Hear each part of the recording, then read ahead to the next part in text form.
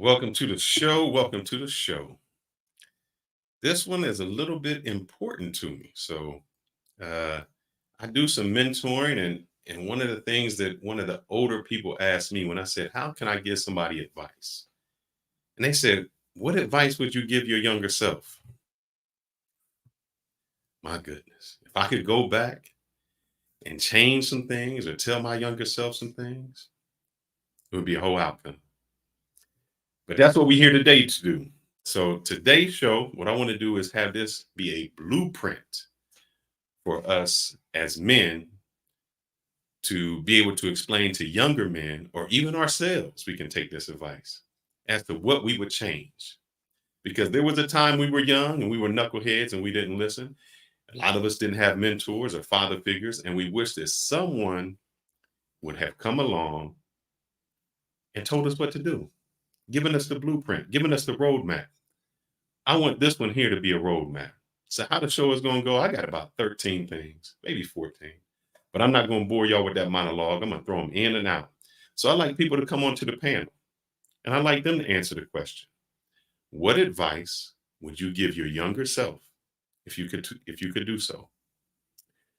I like to have fun first of all. So yesterday, I get a notification, and this will play into what advice I would give my younger self. I get a notification. Y'all know what? It was it Keep Passport Bros out of Africa, Zed's channel. Notification, I turn it on, and I'm gonna play this because you can still learn something from anyone. I want to play this because this is the first thing I would tell my son. Let me see if I can play that. And I want to see if y'all catch this. Oh, I'm echoing. Let me know if I'm echoing. I hope I'm not. Let's see. Listen. Okay. Um, so let's maybe like wait a few minutes for Uncle Rico and then let's get started. And I got another person who I know in real life. Man, y'all are gonna be in for a treat.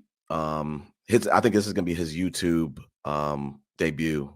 So I want everybody to be nice to him in the chat and Heck yeah. Let's see. So let's see. I got like a week left before I go to Vegas. So I've probably mentioned on previous panels, my team, we qualified for this Vegas World Championship in pool. So we're gonna be competing against 765 teams. Okay. So what's the grand prize if you win? Like, what is it? $5,000 pot? It's 30,000 split eight. Oh, wow. Split by the number of people. So this is no knock on Chris from Zed's channel. But the first thing when I listened to that, somebody put in the chat, why you keep saying In 60 seconds, he said 12 times. I could not listen to him because all I could hear was What does this have to do with the advice that I would give my children or my son?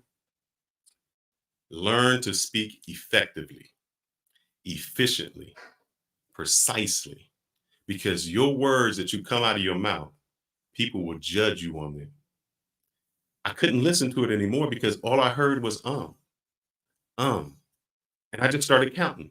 When I did a count of the entire channel, there was 750 ums. So to my son, learn to speak with conviction. Practice your public speaking. I remember I went to a all-white school. I got a scholarship to an all-white school. I thought I could talk great. And I remember saying something, the teacher had said something to me, and I said, "Do she?" He's like, "I don't know what her vagina's like." What the hell are you talking about? I was like, "No, do she do that?" He's like, "Brother, I don't know her vagina." And then they start making fun. He's like, "Do she? Do she? Does she?" And at that moment, I started to realize that your language and the words that come out of your mouth, people will judge you and say, how is it? Your education level. So I think that's so important. something else that was said onto the show. But the reason I say that is it's not just please don't do this. Being able to hold conversations, being intellectual. When I came up, rappers just said, you know what I'm saying? You know what I'm saying? Yeah. You know what I'm saying? That's all we knew. Yeah. You know what I'm saying? So it's like now to He said, you know what I'm saying, so many times that he couldn't even catch, you know what I'm saying. So please learn to speak concisely. The second thing I would tell him is your friends. There was something in their chat that said, protect Zed at all costs. That's not the kind of friends I want. The kind of friends I want are the people that can tell me the truth. Let me play this, and I think this is important. One of your quotes is, when you're winning, you're not as good as you think you are. When you're losing, you're not as bad as you think you are. What's that mean to you? When you're winning, everybody's telling you how amazing you are. You're the best.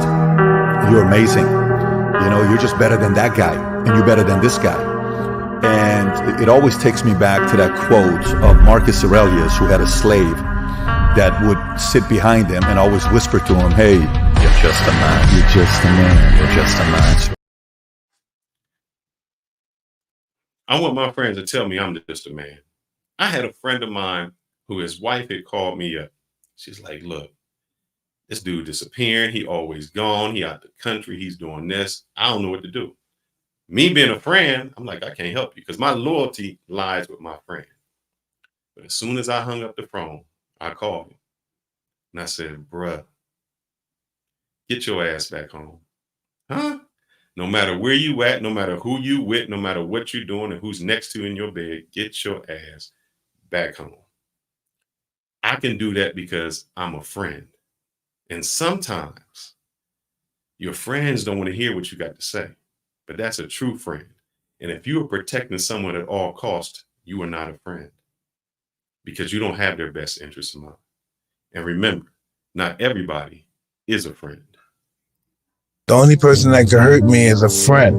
You have to be careful of your friends more so than people that you may think is your enemy. Everybody you fight is not your enemy, and everybody that helps you is not your friend.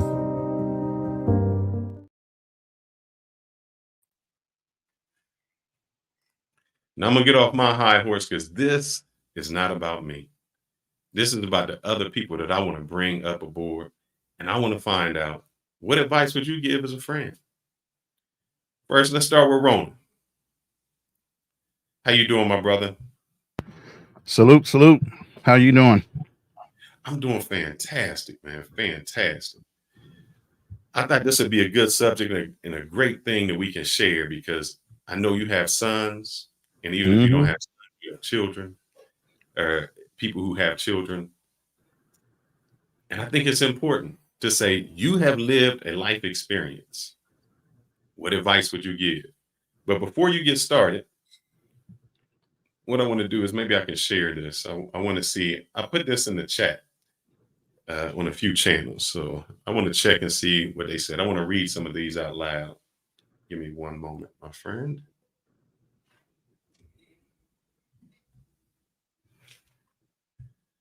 Oh, I'm on the wrong channel. 1 second. You can fill in that gap for me. Oh, am I not going to be able to do it on this? Well, one? I mean, just listening to what Mike Tyson said, a friend isn't always a friend. You know, there's a phrase where you keep your friends close, but your enemies closer. Correct. You know, and I had a stepson I was raising in my second marriage. Played football all throughout Pop Warner, all the way through high school. And I told him, I said, do you hear how the stands and after you win a game, we won the game. I said, how many people are actually out on the field? You know what I'm saying? His freshman class started with 101 freshmen. By the time he got to his senior year in football for high school, there was only 20 seniors left on the team. Attrition, moving, whatever it was, they dropped. And I told him, I said, you're going to have friends when you go to parties. Some of them are going to be your real good friends, and some of them are hanging out to learn about you. Some of them are hanging out to pick up your scraps, to find out your weaknesses, but they're pretending to be your friends. I say, you even going to have friends that are going to sell wolf cookies in your name, meaning they're going to pick fights and ask you to go and defend them. You're going to have to make some choices. Exactly everything I said happened to him all throughout his high school career playing football and into college. I'm going to try to find this quote. I got to bring him up. So what advice would you have given? Stay away from his friends. No, I Watch just out. said be a good evaluator of people around you. Understand who your true friends are. Test them time to time and get rid of the ones that ain't worth shit and get rid of them fast before they pull you down with them. I got a thing that says that. Give me a second, guys. When I load it, it gets a little slow.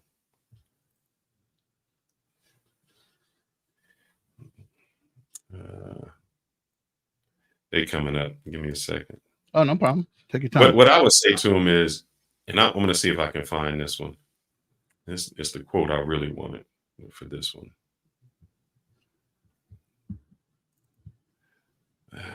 Nope. And I'm sorry, guys. I am struggle streaming. It was a long day at work. Yeah, I see. I didn't get the memo for the suit jacket, bro. I could have changed up. Make me look bad. One day. Yeah, I can't make you look bad, wrong. There's no way. There's no way. I wore my emoji shirt today thinking I was being funny. Let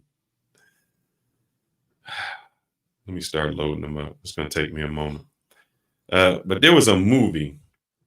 And I'm trying to get this quote from this movie. Mm-hmm. The movie was, I got it. Let me throw him on here.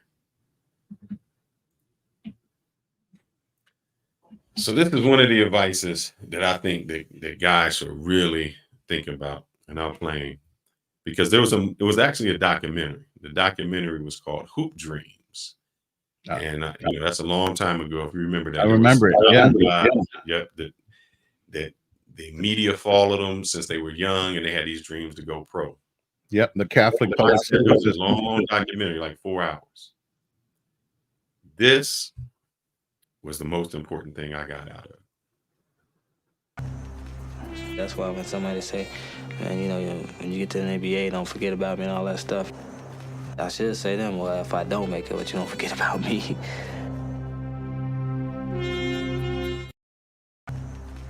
That's why when somebody say, man, when you get to the NBA, don't forget about me and all that stuff, I should say to them, well, if I don't make it, but you don't forget about me. Right. You know why? Yeah. If you're trying to make it, there's going to be a lot of people that want to roll that roller coaster with you. What do you say? Brother, if you make it to the NFL, NBA, don't forget about me. How many times you've been somewhere you say, man, don't forget about me. And then you say to them, well, if I don't make it, what about me? You going to remember me if I don't make it? Right. Nobody thinks about that. Nobody thinks about the tail end of that. They only think about what it is, what you can do for them. If you can't do nothing for them, there's nothing there for you. There's nothing there for you. So you have to be real cautious. Before I go on, I just want to read some of these comments from these guys, and then we'll go. I apologize, guys. Long day at work. So I asked this question on the Passport Bro channel. So this is what some of the comments. Let me go to all the newest comments. I want to go to all of them. Some of them I can't read because it's kind of crazy. That first one just wasn't. It was a little bit crazy. He said, let's see. Started traveling at 30. He said he would change it so he could start traveling at 23. I would tell myself to finish college earlier. Meat said, get a STEM degree, no dating, invest in passive income streams. This part, I don't know. He said, get multiple wives and go to a poly country. Damn. Get your damn passport and never get married. Don't allow anyone, even family, to selfishly benefit off of you without offering value. I agree. Another gentleman says, invest in real estate. Slow and constant income will outlast fast cash. Surround yourself with supportive and successful individuals that will share their knowledge. I agree with that.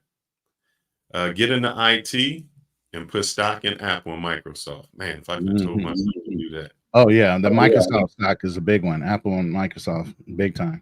Hey, Black Man Travels, you should be able to jump in. Yeah, he's on it, so he should be able to get in.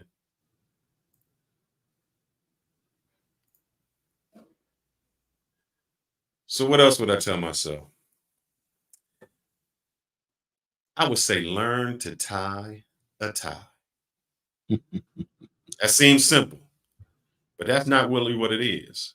That's a metaphor. You know what that's a metaphor for? Learn to dress the part. I know a lot of us come out, we don't know how to dress the part as adults. We don't know how to look good. We don't know how to be about business. We don't take pride in our appearance. Let's see. If you act the way you want to be, soon you will be the way you act. Learn how to tie a tie. When you walk into a room, and especially women, I see women are good at this. They will look at you from up to down, from your shoes all the way up, and they judging you. And in 2 seconds, they already know what kind of person you are, whether they want to date you, your shoes are raggedy, all of that. Let me send him the link. Can you put the link in the chat for me, Ronan? Yeah. Let's see, he should get it on his side too. I got it. I'll throw it in there. That's for Black Man Travels to come up. I would say about high school friends. If I think back and everybody when you're in high school, he's gonna say, man, this is important. This is everything in my life. No, it's not, brother. I can count on one hand the same people that I associate with from high school. I can count on 2 fingers the ones that I would still be down with. So that 1,000 people, them hundreds of people you graduate with, why are you trying to impress them? What did they mean to you? You're not going to remember them. They're not going to remember you. They don't have your best interests at heart. They don't care. They don't care about you. 20 years from now, when you're rich and making it, they're not going to be on the beach with you. None of that. So what they say and what they do at that time is not important. Doesn't mean anything. Worry about yourself. The friends who with you going to roll with you. Ones who aren't, they not. High school friends, and they said you was this. They said you was that. There's a dude that said, let's see if I can bring him up. How did he say it? He said, the people who talk about me don't know me, and the ones who know me would just text me. So all those people referring to you and saying all the bad things, and means nothing. Means nothing at all. Ron, I'm gonna let you roll with another one because I got a whole bunch in the background to keep going. Here goes this dude real quick. Where's Trini at? Did he come back? Yeah, Trini playing on the background. You know, I was asking family members and friends and people I know, what are some of the things what they change? And I got a brother that works out a lot, and I used to before I started getting injured as well. But his main thing was he wouldn't bench over 250. Mm-hmm. If he knew what he knows now and the longevity and the tearing down of your body over a period of years of working out heavy, he said he would have left his max out at 250 and worked out with just the 250. And that's just based on the wear and tear of the body. Huh? Exactly. No, what can you accomplish with that? So the one thing I'd bring up is focus on self-improvement. Mm-hmm. Dedicate time to some personal growth and self-improvement. Read widely, learn new skills, and never stop educating yourself. The investment you make in yourself will pay off in every area of your life. Be irreplaceable. You can replace cars, you can replace money, you can replace girls. You cannot replace you. Exactly. That is important. You cannot replace you. So don't go out here thinking you're Superman and you doing all these things. You cannot replace you. This is the one I'm talking about. Is if you have a problem with me, text me, and if you don't have my number, you don't know me well enough to have a problem with me. That's so good. And is if you have a problem with me, text me, and if you don't have my number, you don't know me well enough to have a problem with me. That's so Twice. I had to play him twice, my brother. Black Man Travels, I'm gonna bring you up, my friend. I'm gonna put you in the back, Ronan. I'm gonna bring him up because I'm gonna rotate it out. And then I'm gonna bring you up, Trini. I see you back there. BMT, how you doing today, sir? Hey, what's going on, man? You know I'm not BMT. I don't want no issues. You the BMT to me. No, Nah. Hey, what's going on, man? Now, Yo, this is a great topic. This is a very great topic. It's a very sensitive topic for me. When you shared this with me about a couple of weeks ago, I was definitely down to make it. I made sure that I got home early to actually do it. So, you know, if some of the things I would tell myself is to be patient, to take risk, and you know, just to give you some background about who I am. You know, my mother and I, we came into this country illegally back in 1978 on a boat. So you remember during the Haiti and Cuban crisis, I was part of that ship, and I came to this country at 6 months old. So I was raised in the hood of Miami. I didn't have no father figure at all, no uncles, none of that. The street I kind of watched the streets. You know, my next door neighbor was a prostitute. I was raised in like right near the projects. You know, drug infested. This is the 80s. And I never had anyone to gear me as far as what path to take. Everything I learned, I had to learn on my own. And most of it was through trial and error. I never had anyone to tell me that I was smart. I never had to tell anyone that I was handsome. I never had none of that. So all that was self-built. And I wish I envy the kids who had fathers when I was a kid, because they went out fishing. I couldn't go fishing. They went out swimming. Like even now to this day, I don't know how to swim. I never had anyone to teach me. So, and that's why I think I'm so very involved with my sons. And it's just like, I make them my top priority because I don't want them to experience what I experienced. So, that's one thing that what I want to do differently is speak life to my sons, speak life to my kids, because I never had anyone like set the path for me to know what is success. Like, again, I was raised in the hood of Miami. Miami back in the 80s was just horrible. And again, my next door neighbor was a prostitute. I was exposed to sex at a very young age, watching what was going on, sex, drugs, and all that stuff. And this is, you know, Miami before the South Beach, before what you see on on videos. I was in the hood, and I wish I had someone to help guide me, to make me realize I had self-worth, because I didn't have that. Growing up, I had low self-esteem because I had never had anyone to build up, to build me up. All I knew was just like, don't get in trouble, don't get caught. So now I'm always about, uplifting. I'm always about thinking positive. That's why I like this whole back and forth between women and guys. I can only do so much of that shit because my mind could take things the wrong way. And you and I had a one-on-one talk, man. Like, I'm a person who have severe anger issues. I mean, I got arrested for anger management, where I literally took a stool and broke into someone's back.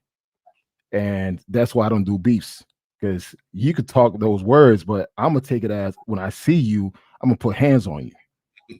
That's the type of person I am. And you and I had that talk. It's like, hey, listen, I don't do well with this back and forth shit. So I wish I had a dad to guide me, to help me realize, hey, listen, you could take this path. I never seen success until I moved to Chicago, Fearless. Like, I never seen a black middle class until I moved to Chicago. And the reason why I moved to Chicago, because I got my first job offer out of college. So I never seen black success, never seen a black entrepreneur, none of that until I was 23 years old.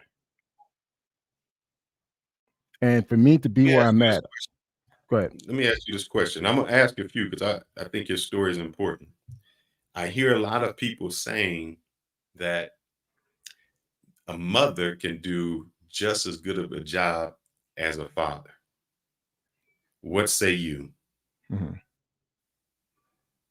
And this No, I takes mean, nothing out of, the role that your mother played. she had no choice. I don't think she wanted to be a single mother, 6 kids, six, kids. My mother doesn't speak English. For her to be in a new country, not knowing the language and raising 6 kids, she had no choice. My dad was stuck in Haiti, so he couldn't come in here. And, there's no fault, there's no blame towards each side. But I did check my mother one day when she said, "I'm your mother and father." I checked her. I said, "You're not my mother. I mean, you're not my father. You are my mother." And it's like I would never have a father because I never had that opportunity. Mm-hmm. So when she said that one time, I literally checked her, and she was surprised that I checked it on her because she used to say that a lot when I was a kid, because she used to discipline me and everything else. But it got to the point, I think I was 18 by that time. I was like, you know what? Stop saying that. You're not my father. You're my mother. So, and ever since I said that, she never, ever said that again. So, yeah, it's just like having someone to guide me, man. Being around successful black men, because I was never around that. So once I moved to Chicago and I joined the 100 Black Men in Chicago, that's when I started seeing black excellence. I started seeing black doctors, lawyers, executives. Again, I'm 23 years old by then. So the first 23 years of my life, all I saw was hood shit. Mm-hmm. And the hood, I mean, again, I can't compare it to people who live in New York, Atlanta, but Miami hood is a little bit different. Like I'm used to going to parties and there's shootouts, like with AKs. I'm used to that shit. And a friend of mine got shot in the head. I lost another friend of mine, he got shot. So for me to be in the position that I am now, I'm blessed, but I feel like I could be 10 times better where I'm at now. Like it's amazing that for all the setback that I had in my life, poor decisions that I've made that set myself back, I'm still in a better position than most. But imagine if I had a father or a mentor, someone to help guide me, I would probably be fucking a millionaire. Yeah. And it's just like I never had that. So everything for me came late. And that's why I envy guys who have fathers who help guide them, who were engaged with them. Again, like for me, a guy my size would have played football easy. Mm-hmm. But I never had anyone to encourage me. I played ball. I quit after 2 weeks because I had, me and the coach were starting to fight. I fought with the football coach. Then I fought my wrestling coach. I had severe anger issues. Dude, I was fighting people. One second, guys. I'm gonna play this because this reminds me of exactly what he's saying. So guys who are in this position who didn't have anybody, think of this quote. There's a great Chinese expression, a great old proverb. The best time to plant a tree is 20 years ago. The second best time is now. They're pretty wise, those Chinese guys. They know what they're talking about. I agree. So if I take my man Kanal, yeah, the best time to have had a mentor and a father figure was 20, 30 years ago. Yeah. The next best time is now. Yeah. So even if you didn't change then and you were going through it, at least you can learn from that situation and improve yourself now. And that's why I'm really big on surrounding myself with positivity, man. I can't be around negative people. I can't be around dudes about growth because I need that. If I notice that I'm better than you and I'm smarter than you, I ain't trying to be around you. It's just like I feel like I got nothing to gain from being around you, even traveling. Let's use traveling as a perfect example. Like I love to sit down and talk. It's like let's chop it up and see. I want to see where your head is at. And if I feel like, hey, listen, I can learn from this gentleman, I'm gonna fuck with you. If I feel like I can't learn nothing from you, it's like, all right, nice. I enjoyed the beer. Have a great day. But I'm always yearning for information. I'm always yearning for education, but also yearning for fellowship. And that's why I like the whole Black Man Travels. I like being around other men who could actually uplift each other because I never had that growing up.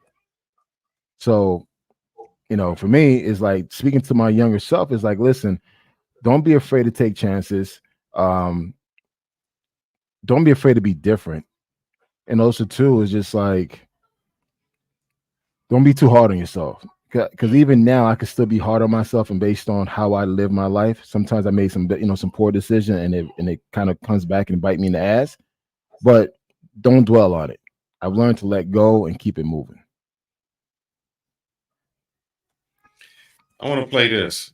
And Paul, you're right, brother. We got to be men. We can battle it out, but let bygones be bygones, and let's go ahead and get the hell on. This is what you should be thinking about.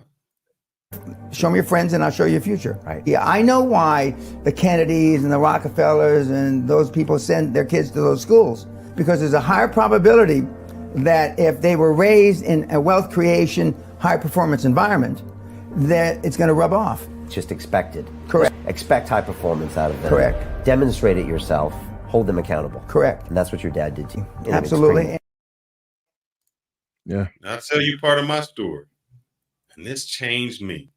So I got a scholarship to a private school, basically all white in the suburbs. This school a year cost more than what I was paying for college a year. And this was out of my element. I played sports. You want to know what they chanted? This is what they chanted when they lost. That's all right. That's okay. You're going to work for us someday. I said, damn, that is some arrogance. That's all right. That's okay. You're going to work for us someday. Because they surrounded themselves with those people who believed that. They were leaders. We was, like you said, you were in the hood scrapping over a street that didn't belong to you, a block that not was yours, where they actually owned the block. They owned the store. They owned all the streets. They owned the businesses. And I said, that's real power. So it didn't matter if it's like, yeah, you can beat us on this field, but you're going to be working for us. And what I learned is surround yourself with motivating people. If you are the smartest person in your circle, you need to get another circle. You're never going to learn anything. Don't be around people who offer you nothing, who just drain you.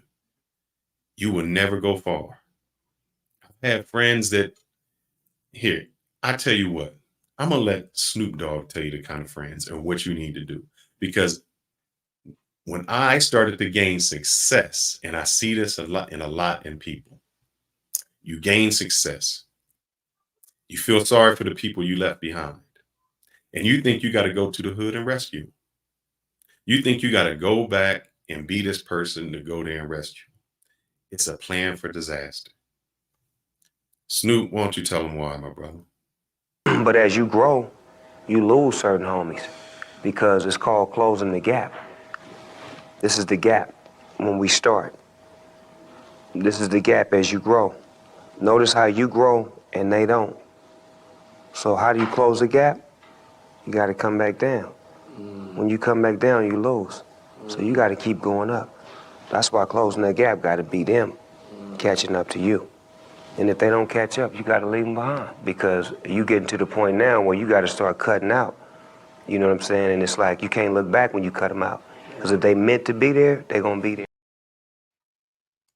Facts.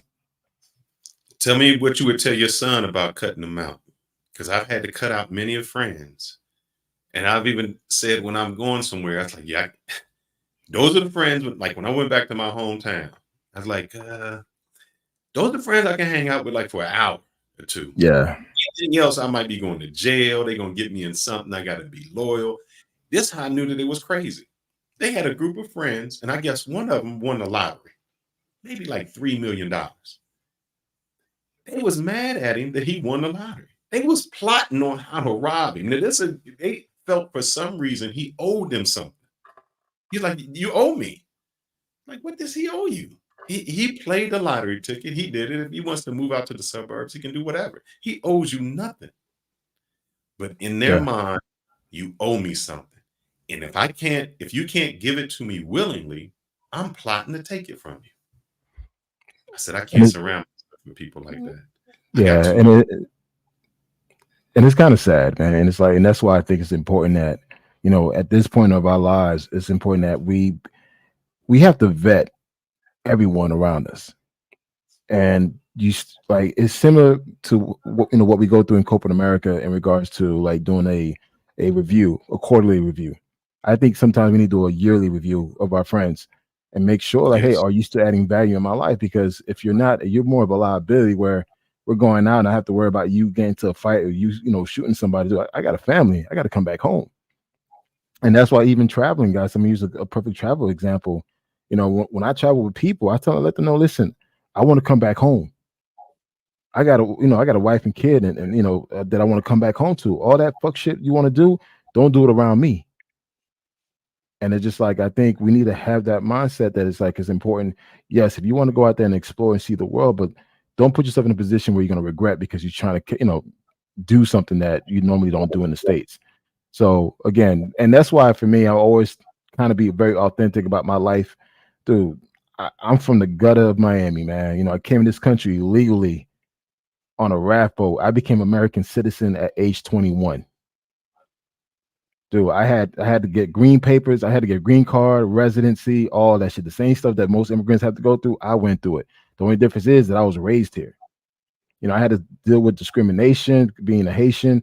So I remember back in the 80s, dude. I remember, there used to be days called Haitian days where you find a Haitian kid and you jump them. I learned how to fight that way. I got to the point where I got tired of running. So I started fighting. And next, I started picking fights. And that's where my aggression came from. But sometimes I wish I could control it because when I got older, I couldn't control my aggression. And that's why, like, even now to this day, boxing is important to me. Wrestling is important to me. Staying active is important to me because I need to channel that aggression. So, and even with my relationship, man, it's like my first marriage, I fucked that shit up. I did. I can never talk ill about my ex. I just can't. I kind of fell into a funk. I put my anger and my situation on other people. I lost a great job at the time. Dude, I had to lose everything to make me realize that I had to change. And it's sad that you have to do that. The reason is my black people. When I went to this school, I found out what wealth is. Wealth is when one generation makes it and they're able to teach a lesson to the next generation. They don't make the same mistakes and they pass on that wealth. In the black community, we start over every generation. We start from zero. They start from third base, man. Go ahead. We have this thing called get it out the mud. We love to say that shit in the black community. And when I say black community, Haitian community, Jamaican, Caribbean, African, we do the same exact thing. Don't try to uplift one and try to degrade the other. We do the same shit. And it's like, it's sad. We don't teach that. And even me, like I made some poor decisions financially that set me back a couple of times, but I'm still trying to get back to it. But I'm constantly thinking about my kids. Like, okay, if anything were to happen to me, do I have insurance that's gonna help take, at least give them an uplift? Like right now, and again, I share this with Roland. Go ahead. I'm not cutting you off, but I want to make sure that you bring it back to what you would tell your children. For instance, you know right now you got to be financially responsible. Yeah. What do you tell your son to be doing that you should have been doing at that age? Like if you're 15, you say, look, bro, you need to get your paycheck. Like if I had with my son, I would say, your paycheck, take half of it.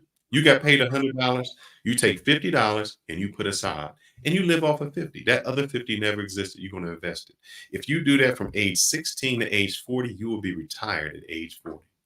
Sure. Do not invest, like I would say this, live off of half of what you make. Designer clothes only make designers rich. They don't do nothing for you, my brother. Let me repeat that. Designer clothes only make the designers rich. So if you invest in all your money in designer clothes, NYC, it is an open panel, bro. Please come back up. Understand the difference between wants and needs and learn how to speak it into existence. Example, instead of saying, I can't afford that car, you say, how can I afford that car? Yeah. Because when you say I can't afford it, It's done. If you tell yourself, how can I afford it? Now you'll try to find some ways to make it happen. I agree. But you know what? I don't want to hold up the panel, man. Like I could go on and on, but I'm gonna circle it back up. So I'm gonna put you in the back. I want you to yeah. think of some things, and then we coming back up. Actually, the wife just cooked dinner, man. So I gotta eat dinner with the wife, man. But I'll join later if you guys still on. Yes, sir. Yes, sir. All right, man. Thank you, sir. Later. All right. Trini, how you doing today, sir? What up, what up, what up? How y'all doing? Y'all can hear me good? Yes, sir. Yes, sir. Shout out to everyone. I do have to shout out my home country, Trinidad and Tobago. Today is Emancipation Day. I don't know if I could share this real quick. Can I? Would it let me? Today is Emancipation Day, and just a quick. August 1st, 1985, Trinidad and Tobago is the first country to independently declare a national holiday to commemorate the abolition of slavery. All right, so just want to make sure I get that out there. Shout out to my Trini people. You know what I mean? And other countries follow suit after that. So, you know, just want to represent that real quick. Yeah, man, I like what I'm hearing so far, man. Like, I'm glad for having me on. Shout out to all the YouTubers. Shout out to Ronan, Black Man Travels. So what's up? Tell me some things you would tell your younger self. So, for instance, fitness, finance, your circle of friends. And that's one thing I want to go on is a circle of friends, because I think your friends are very important to your lifetime. It can make you or break you. I want to hear what Andre 3000 has to say about it. My friends don't always like my music, which is hilarious to me. Like, one of my homies told me, like, after I finished Hey Ya and I played it for him, he said, man, if you put that out, man, your career is over.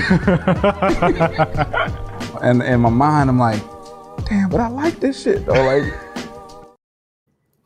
so imagine that hit song, right? Somebody told him don't put it out.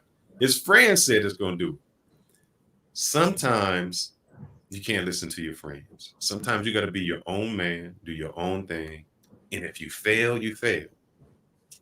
You don't know. You miss 100% of the shots you don't take. That's right. Tell me some advice you would give your younger self. I mean, can I share this real quick? Let me share it. Let me see. I'll add it to the stage. Add it to the stage real quick. And you guys might know where this from. Plan B. People are a resource. I'm gonna lock it off right there. So, I mean, for me, I think we always want what we don't have. So, not as a little parallel to Kanal's story. You know, I'm an immigrant, a proud immigrant. I'm a Trinidadian American, and growing up, I didn't have a lot of friends, and I had some anger issues also. Little same thing, you know, the moving, you know, becoming starting basically all over again every time you migrate to another country, learning the culture, all that kind of stuff. And then after you kind of like, because we're in the British system of education, and then you're just thrust into the American system of education, which could be quite different and could definitely a culture shock for someone that's going to second or third grade. And I was also angry also, so I didn't make a lot of friends. So it's funny, you guys are kind of going away from friends. I would tell my younger self, make more friends. I made too many enemies as a younger person, as a person in high school. And now when I grow up, I know you mentioned wealth. To me, wealth is your network of friends, your network of family. And friends are even better because you get to choose who your friends are. Family, you stuck with them regardless. So with that being, choose your circle wisely, brother, because the people you surround yourself with, they need to be positive, ambitious. They inspire and challenge you. And sometimes you got to leave certain people behind because they're not going to challenge you. They're not there for you. They're not, like Mike Tyson said. He said, what is it? Some people who call yourself your friends are actually your enemies, and some people who think your enemies are actually your friends.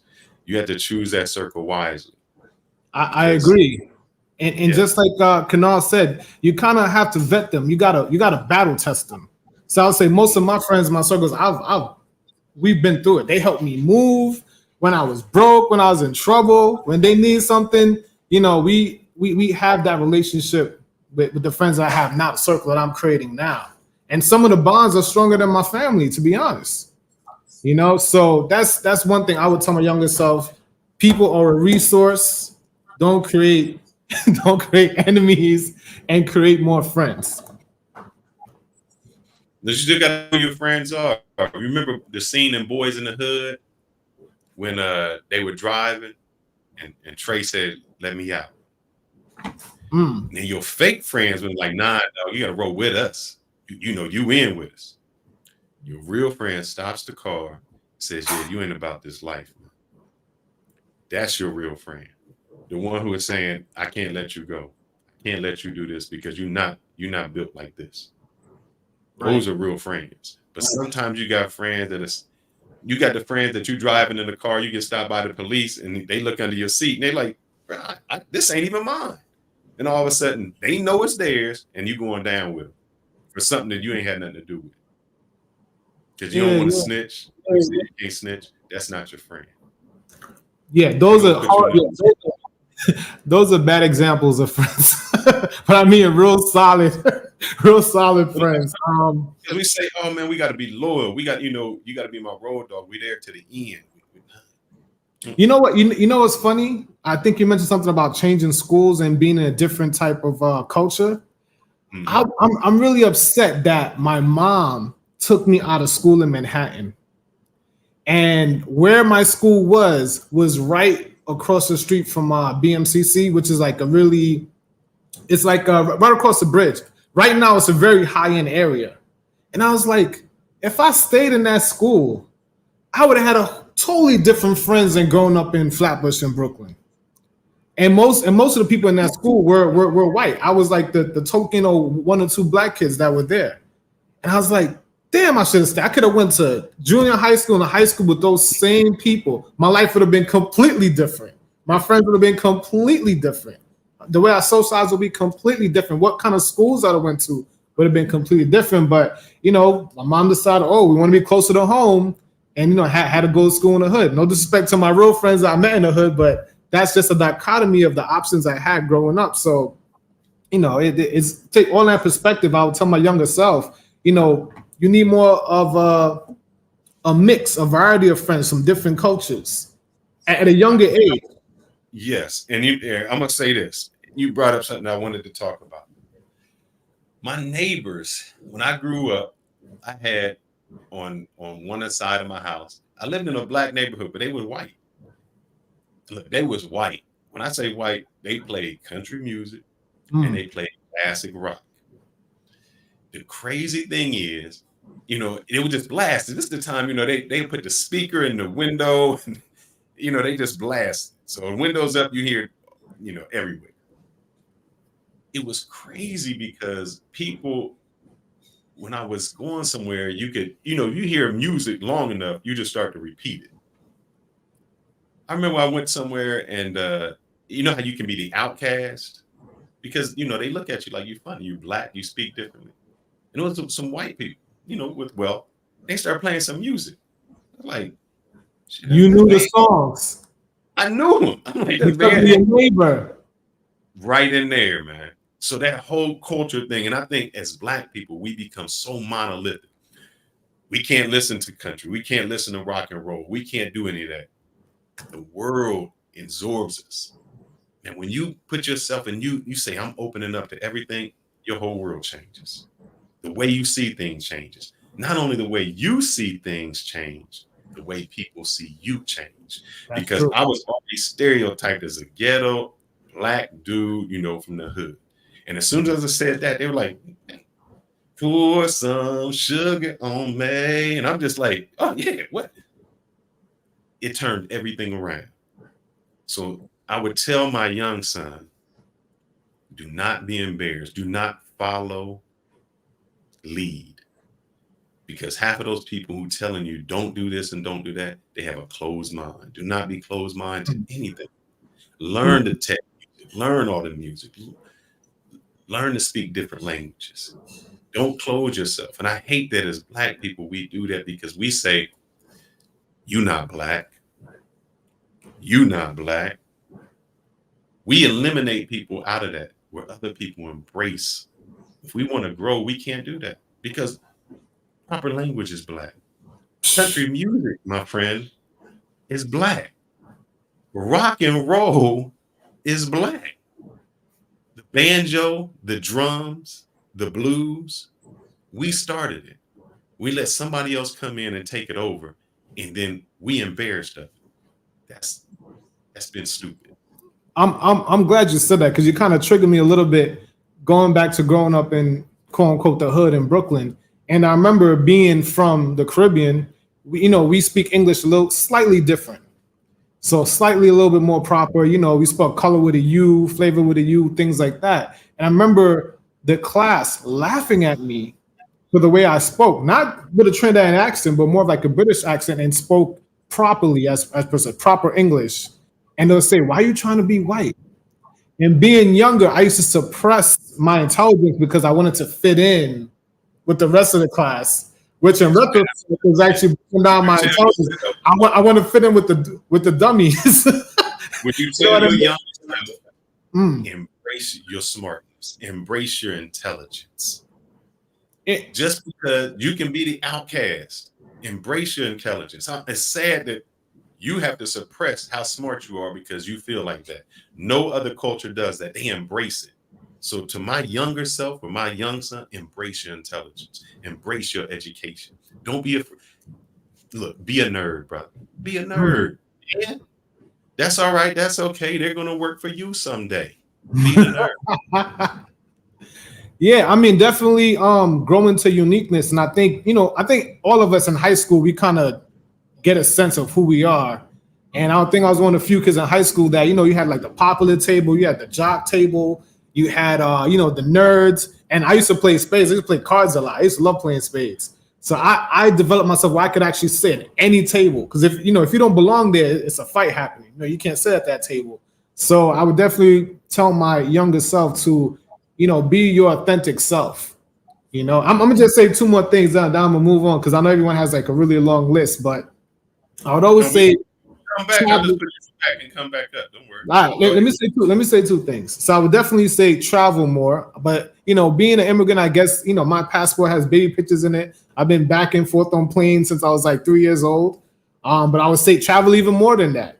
I would definitely say become a doctor or a lawyer. My parents always told me that, but they didn't actually give me a plan on how. How some parents think you're gonna be a doctor and they got a college fund set up for you. I ain't have that. It was like, here's the door, go become a doctor with no way how to do it, no plan, no money, no nothing. So definitely I would tell my younger self, look, take those loans out, don't be afraid of debt, and you go do the best that you could do. You know what I mean? So yeah. Stay in the back, brother. I'm gonna bring you back up. I got some things I need to talk to you about. Another thing I would tell my son is we gotta talk about the birds and the bees. Got to talk about them. So women can be your greatest, your biggest distraction. Choose your partner who supports your dreams and pushes you to be better. Avoid relationships that drain your energy and hinder your progress. Let my man play, and I'm gonna speak on it. The single most important decision that you make of all decisions in life is who you spend your life with, like as your significant other. And if you look at all the stats in terms of amount of time spent with people, like time spent with family basically drops off at 25. Like it's very, very low after that. Time spent with siblings, same thing. Time spent with friends starts dropping off at like 30 pretty aggressively. And then the two that increase a lot for the majority of your life are time spent with spouses, number one. And then in between those is time spent with coworkers. Your coworkers matter way more than your friends do in terms of hours per day. So like where you work is actually incredibly important for your overall well-being. There's one person that you're going to spend the rest of your life with if you believe in marriage. The strength of the relationship you have with your significant other has a 0.71 correlation to your overall subjective well-being. So more than anything, how well you get along with the person you spend all your time with. And so I think that if there's ever something to be obsessive over, it would be that. My next guest, I'm going to bring him up. I just seen him in the background. I think he would agree. The most important decision you make is who you lay with every night. If I had to tell my younger self or my son, I know the passport bros, they talking about hoes, 304s and mangoes. Don't do it. You know how much money, time, and all the resources that I have spent on chicks that meant nothing to me. Let's see, where was that at? No brand shoes. All the time that I spent doing that crazy stuff, going out, talking to these people that meant nothing. And if I slipped up, I'm just thinking how your life can change if you slip up with a hood chick, you get her pregnant, your whole life changed because you was chasing something. You do it so much you don't even appreciate it no more. It becomes crazy. What I would tell my younger self, don't chase them chicks. Chase your dreams. They'll be there. Don't become over-sexualized. That's what we as men do. We can talk about the threesomes, the foursomes, the group sex, how this girl did this, but we can't talk about finances. Nope. I want y'all to think back, especially y'all dudes who've been out, traveled, done whatever y'all done. Think back, and I bet you can only remember, say you've been with 100 women, how many you really can remember? A handful, that one chick, with all the money you spent on chicks that didn't mean nothing. What about you guys that slipped up when y'all was 18 or 20 and y'all got Keisha? And Keisha taking you for everything you got. She your biggest headache. You lost your hair because of your stress. She did it to you. You paying child support for kids that don't even want to be around you or don't respect you. This is so true. Your time is so much more valuable. The difference is you wear your watch to tell time. I wear my watch to tell you how valuable my time is. There's a difference between the two. You telling time. I'm telling you my time is valuable. Don't waste it. Don't waste it. Don't waste it. And this brother right here, he don't true. He don't waste no time. Welcome to the show, Andre. All right, brother. I would be in the studio, but I hope you can hear me. Oh, brother, I had to get dressed up for you because this is about presentation. It's about that. I would be in the studio, but Andre is doing a live stream on her channel right now, so I figured I'd come over here with do the old school cell phone. Yeah, I think this is an important subject, man, and I'm glad you came on. I reached out to you because we travel, we do these things, but I know you have a life story. You went through some things in your 20s, 30s, traveling. I mean, you have a whole life story. And I know at some point you said, man, if I could have done this different, or if I had a son or even a daughter, what would I tell them? The floor is yours, my friend. Yeah, if I had a son or daughter, let's start off with the daughter. I would tell my daughter there's going to be a time where you're going to think that boys are more important than everything else in life, and that's not necessarily true. I would get my daughter into different programs to let her see, as far as maybe get her into sports just like a boy, get her into whatever it is. If she's into art, if she's into creativity, you'll know that in her younger age. And so I will promote her being the best that she can be. Thirdly, I would, even though she's an artist or creative or whatever it may be, I would get her into entrepreneurship in an early age. I would have her in understanding investments, the stock market, financial literacy. Why is that? So she'll understand how to handle her money economically. Fourth, my daughter, she's going to be groomed to be a wife. It's not going to be something that she'll have to guess about or assume, or she'll have to find out in the streets. A lot of times we think that young ladies find out about sex in the streets like us young men do. But young woman can also find out about how to be a wife at home, just like she can have that talk with her mom or dad in regards to sex. So it is having that talk with her in regards about being a wife, being a spouse, telling her this is not a partnership, but that her husband is the head, yet she's the manager of the household, and she needs to be the best that she can be. And lastly, for my daughter, I would have myself and my wife set an example. It's one thing to talk, don't smoke these cigarettes, but yet if I'm smoking cigarettes, my daughter is watching more than what I'm saying. So the last thing I would do for my daughter is I would set an example to my daughter than just speaking to my daughter. Now for my son, I'm just like you. Those Wait, before ladies, you go there, go I ahead. want to get to that because you hit on some gems. The reason that in my player day that I could take advantage of a woman because she had low self-esteem, Oh yeah. no confidence, none. Didn't have a father in the house. She was looking for a father figure, couldn't find it. And so when you said that I would teach my daughter these skills, these things, you're giving her confidence. And when a woman has confidence, she is less likely to settle for something small. True. Number two, what you said was, I'm going to teach her, I'm going to set the example. When she goes out in the world, she'll be able to spot a knucklehead, trouble, this person, because I need a husband like my father. You were the Yes. first love in her life, and you set the example.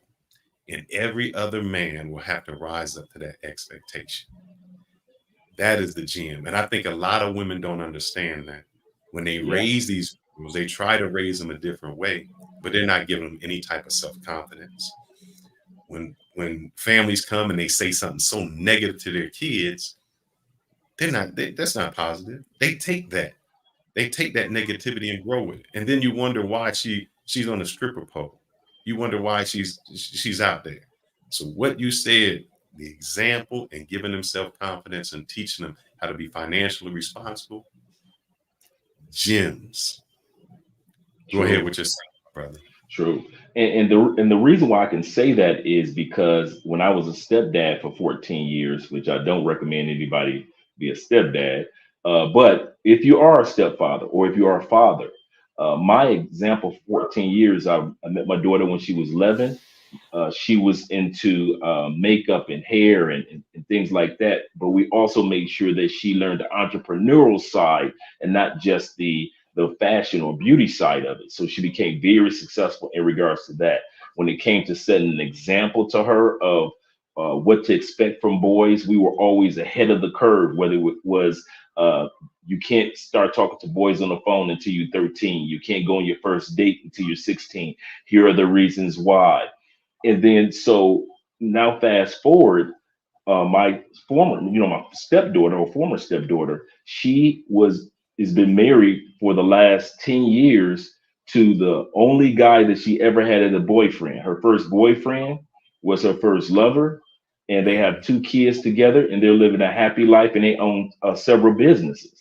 All of this came from laying a foundation of example and also laying a foundation of her having standards because she saw that me and her mom had standards, even though we didn't last as far as the marriage was concerned. But yet the example that we set for her still resonates. And so I'm not just, when I say this, I'm not just spewing something out that I didn't experience, but it's something that we did. There were times when she didn't understand why we were saying what we were saying, but over time she understood it and it helped her life out.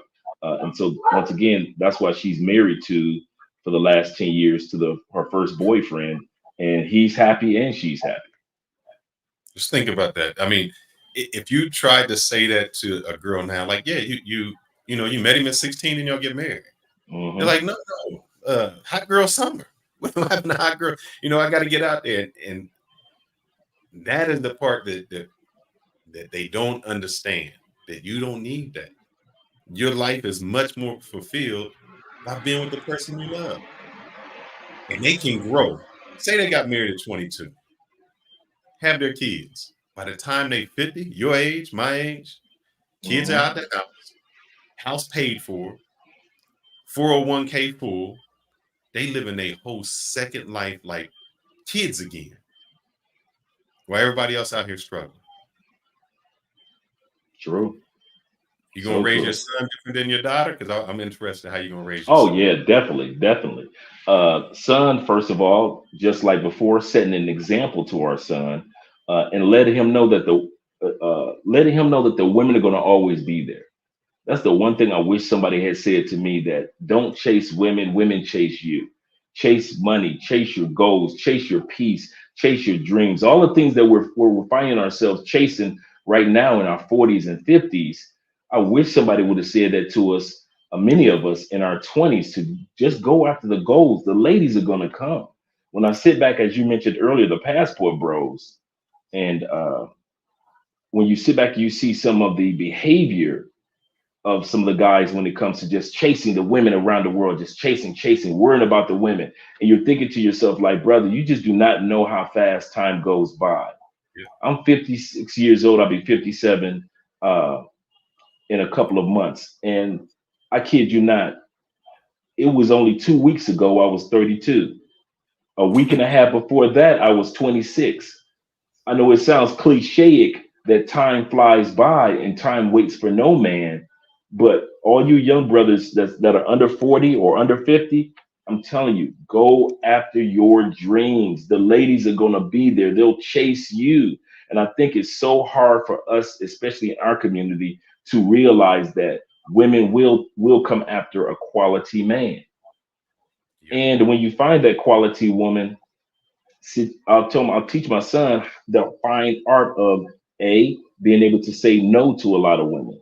A lot of us men were never trained with the word no, meaning having standards, meaning that having a schedule, meaning that you don't let every type of personality into your life. I will teach my son the fine art of being able to be comfortable with telling women yes, but also comfortable with telling most women no. And so those are the first things that I would do. Set an example, let him know how valuable his time is and how valuable he is, and teaching him the fine art of being able to say no to most women. The mistake that I made, I said yes to most women. And that caused me so much time, so much money, so much energy, so much attention to the people that didn't even last the test of time. And I often say this on the live stream. Most of the, no, now I would say most, but many of the women that I even laid down with and I spent my energy on, I couldn't even tell you their first name. Yeah. I couldn't. There are women that I smashed for a year and everybody was babe. Yeah, babe. Well, sure, babe. Of course, babe. And you And know, don't I get just, the last name, boy. That would be yeah, I couldn't tell you the first name, last name. From the moment that they told me what their name was, it went in one ear and out the other, and they still let me get between their legs.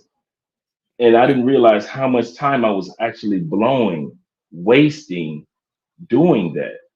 I really did. And I wish I could go back in time and just wake myself up in regards to certain things. The other thing that I would tell my son is to be financially literate, start investing young, start saving young while the cryptocurrency is out there, while the market is starting to go back up, while all these things are taking place. Start investing to learn the art of investing at a young age, opening up a bank account at 9, 10, 11 years old, taking them and show them how buying property works, things like that. I wish I had somebody to show me the financial literacy at a younger age. I had to learn all this at an older age and still learning a lot of things. So the other thing that I will do with my son and my daughter is, of course, as what you and I do with our wives, is travel. Introducing them to more than one culture opens up their eyes to not be so naive like a lot of us are back home in the States. It's so frightening to know that most of us are even afraid to, I mean, it's so sad that to know most of us are afraid to even leave our own cities. 68% of us will live and die within a 50-mile radius of the hospital in which we were born. And so that will not be my son. My son and daughter will both have passports with stamps on them. I was talking to International Zoe the other day when he was down here, and he was saying that his kids are going on their third passport. you know, just to sit back and not just because, you know, with kids, the passport changes every 5 years, but the fact that they were actually using those passports to letting their young people see the world from a global perspective. There's somebody in the chat that said this. It says, I'm sure you were told, and I'm sure you ignored it. No. That is possible. That is possible. You know what? How many times have you learned something by doing it one time? You learn it by doing it repetitiously. True. So if you've seen somebody when you grew up doing something over and over again, and you've seen success with that, that's what you follow. Just because somebody came in your life one time and said something and then they out, nobody follows that. That's not the example you would use. The other part that I think that I've seen my white counterparts do, when they're 16, their mom or dad will get a credit card and then make them a person on the credit card, like an authorized user. So by the time they get 18 or 21, they already got 800 credit score. They've already built and established their credit history, and they teach them how important their credit is.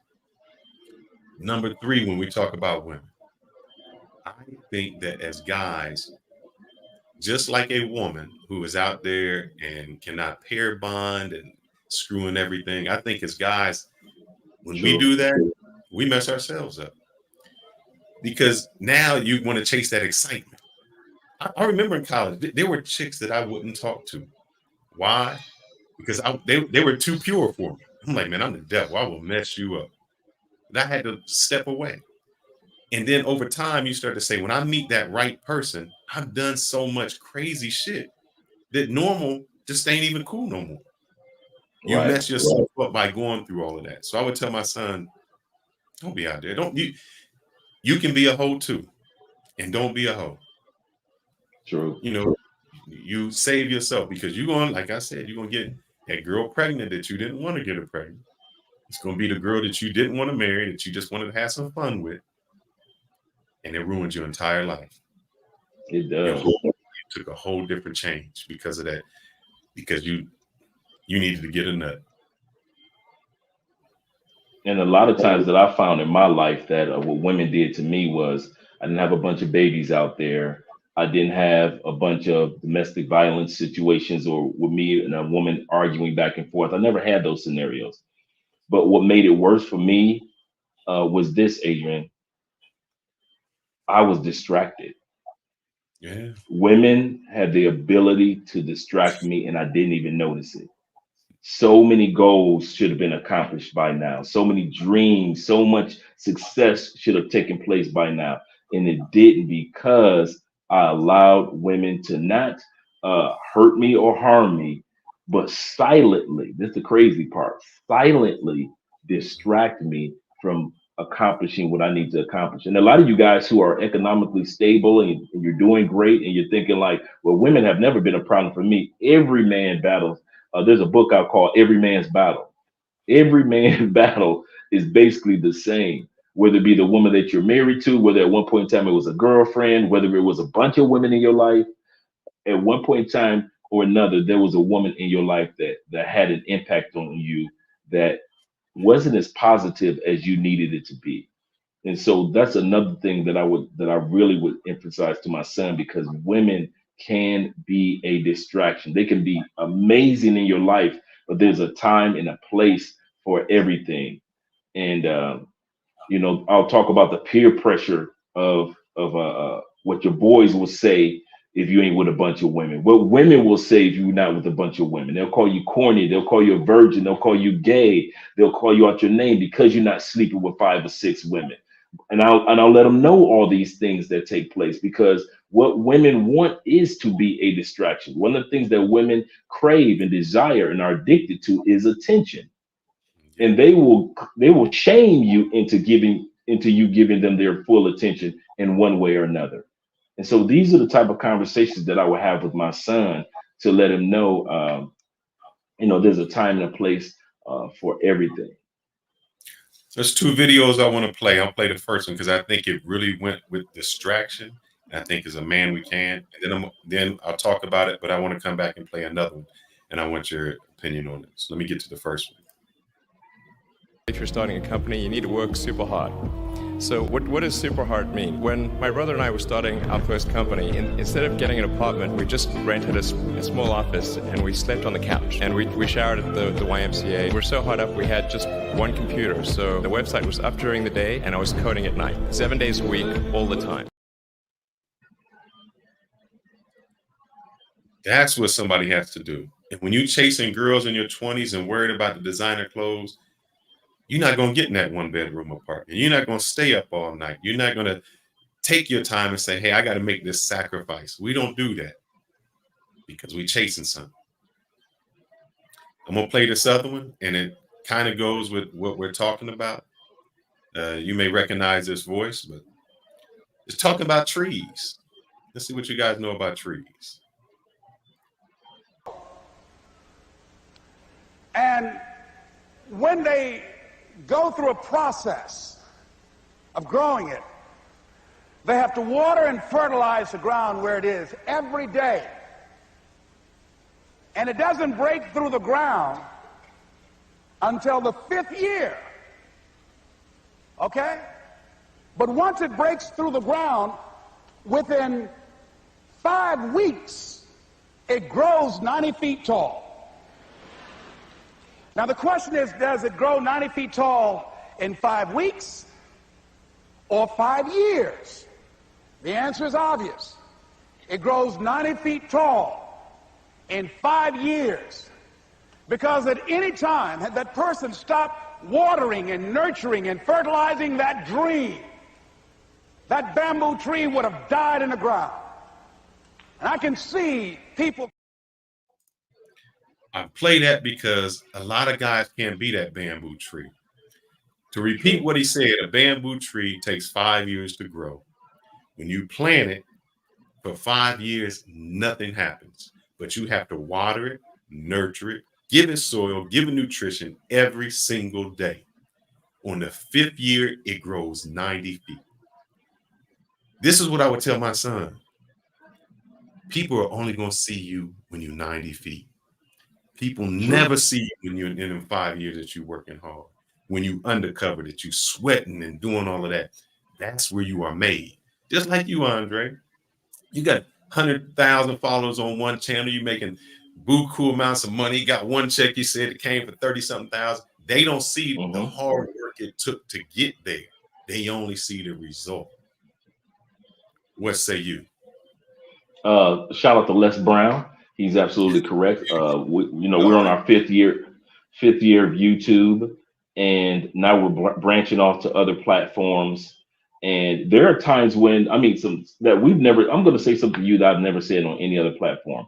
There were times where we had lost our channel, for all of our channels, for a few days, and we had to fight to get everything back. And then they took another channel over here. We had to fight. There have been times we've spent more time fighting and going back and forth, making sure everything is up to par. When you've got 5 channels, it's just a big dance. But a lot of people don't see that. All they see is the plaques on the wall, and they see you bringing in all the guests, but they don't realize that sometimes those guests takes 2 or 3 years to get an interview. For example, I got an interview of a well-known brother that's been a YouTuber that rarely does interviews. And I've got the interview schedule coming up for next week. And so, but it took me 3 years to get this brother to finally say, yes, I'll do the interview. So just like you said with the bamboo tree, a lot of us, even when we're relocating to other countries or relocating to another city or whatever it may be, these are the things that you're going to have to, be able to tell yourself, or you wish that you told yourself when you were younger, that take your time, it's going to be all right. And I learned this lesson from when it comes to before we even got to YouTube, I learned this from Master P. I went to a speaking engagement where he was speaking, and he says, most people would never do what I do. He said, I invest my money in movies, and it may take 2 years before it hits the box office for me to start making my money back. He said, how many of you out there are willing to invest 2 years before you see one dime of maybe of a profit coming back? And And I keep that same mindset when it comes to what we do on the different platforms, because at the end of the day, that's the important part. That's the part that's very important. The networking. That's another thing. I will tell my son and daughter the value of networking with the right people. Just about to bring that up, brother. There's something that's loading in the background that I was going to bring up to you. As soon Yeah, as that there's a load, different go. Okay. because that's important. And the reason, before I get there, there was a test that was done. You know, they did the white doll and the black doll, but they I also did remember the that. marshmallow test. The marshmallow test was this: they took two marshmallows, or they took a marshmallow, they sat it on the table in front of the child, and they told the child, if you don't eat the marshmallow in 5 minutes, we're Ah, going to yeah, get it. yeah. And what they found is the kids who ate that marshmallow, that instant gratification, were not successful. The people who could wait, the kids who could wait and eat it, they were successful. So I think you Yeah. have to teach your children not to have that instant gratification, to wait, just like the bamboo tree. You talked about this, and because I'm going to give you your flowers. I'm going to bring this person up. You talked about mentoring. This is me. Well, that's why I was asking why you put so much, because, you know, one of the things that I think that people mistakenly do is they max out, or not max out on how much they can contribute, but they max out too early, right? And what happens when you max out too early is that you start losing the company match, because you base. I play Anton because Fearless gets coaching calls. Fearless knows the importance of mentors. He knows the importance Right. of going there. And I say that because I got one with you. You mentored me. We talked for with me and the wife for an hour and a half, 2 hours, Yeah. and it's gems. And I try to tell folks, why do you keep trying to reinvent the wheel? Go to someone who does the wheel and ask him how you do it. Just take what they have and improve upon it. You gave me so many gems. My sound deck, boom. You said, hey, you need to start doing this. You need to do that. Get your Opus clips together. Get this. That mentoring, I want you to go with it, because I do that, and I think it's important, because I do not have the time to try to research and find out everything. My time is better spent going to someone who has already done it and who can tell me in 1 hour what would take me 2 weeks to do it. A lot of us in our community value don't understand the value of mentors, networking, and consultations from these individuals. It's one thing to have a network of people that you're really cool with, and he's a millionaire or he's success. I give perfect example of networking. There's a brother that called me today, and he was really sad, military brother. And he said, brothers, Andre, I just need somebody to talk to. I said, what's going on? He said, I was at 100% of my military. He said, I worked so hard to get there, and I just got a letter in the mail, and they dropping me down to 70% of my disability. He said, I planned on moving down there to Colombia. I had everything set up. He said, but I don't know what to do. I say, brother, let me make a call. I say, give me 5 minutes. I'm going to call you right back. This was just a few hours ago. So I called one of the brothers that I know in my network that specialized in this particular field of VA. And the brother said, don't worry. I know exactly what he needs to do. Connect me with him. They connected. And so now these two men are helping each other. That's a network. That's the value of having somebody see, some of y'all want to, hey brother, where the pay for play at? You know where the brothels are, you know where the strip clubs are, and all that is cool. I'm not saying taking anything away from that. But you also want to have a network of guys in your arsenal, in your Rolodex, that can not only help you, but help the next man. Networking and mentorship is extremely important. Now, for me, I mentor other guys, but I pay for mentorship myself. I don't know everything. I started all this because of a mentor, because Ace Live walked me through everything, the good, the bad, and the ugly within 2 weeks. So when he left here, I was good to start a YouTube channel. But if it wasn't for mentorship, we wouldn't be on YouTube. We probably wouldn't be on any other platform. We'd probably be in business, but in another genre. So at the end of the day, it's very important to have mentors, to have networks, and to pay for consultations from those mentors and those networks. It's very important. And because they also say, I'm going to end with this, they say they say psychology says this: when we invest in something such as our money, we're more prone to take it seriously compared to if we didn't invest in it. I We're agree. more People prone to take it seriously. they say, oh, you make so much money, doing IT. Why you charge for consultations? Because when I used to do it for free and I used to help people out, they didn't show up. They didn't show out, wouldn't take it seriously. They wouldn't study, they wouldn't complete it. And I said, now I feel like I'm wasting my time. So I'm going to charge you. And usually when somebody completes the course, or I don't say course, the information that I give them, when they go through and say, man, I did it, whatever it is, I created my YouTube channel, I created this, or I got my certification, I give them that money back or put it to it. But here's what happens. A lot of them don't. A lot of them don't follow through. They stop. I say it's the sad thing, man, because you eat an elephant one bite at a time. That's how Yes, you do it. sir. You didn't Yes, get to sir. 100,000 in one day. It was a process. And people don't understand or they don't see that process. They only see your end result, and that's all they know. And what made you, Andre, who you are, is the process. Those ups, Yeah. those losing this gaining this. That's what made you stronger than what you are. If it was just given to you, you couldn't appreciate it. No, not at all. And I know myself to know that I wouldn't have appreciated it. And so that's why I paid. Like I just paid $500 for a consultation in a course on AI, open up an AI agency, and also how to create AI courses. So you'll be able to just not only just create a basic course, but it shows you step by step how to do it in a more efficient way based on the technology that's out there right now. A lot of guys aren't going to pay that 500. They'll pay 500 for some Jordans or pay $500 when they come to Colombia or DR for pay for play.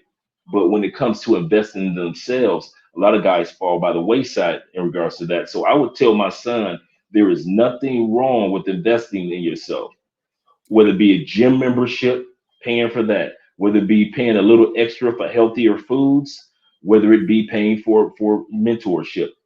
All those things are very important when it comes to the development of your manhood. I'll end with this. The development of your manhood should not always be free. I'm going to say this again, guys. The development of you as a man should not always be free. Yes, there's some things about becoming a man and becoming a better man that's absolutely free. But there are some other things that if you want to be the best man that you can be, you're going to have to come out of your pockets or begin to network. In other words, even pay to go into a network. I remember when I first started podcasting, I paid to become a member of meetup.com in Tampa, Florida. So I went to meetup.com. I looked up anyone that was podcasting. There was a group of people. So I paid $15 to get in. Little did I know that fast forward, all of the knowledge that I acquired for $15 developed me into the man that I am today on the microphone. Yep. Speaks efficiently and effectively, I might add. Yeah. Yeah. Andre, I know that your wife is simulcasting. I greatly appreciate you coming on to the show. You can drop in anytime. You can put something in the chat if you think of something later. We greatly appreciate it. Please, everyone, go to his channel. He has a few channels. Andre, Love Crossing Borders. Please go there. What's your wife's channel? Is she on her own channel tonight? Yeah, Andrea Wallace TV. Andrea and then Wallace, WALES. Andrea Please Wallace TV. Very beautiful woman, articulate, strong lady. You made a good choice. All right. Thank you, brother. So did you. All right. Tell your wife we said hi. I would do so. I would do so. All right, brother. All right, brother. I got an open panel. I'm going to bring Ronan back up. But one thing I know that we keep referring to is money. How important is money? Is money that important? Let's see. The highest form of value. Everybody said money. I was like, money's important. I was like, it's not even your top 5 though. It's like, what? I was like, no, it's not your top 5. I said, if I say I give you $1 million a day, but you got to die tomorrow, which one you want? I say, so time more than money. If I say I give you $1 million a day, but you got to be sick for the rest of your life, you want it? So health is more than money. Well, if I say I give you $1 million a day and your mama got to die tomorrow, you want it? No. So relationships are more than money. So finances is not the highest form of compensation. Fulfillment is. And if you can get fulfilled on the outside, it becomes easier to get money on the fulfilled on the inside. It becomes easier to get money on the outside because you're not chasing the bag, you're chasing purpose. And when you catch purpose, you get the bag. I agree. Ronan, how you doing? Are you chasing a purpose or you chasing the bag? Oh, in this stage of my life, I'm chasing purpose. All right, that's what I My like. bag has already been achieved. I'm looking at income streams at this point, multiple. So you got a chance to listen to some people in the back. I like to bring up one more thing. I got a whole bunch of them. Let's see. I would tell my son to overcome obstacles and resilience. Son, life is going to throw you some hard balls. You're going to get things that you don't think you can accomplish, that you can't get over. You can. There's a reason why the tortoise won. Because no matter what, he persisted on. He persisted and persisted and persisted. Water is not strong, but it flowed so much that it made the Grand Canyon through persistence. Be persistent. Those obstacles are there for you to grow. They make you stronger. Embrace them. Overcome them. Don't stop. Go ahead, my brother. Adapt and move forward. Obstacles are opportunities in disguise. I mean, I have 4 sons, so I don't know if anybody knows my story. I've been married twice. First marriage was 6 years while I was in the military. Had a high school sweetheart that got pregnant, dropped out of architectural school. One of the things I would have told myself is make sure I have my financial package set up so I could complete my architectural school. It's a 5-year school in order to get your master's degree. I was accepted into one of the top schools in the nation in architecture in my senior year of high school, but I procrastinated on getting my finances in order. So when my high school sweetheart got pregnant, me doing the honorable thing, I dropped out of college and went into the Marine Corps.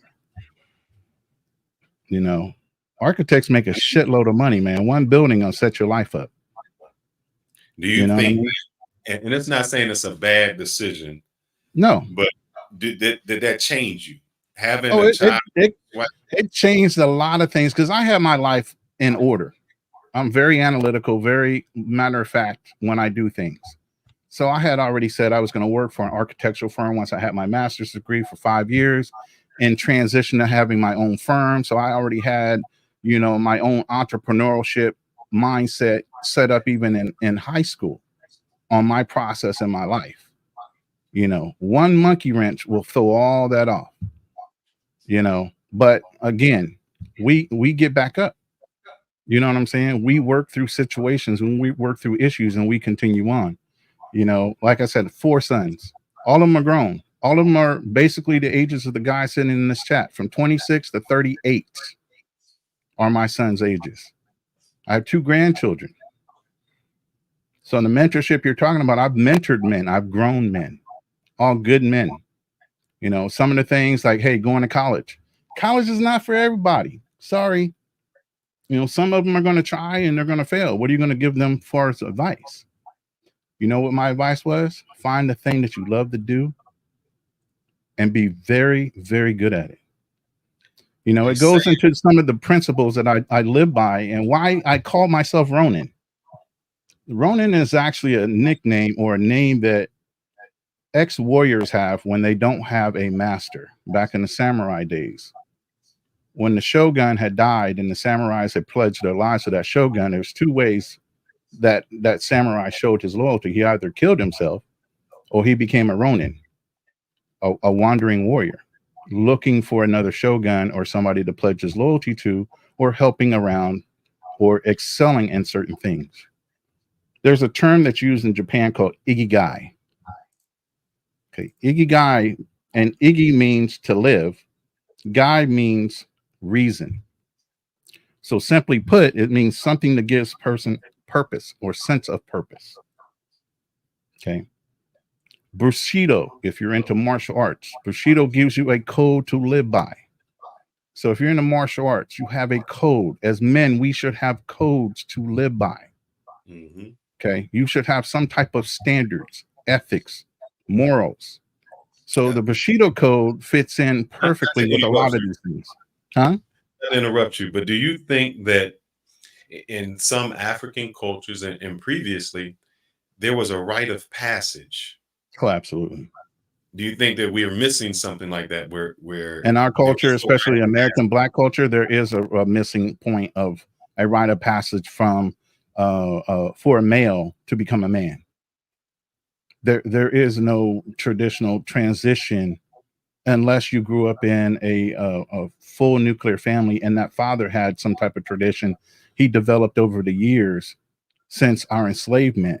But our original transition from childhood to manhood, we've lost that over the generations. My goodness. I'm going to put something in the chat when I can find it. But let me give you these principles, and I want you guys to really pay attention to the code of Bushido. Okay. And you can find your own code, whatever makes you happy, but come up with some kind of standard of way you live your life. And it's 8 principles: honor, compassion, integrity, loyalty, courage, respect, self-control, and justice. 8 basic words, but mean a lot if you practice them. It will guide you in the way you act and react to any situation. But you have to have some type of code and direction. Besides for just going out there to get money. You know what money does? Money allows you to be the worst person that you possibly can be if you don't have discipline. Mm-hmm. All it does is enable you. It doesn't free you. I mean, even you listen to Jay-Z, more money, more problems. That ain't a lie. Anybody that has ever had money or knows how to earn money will tell you this. Just because you have money don't mean you run out of problems. Go ahead, Phyllis. Go ahead, brother. I'm downloading something because I think it's important that I think some of these people don't hit on. And I want to show this. And it's a long, when I say long, it's about 2 minutes, but it's going to take me a moment to get there. If you want to share this real quick, this is the principle of what Ikigai is. Yeah, put that in the chat for me, or let me see it. I'm looking at a screen. Give me one moment, Ronan. What would you tell your son about women? Oh, they're already going through that right now. Believe me, they're all dating age and marriageable age. Even one of the girls that I have found for myself, I felt guilty even trying to date her because she could be one of my son's wives. A very suitable match. She's not interested in dating somebody younger. And I can understand why. But at the same time, they are very well principled. They're having a difficult time dating in America because they look for a principled woman. And it's hard for them to find it in the circles they travel in. So I hear that all the time. I get calls from them all the time. I have great relationships with my sons, but I'm not a doting father. I allow them to make their mistakes. They call me for consultation. I'll give them my input and I let them do whatever the hell they're going to do. As men, you got to stumble and fall. I can give you guidance, but you're only going to react and do the things you want to do, no matter how much I tell you. You're only going to do what you feel like you're going to decide to do. All right. This one I know this is about what we would tell our men. This video is a little bit long. It's like 2 minutes. This goes out to my single mothers and my absent fathers. I did a video on this some time ago, but nobody watched it, which is kind of sad because I thought it was interesting. And I want to discuss it. 1 second. Let me see if I can bring it in. Video file. Adolescent male elephants are becoming more aggressive. So this is why adolescent male elephants are becoming more aggressive. And I just want you to, when they say elephants, I want you to say Black adolescents, Black youths in the hood. That's all I want you to replace that with. 50 badly mutilated rhino carcasses were found by the ecologists in national parks of South Africa, with wounds that suggested they were killed by elephants. Although attacks of elephants on rhinos is not unknown, and fights around the water sources are quite common, this volume of mass killing had never been seen before. So the elephants are the Bloods, the rhinos are the Crips. Just want you to think that. Just think that way. Upon further investigation, it was revealed that the main suspects were a group of young male elephants, who were experiencing an unusual state of heightened aggression. The ecologists discovered that the members of this gang were between 15 and 18 years old, which is Wow. How old are those elephants? 15 to 18. Black youths in the hood, aggressive. Pay attention. Considered to be their adolescence years, and were in what is called as moost. Moost is a unique and natural phenomenon in adult bull elephants. Basically, they going through puberty. They smelling themselves. Yeah. This is we know plenty of people like that, right? As we were growing up. Yeah. To the women out there, this is your son when he reaches adolescence. This is him. Mm-hmm. He said it's a game. This is when you think you can control him. Oh, wait. And this is During where the this women period- start saying, this is where the women start saying, why are you bucking up? This is that. Yes. This is what that is. Their body is overflooded with reproductive hormones. They act tough and make themselves look big, healthy, strong, and ready to mate. The scary part about this phenomenon is that they become extremely aggressive. It's been observed that some young bull elephants have got into the habit of and killing rhinos, buffaloes, and sometimes even other goodness. What the hell? Testosterone going wild. They ruling the hoods. They ruling. Oh my goodness. Keep going, because this has a conclusion. I really want to bring it home. elephants. The reason behind this is poachers. It's commonly known that elephants are prime targets for them, as their tusks bring a lot of fortune. Because older males have bigger tusks, they have been the main target, and as a result, their numbers out of all elephants have taken the biggest hit. It is exactly the absence of a father figure that causes the young males to behave aggressively. Mm-hmm. What did they say?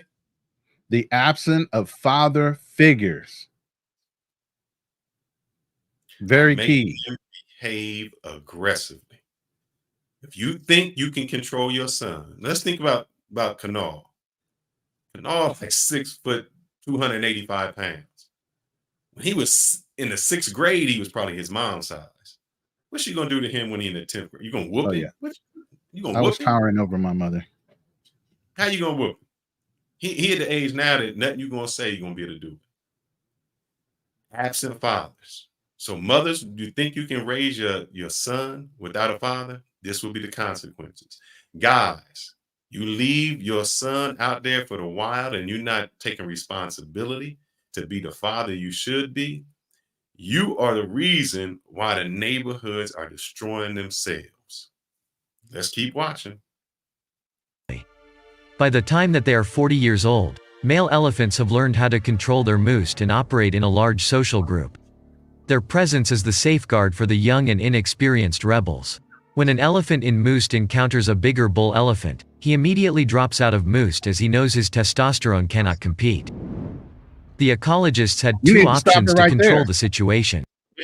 That means when daddy come home, when daddy is in the house, all that bucking don't go nowhere. That Exactly. making you think you're aggressive, it don't go nowhere. That testosterone level even decreases. Yes, Zed, you can. Give me 1 second. Let me talk about the African elephants and you can come on. Fix it artificially, by castrating the young males. Or to find a natural solution. The answer they felt best with was to enforce a father figure to the young ones. Within hours of introducing 6 big bull elephants, the teen rebels dropped out of moose and no more rhinos were killed from that moment. Within hours of introducing the male bucks, the men who should be in the neighborhood, who should be the mentors, who should be there, within hours of the men being there, the elephants dropped out of muss. They wasn't killing no more. They bucked down. They became, the natural order of things became. You realigned themselves. So the advice I would give to my younger son, younger daughter, don't be procreating. Do not, marry before you carry. Every one of my sons have done that. Even my stepson. Yes. Trini, we don't care if they African or not. They African and Asian. It's all the same. You don't have a daddy in the house. You don't have a father. It's the same instance. So I think it's very important for young men and young women to have mentors, to have people they can look up to. If there's no one there to show the example of what could be or what is a possibility, you can't do it. Before I can't even think, what is it, 2024 now? So that'd be what, 2010, 2008. So before 2008, Black guys didn't think they could be a president. Yeah. That's not possible. I'm Black. Yeah. They'll never be a president. Unheard of. Unheard of. In our generation. Black man became president, and now your possibility is endless. Those mentors, those people to show you that it can be done. All right, we have Miss Zed in the background. I'm gonna bring you up, Zed. You want to stay on, Ronan? Yeah, of course. All right. How you doing, Zed? Good. Hey, I like that blowout. I'm just playing with you. Welcome to the panel. So what say you, Zed? You've heard the panel. You see that there's some advice that we should give to the young men out there to make them better men. So if we could go back and do it, what do you think, from a woman's perspective, should men be saying to younger males or younger females so that the next generation is much better? You guys know that I am a feminist, so I do not think, what I would say would be something you guys want to tell to young men. So instead, I wanted to tell you guys what I wish I had learned, especially because I was listening a lot about, guys raised in like single parent household. I can't. Zed, you're breaking up really bad. You're breaking up really bad. I don't know if you're moving around. Hello?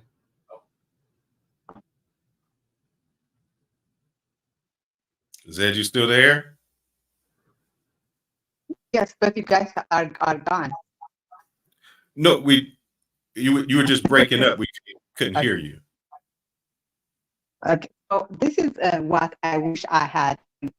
But I grew up in a household with where I was not expected to, I didn't learn simple life skills because it's all we only expect to do good at school. And sometimes when you are focused in that, you lose a lot of life skills. I mean, it's good to be good in school, and I have good. My sisters, brothers are good. But for example, I didn't know how to cook. When I first came to America, I was so expected to cook. You're still breaking up. She dropped. I think she was saying she didn't learn how to cook. She had a lot of life skills. She didn't have a lot of life skills growing up. It was just more about school. That is important that men and women need to learn. I think that sometimes you can have book skills and not know how to do the simple things. I think in order to be well-rounded, you have to learn life skills. Your mother should be there showing you when she's cooking. Now, I understand, Zed. I'm gonna try to help you out a little bit. When your mother's cooking, you should be watching her cooking. When your father is out paying bills or interacting, you should be there and he should be able to watch you interact uh, within society. And I think that as men, that's what we need to do. We should, Uh, I don't think we have enough examples in our neighborhoods. Like Kanal said, he grew up in the first time, that's sad, that's sad, that the first time he's seen a positive black male figure was when he was 23. That's insane to me. That is just crazy. That's ridiculous. I mean, imagine, it's hard to imagine how much his life or the lives of all these other kids can change just by having a positive interaction. I think Trini was even talking about it. When he was in school, if he would have just had somebody say, oh man, you be this way, do this, the entire difference could change. So what I would tell my son, or what I can't even tell him. I see that there goes the problem. Tell my son, we do a lot of talking. We do a whole lot of talking. What I would show my son is how it to be done. I think that is one of the things that I've heard people say. And my mom said it. Go study, get an A. But nobody taught me how to study, how to sit down and do it. It was just do it. But nobody showed you how. Become a doctor. Well, how do I become a doctor? I don't know. I'm not a doctor. I just went to my family reunion. I played it before. I have a cousin who is a physician, OBGYN and internal medicine. Her daughter's in medical school because she could look at her. Actually, she worked in her mom's office. She had an example of someone who became a doctor. They said, here's the path. Here's how I did it. And here's how you can do it. We don't do that. Onward. I want to talk about some other things. What about work-life balance? Let me speak on one thing that she said. You know, growing up, I was focused in school. I was in church. I did my sports thing. My mom kept me very active. You know, as I started dating, you know, before I got in the Marine Corps, I got most of my experience in life once I joined the Marine Corps. Okay. But a lot of girls I was dating used to say, damn, Alex, you know, you're smart as fucking hell, but you plumb dumb when it comes to life. Mm-hmm. So I can resonate with what Zed was saying, you know, where well educated, smart, knew how to do everything home wise, book smart, all those things, physically fit, in shape, you know, martial arts trained boxer, you know, mentored everything. But when it came to exposure to what was really going outside my bubble, what was going on in life, I had no idea. Once I joined the Marine Corps, I was on a fast track to realization of what real life was about.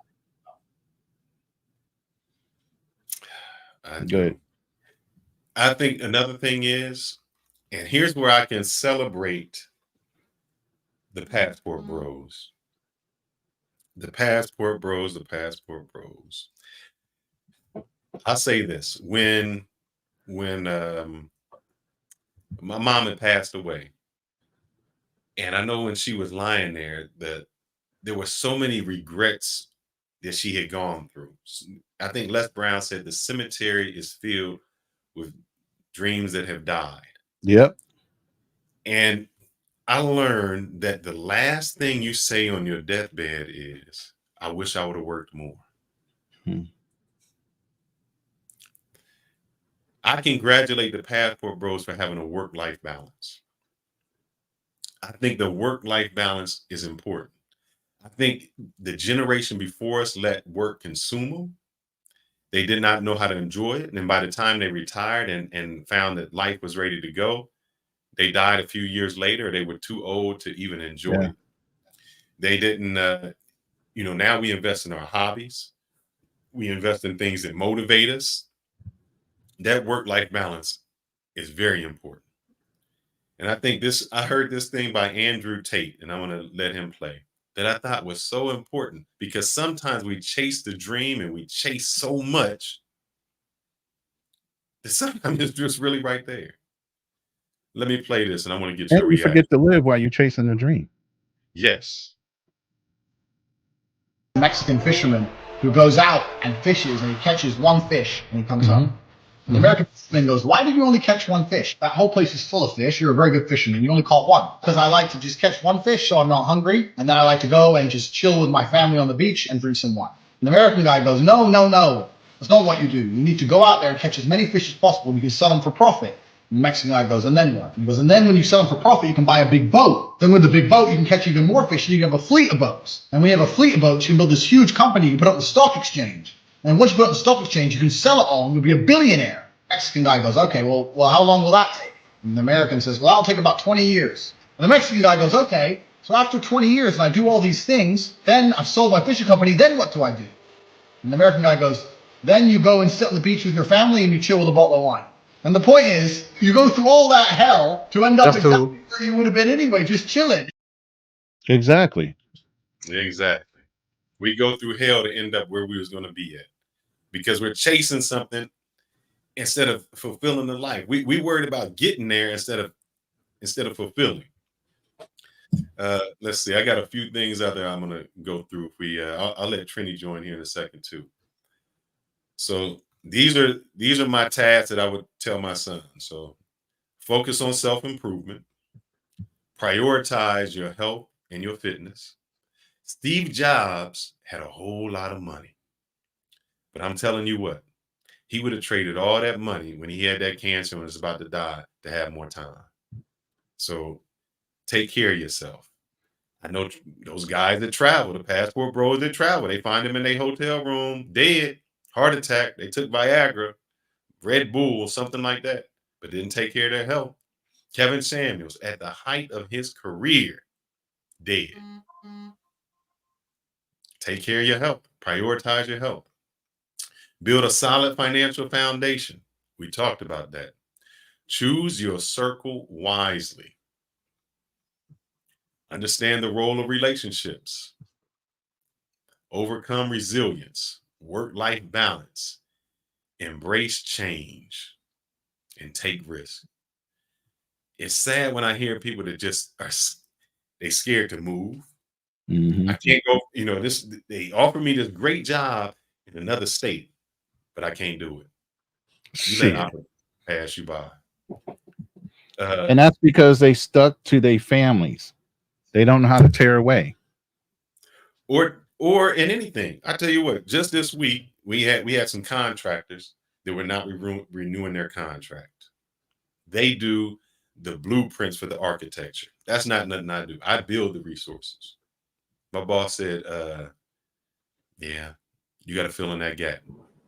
Now I can get mad, I can get upset, or I can embrace the change and understand that nothing is ever going to be the same. It's always going to change. Right. Life changes, and you have to be able to embrace it.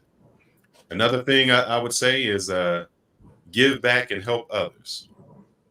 The greatest, and we talked about this. I'd seen a post with Kanal, and he took his children to Six Flags. And he said, this is an experience they never had. Yeah. Sometimes you can get more joy by looking at the smiles you've given someone else. Yeah. Small that you did for someone else. So I would tell my son to make sure you, no matter how big you think you are, how successful you think you are, be humble, give back, make sure that you prepare the way for somebody else who was before you. Exactly. Your kindness goes a long way, because as my mom's told me, it doesn't matter how high a bird flies, he has to come down and get some water. And you don't know when your time comes that you're going to be at the bottom.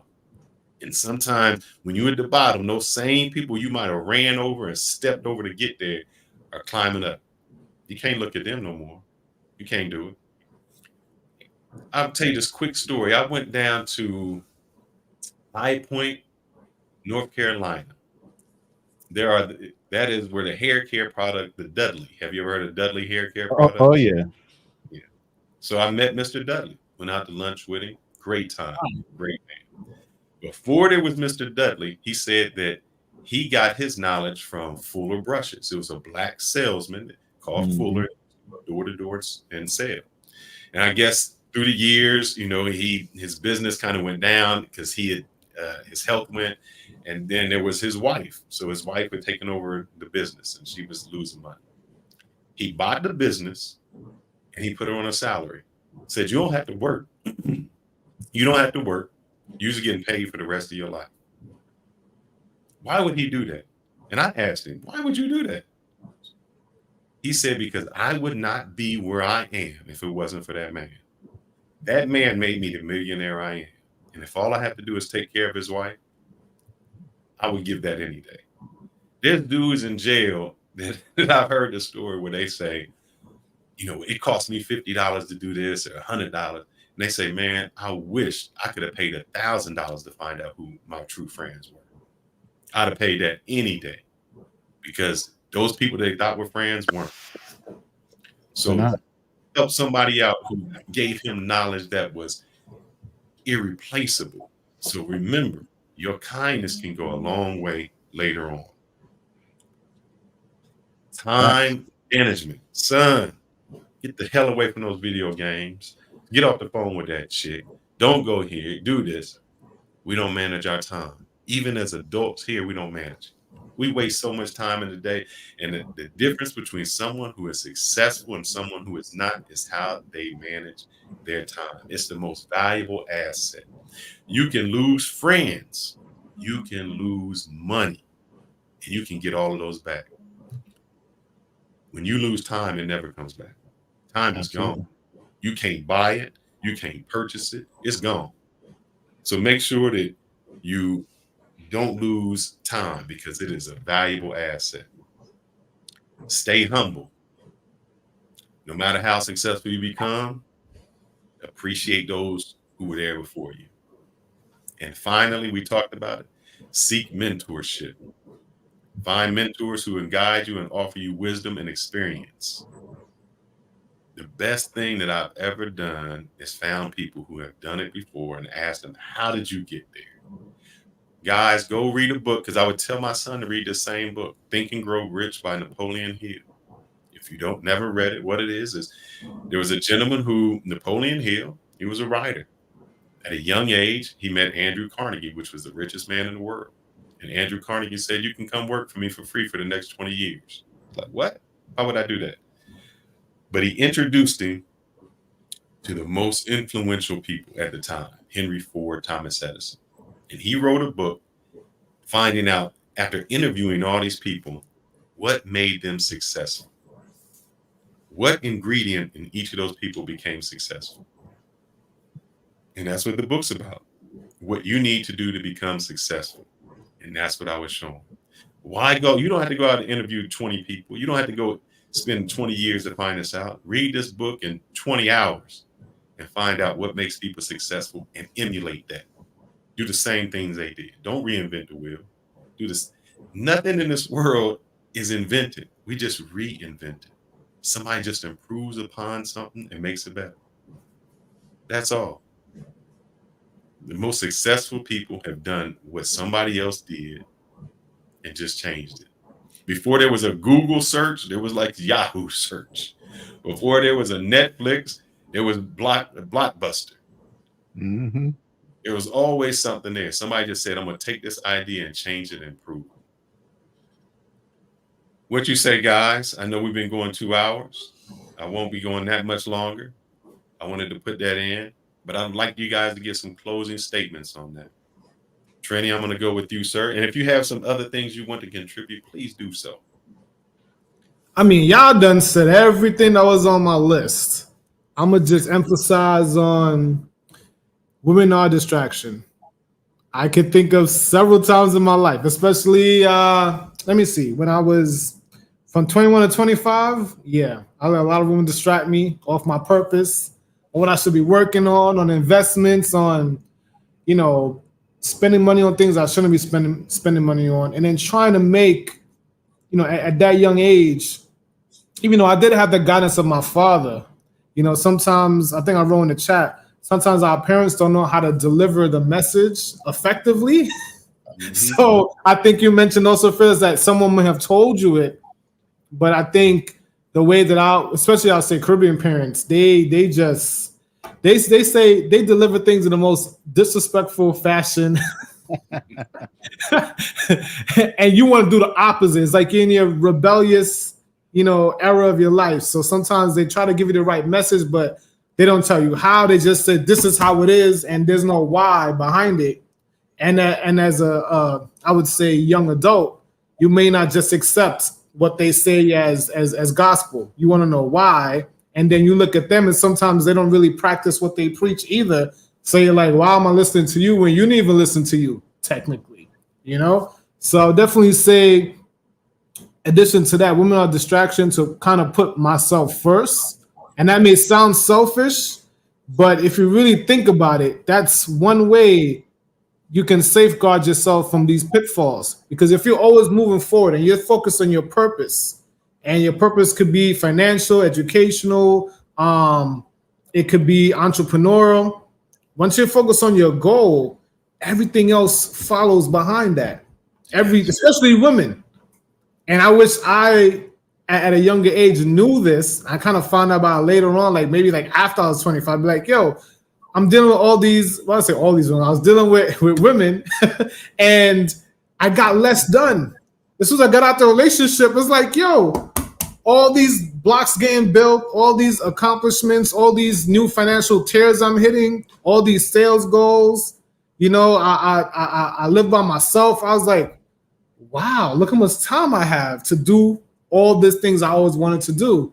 And when I thought about it, my time was so, I want to say obsessed, but consumed with another person at too young of an age. So definitely, I would definitely add that to all the wonderful things you guys said to the panel, pretty much. Awesome. Ronan? I mean, knowing what I know now, I can't hear myself right now. There we go. You sound good. All right. Knowing what I know now, I mean, the biggest thing I would have changed was the biggest trajectory change I had was college, because of the career I had planned for myself and the outline of my life goals. So, I mean, if anything you can do as a young man planning out, get your education, get your certifications, get the things that are going to allow you to build your resources. That's priority number one as a man, a young man, building resources. Before women, before anything else, you got to have your resources. That's what makes you valuable. That's what gives you that edge when you come to the sexual marketplace value to pick that woman of your choosing, and pick wisely too. Because you pick wrong and all the stuff, just like Trini just said, could get torn back down based on the distraction of a woman. Other than that, find something that you can be great at. Find something that you're interested in, that you're going to wake up every morning and be excited to do. Because once you show that excitement to the people around you, you're going to make money. That's not even going to be a problem, because they see the joy in the things you do. If you like remodeling houses, you like building things, whatever, they're going to see you spring in to do those things in excitement and exuberance. It's infectious. I've sold for over 40 years. I've trained so many people in sales. And I can pick up on people that are going to be really great salespeople and ones that aren't, just by the level of excitement and the knowledge that they bring, but it's internalized. That means they're living it. It's not just something they're trying to pitch. That's the term they use, is pitch. Don't pitch your life, live your life. Correct. And then again, have a work-life balance. Money isn't everything, and you could die tomorrow. There's some great people that have died early in their lives. Look at Bruce Lee. That motherfucker was a fanatic when it came to physical fitness. He came up with protein shakes and a whole bunch of other things when it came to self-improvement. but he died of a brain aneurysm. I work in the health industry for health insurance, life insurance. I see people that drop dead all the time that look like they're great physical specimens. You even know in the fitness arena lately, there's been a lot of people dropping over dead that were in top-notch shape. Don't lose focus just on your appearance. Live your life too. Find that balance. Keep up with your health. Eat good quality foods. Clear your mind. Have some days where you're literally taking off and regenerating yourself spiritually, mentally, physically. And then you can go and attack it the very next day. But find that balance. The quicker you can find that balance, you can find your peace. You can live through the rest of your life like that, and it wouldn't matter, because money is not. Let me put it this way. Once you learn how money works, how you can grow and you can turn up the faucet to make more money or turn it down, that becomes a non-factor. Now, what are the other goals? What is your legacy you're trying to build? Do you want children? Then that means you need to find a good woman. Now you need to invest in time in trying to find that good woman that's going to match what you're trying to do and not hinder you from what you're trying to do. And you keep building that way. But always continue to care for yourself first, because you're not healthy. You can't help nobody else until you help yourself. What Fearless said the other day, what do you do when the plane's going down and the air things come on? You grab the mask for yourself first before you can help anybody else. That's right. And I'm going to land my plane temporarily because I see other men that are jumping on. I don't know if you want to bring them up. Yes, I'm going to bring up Black Travels and Black Man Travels. So you want to stay on? All right, Black. Yeah, there we go. We might wind up turning this into a whole panel. You never know. Yeah, we're talking about closing up. They might open something up for another discussion. Now, here is one thing. I know we talked about men, so I got to say this to my daughter. So when I have a daughter, here's the advice that I'm going to give her. Let's see. You're precious. You won't let a man define you. Let's see what else. I'm going to pass on that. I'll come back. I'll come back. Buck, how are you doing today, sir? What advice would you give your younger self or you would give your younger child? First off, salute to the panel, salute to the chat. One of the best advice I would give to my younger son would probably be invest early and invest often. They say the compound interest is like the greatest force of all time. So when you invest it early, that asset 10 years, 20 years from now can turn into something special. So I would say invest early, invest in yourself financially, physically, mentally. Read a lot of books. What's the other thing? That's pretty much what I have right now. But Buck, here's what I'd say, and not that I'm disagreeing with you. I think this goes back to what Trini says. I think we can't just tell our children invest early, because that doesn't mean anything to them. I think we have to give them a roadmap. Like I would say to my children, take half of your income. If you made $100 from the check, 50 of it goes somewhere into some type of savings, some type of long-term investment. They may be too young at 16 to have a 401k, but put that in a stock, put that into a treasury bond, put something in there so that in so many years it will come to serve you. It's just like my mother said, you just need to get a good grade. What does that mean? Nobody's teaching you how. So we have to, as men and leaders in the household, go beyond just telling our children, invest, be smart, do this.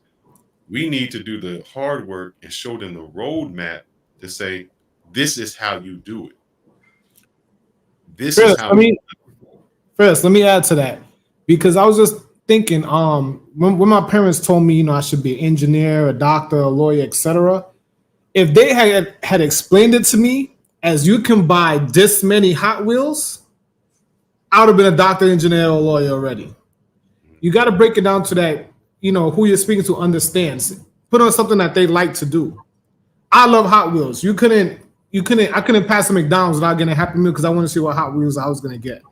So if you told me I could buy 1,000,000 Hot Wheels if I become an engineer, I'd have been a goddamn engineer. So you got to break it down to what the kids or the person you speak to understand and what they care about and connect. Because you're just saying, because they see doctors, they see lawyers, and they look boring. They don't look like cool people, So you got to break it down to where they can understand. And on that, I'm gonna sign off and listen in. Thank you guys for having me. So the next one. You know what? I want to piggyback what Trini said. Being Caribbean, being islands, a lot of us come into this country poor. So we come here with a very survival instinct. We're not thinking about savings. We're not thinking about investing. So I think sometimes you got to be realistic in who you're speaking to. If a guy is in the hood trying to figure out how to get out the mud, he needs to understand, hey, I need to pick up a skill set before he can invest anything. So I think it's important that we understand the person that you're speaking to before we start throwing advice, because again, it's easy to say invest, invest, invest. How the fuck can I invest if I have no money? How can I invest if I can't pay my rent? So I think if anything, we need to take a step back and understand, like, listen, what are you doing to put yourself in a position where you can earn the income to invest? Because right now, based on this current economy, a lot of people are struggling. A lot of people living in their cars. A lot of people are homeless. And it's just like we need to be realistic as far as what type of information we give out and who and the people that we're talking to. Because based on what I'm seeing right now in the IT field, over 50,000 people have lost their jobs. Saturated. It's saturated. So Black Man Travels, I want to piggyback to what he just said. Investing doesn't have to mean financially. Like I said, it can be physically, it can be socially, it can be, but it can the be a thing lot is, of different things. It doesn't have to be like finance. It doesn't have to be you buying that index fund, you buying that stock. It doesn't have to be that. I'm talking about investing can be a lot of things, like investing yourself in a career, get a welding job, get a high labor job, skill job. So it can mean many different things, So that's why I say invest in yourself financially, physically, mentally, because like I know that's a lot of things to say to a young 18, 17 years old kid. But like I said, if they invest early, it will benefit them greatly in their but okay, 40s but the and thing 50s is, and 60s. I'm speaking from a realistic point of view. I have sons that are 18, 21 years old. Their minds is not on that. So you got to literally you have to constantly reinstate that stuff to them. You can't just say it once and walk away. Like right now, my middle son, Gabriel, he's taking, for the past 3 years, he's been attending coding camp. Do you know how much coding camp costs a week? Yeah. I'm paying $400 a week. This money that I could use towards investing. But you know what? I'm not. I want to make sure that he get the experience that I never had. And again, and it goes back to what I said. I was raised without a father. I didn't have any uncles. I didn't have any brothers to tell me what to do. So guess what? I'm gonna guide you to the path that you want to take, and I'm gonna expose you to all type of things. So by doing that, it's like, listen, all right, I'm investing in your interests, which he wants to become a programmer and so forth. All right, cool, we're gonna do that. But in the meantime, understand this: if you want to buy a game or you want to do something with your money, put it away. Like now, my son is used to having a wallet, and now he's carrying a wallet in his pocket. I'm teaching him those things. No one never taught me that.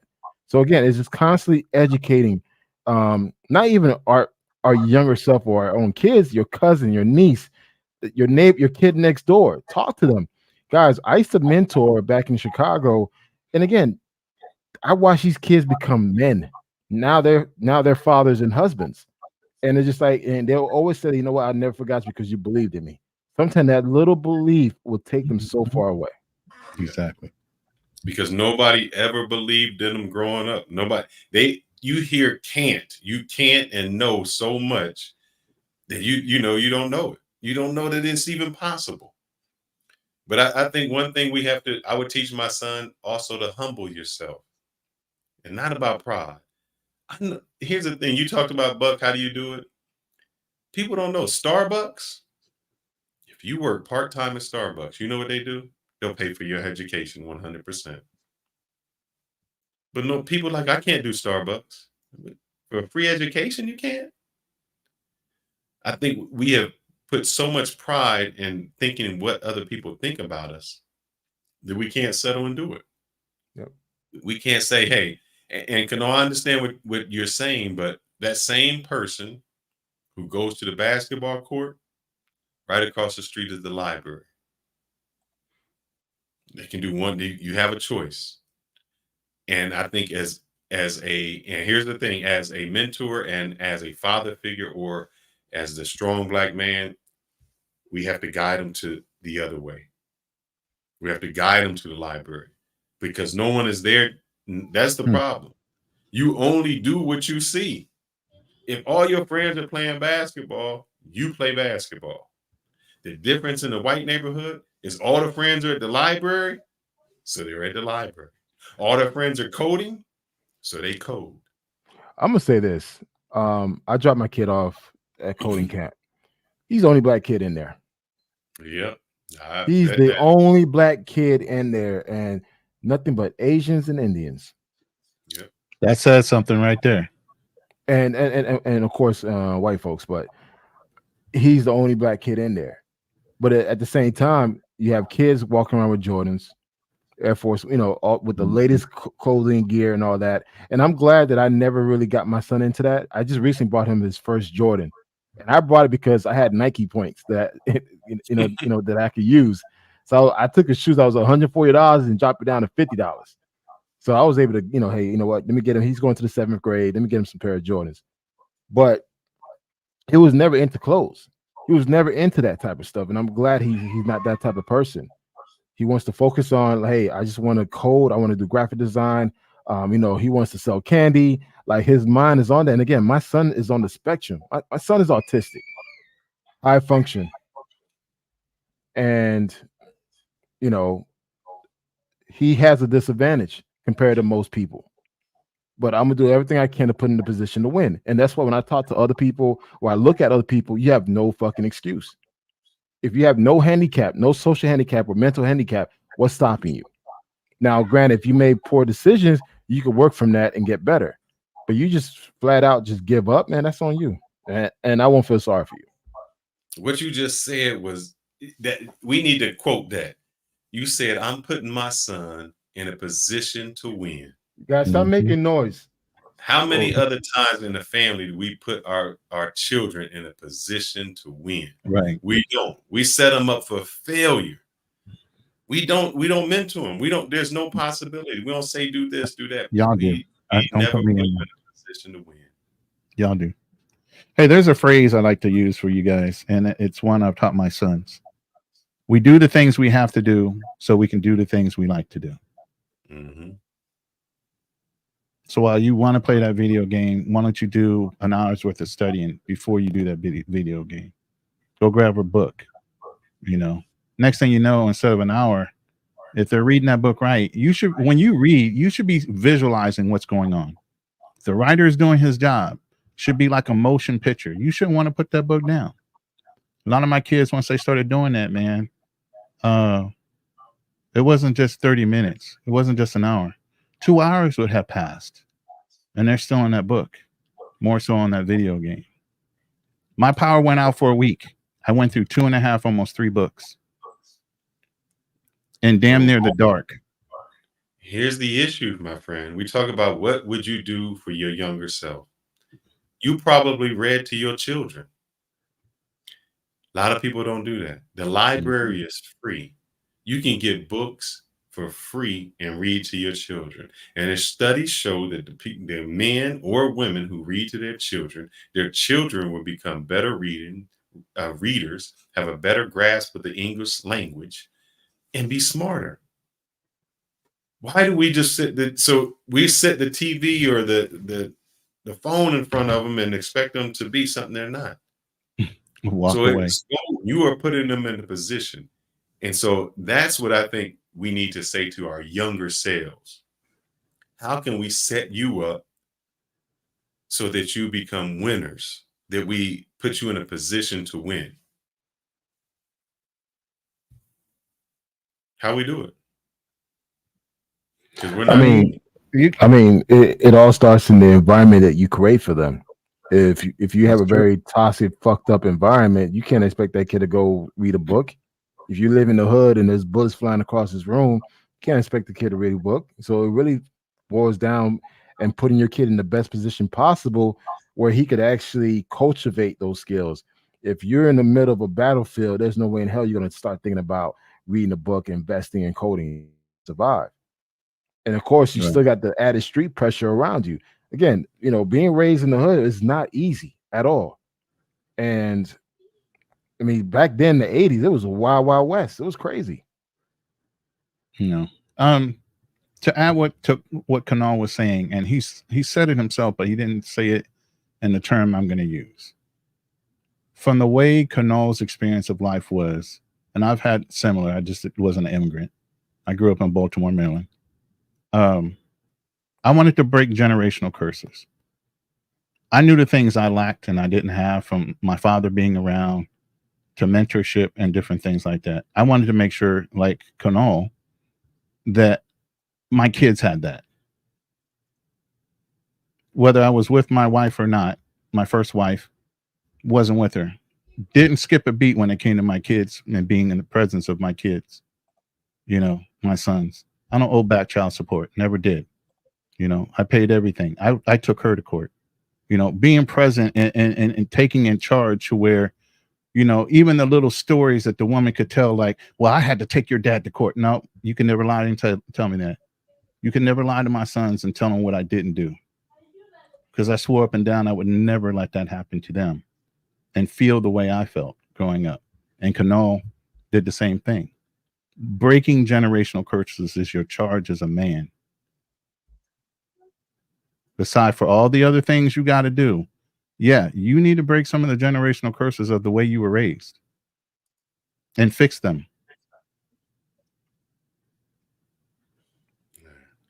And this goes to your point, and I know what you're saying, but this one goes to your point. Nietzsche had the great line on resentment. He said, if you think someone's ruined your life, you're right. It's you. Like, that's a mic drop, isn't it? That's a mic drop. There comes an age where you can't keep blaming your neighborhood. You can't keep blaming your mama. You can't keep blaming these people. If it's a failure, you have to point at yourself. Fix it. Look, I know kids that if I said, I tell you what, I want you to sing the entire Drake song. They could tell me the entire Drake song up, backwards, on rhythm. But if you say, I want you to say what the periodic table is, can't do it. So there's a choice that's made into what you want to do. And I said it before. I know your environment, but I know people who have grown up in poor environments and still made it. Yes, it's difficult, but you still have a choice. You're an example. You came from nothing. You got it out the mud. And you kept going. And you're making sure that the next generation you have does not have to get it out the mud. But I think we keep making excuses. I'm sorry. Go ahead. Go ahead. No, and that's why it kind of ties into, even with traveling. It's so easy for us to sit in a cesspool of negativity, talking about women and all this, if we don't if there's no solution. And that's why, like, partaking in these conversations, okay, what is the solution?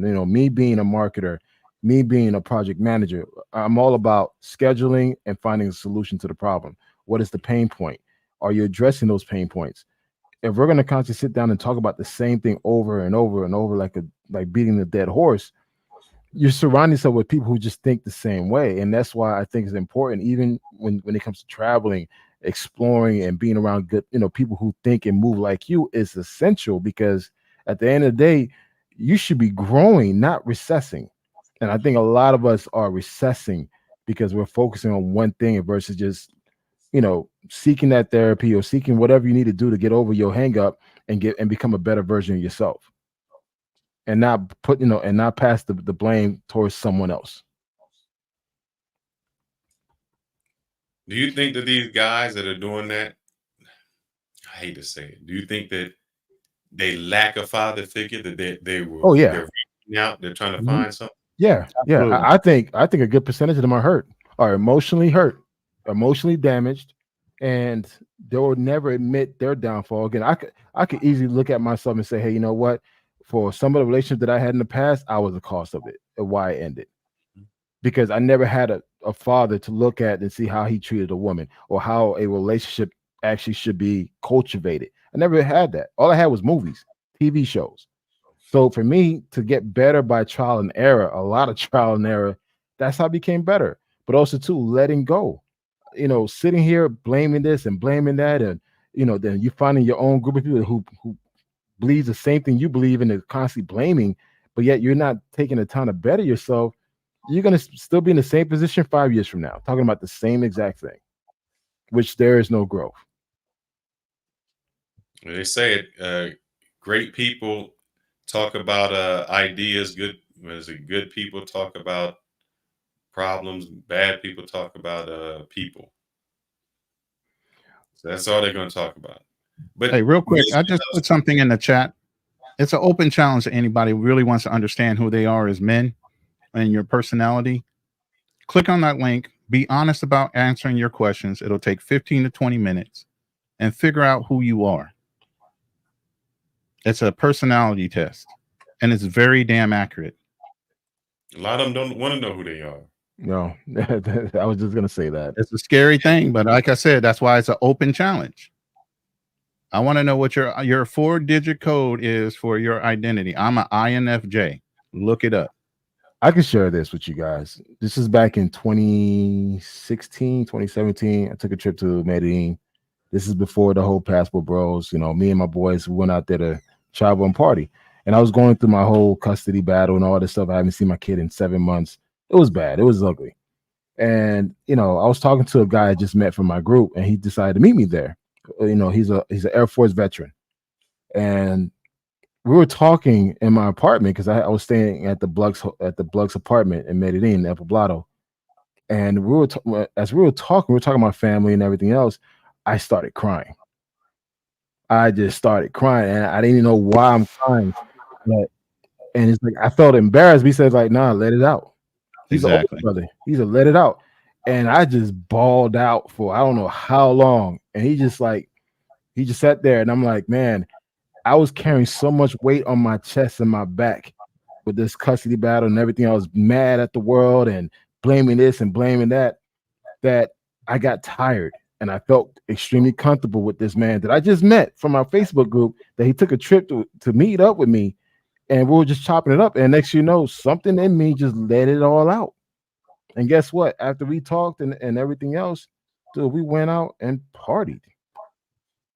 I felt good. I came home so motivated, so energized, like, all right, let's go. Let's do this. Let's knock this out. Because he created that environment for me to like let that monster go. Right. And that's why go ahead. No, one of my things was practice emotional intelligence. Develop emotional intelligence, understand your emotions, empathize with others, and communicate effectively. As men, I think you like growing up in the hood, just like I did. You don't cry, you don't do this, you don't show no emotions, you ball it up. You have no way, you have no way to let it go. That stress. What happens when you have the stress? You can't internalize it. You have to externalize it. You got to hurt everybody else because you're hurt inside. And so that's why when you walk around the hood, you see all these people that's hurt, and they trying to hurt everybody else because they so hurt. They don't know how to internalize that. So how do I do it? I got to take everybody else. I got to take everybody out. It's not a Scientology test. Congratulations to Will for understanding what that is. Will's already knows he's an INTJ. And fuck you, Uncle Guns. You're a badass motherfucker, okay? I get it. Take the test. Thank you, Jimmy. I appreciate that, man. We trying to do something different. We know that if we showed the booties, we get all the views and everything. But I guess once you get a little bit older, you have to think of your legacy, who follows behind you, what you're leaving behind, and how people are going to view you. So we're trying to do something a little bit different. Hopefully it takes off. If not, I got to return my booty pics. Sorry. Paul Milner, no, it's not a Scientology test. It's a personality test. Answer the questions. Only takes 15 to 20 minutes at the most, and you'll find out who you really are. And the sad thing is, the guys, let me tell you, if you don't get yourself together, there's no way you can get your kids together. There's no way you can get your girl together. Nobody's going to follow you because you're a weak man or indecisive. The only way you're going to get someone to look at you as a leader, to be a leader, is to change yourself. You got to look and internalize.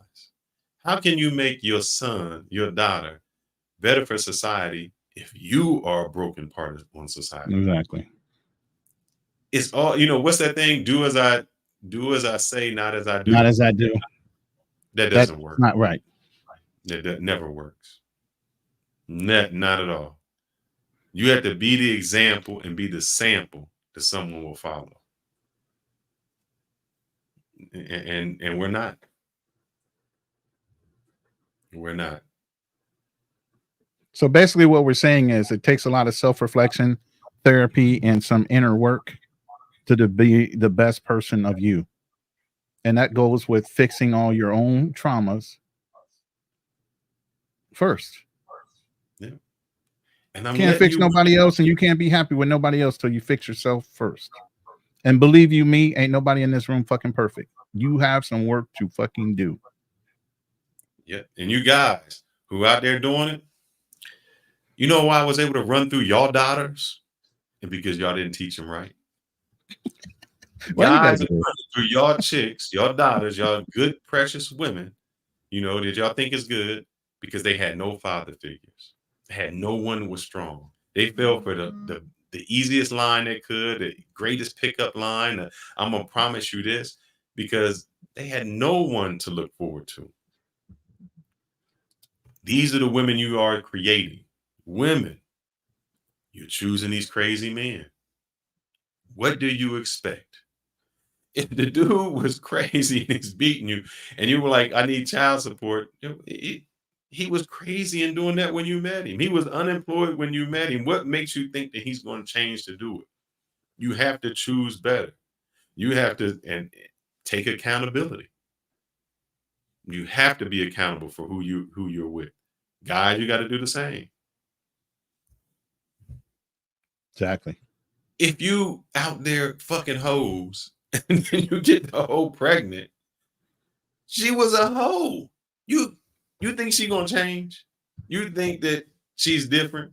You think that if you came over her house at 2 a.m. and there are kids there watching you go in and out, and you have a kid with her, you think that, oh, the next dude ain't doing the same?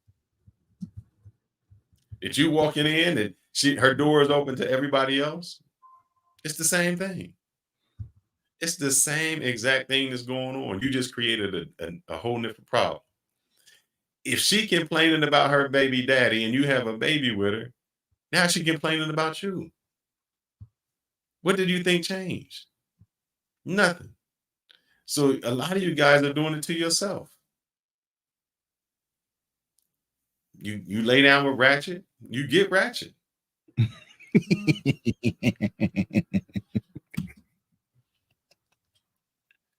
Well, fellas, we've been going for about 2 hours. I thought I was going to make this an hour, but we kind of got into it, and I do appreciate it. You had some special guests that took a minute, so yes.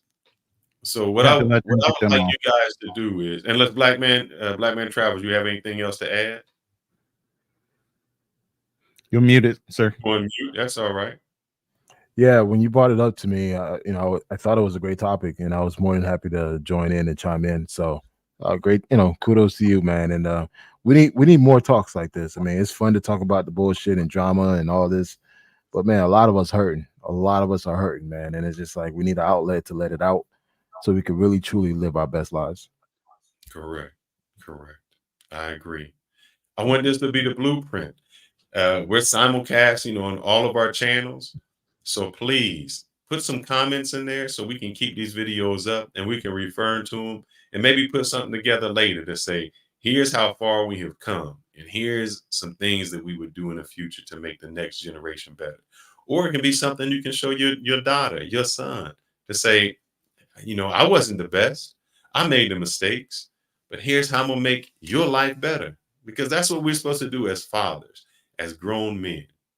We're supposed to make sure that our generation, our sons and our daughters are better than us. I know dads that say, "Oh, you can never be better than me." That's the worst thing there is. I want my son and daughter to be 10 times better than me. That shows that there's improvement. Why wouldn't you Exactly. want them to be better? That's what you're supposed to teach them.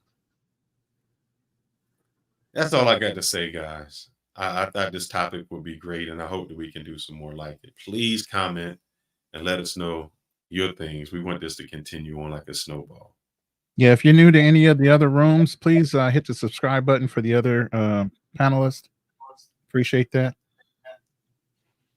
And if Chris, you're watching, I still love you, brother, but you got to take them out, because a part of being a great person is speaking effectively. One more. See, as men, we should be able to give each other advice.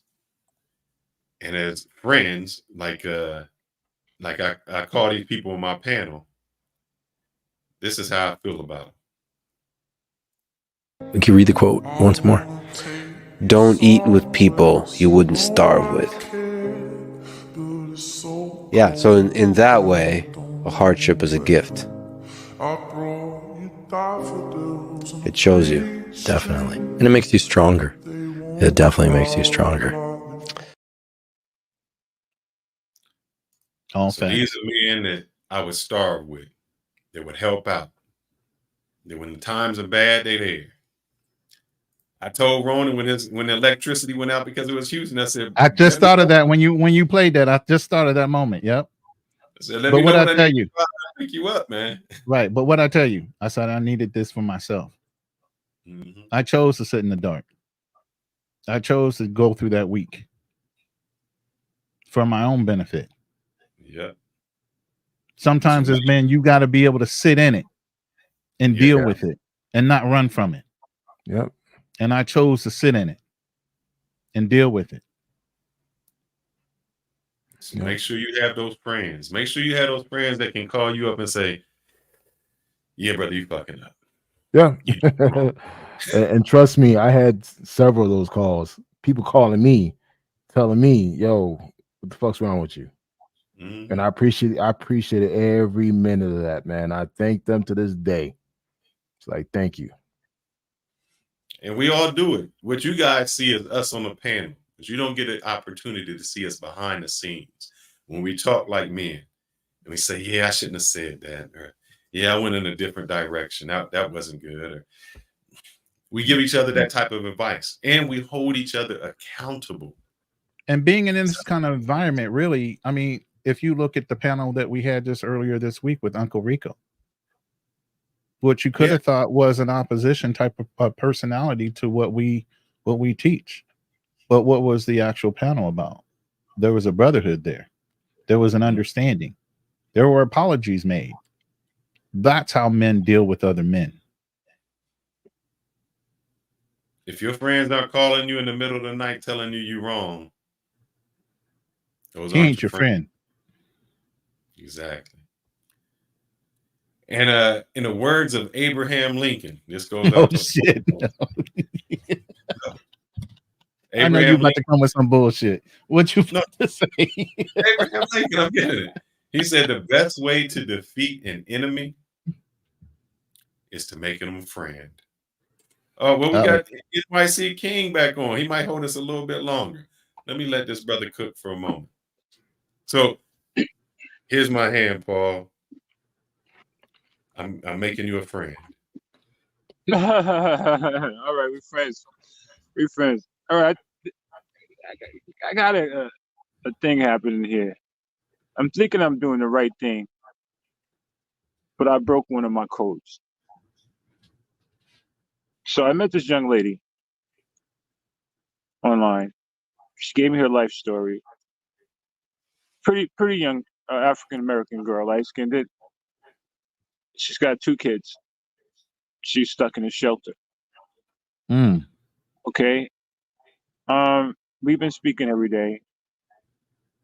I've been supportive over her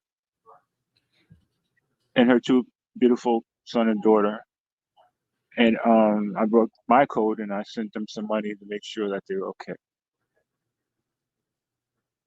And then I sent them a little bit more money. She never asked for much, it's like $10, $20, but I would give a lot more because of the circumstances of the situation.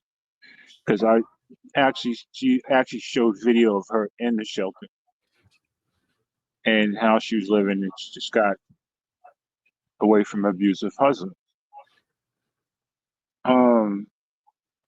I took a liking to this girl. So I've been supportive mentally and somewhat financially because of the children. So you can call it my good deed for the week, or I don't know how far this is going to go on, but her youth at 31 and the way she carries herself and the way she talks to me is very proper and very respectful as a young African American Black woman with 2 children. So needless to say, her husband was Indian, so her kids look different. They're beautiful looking kids. I just got a call from her just now. We FaceTime. Her shelter somehow kicked her out and put her in a hotel for 2 nights. Guess who she calls? Me, of course. I tell you, I got so much happening in my life. It's ridiculous. All right, so I said, let me see the room. It was 2 beds and a TV. She got kicked out, put in a hotel. It wasn't the shelter that was all white and beautiful the day before.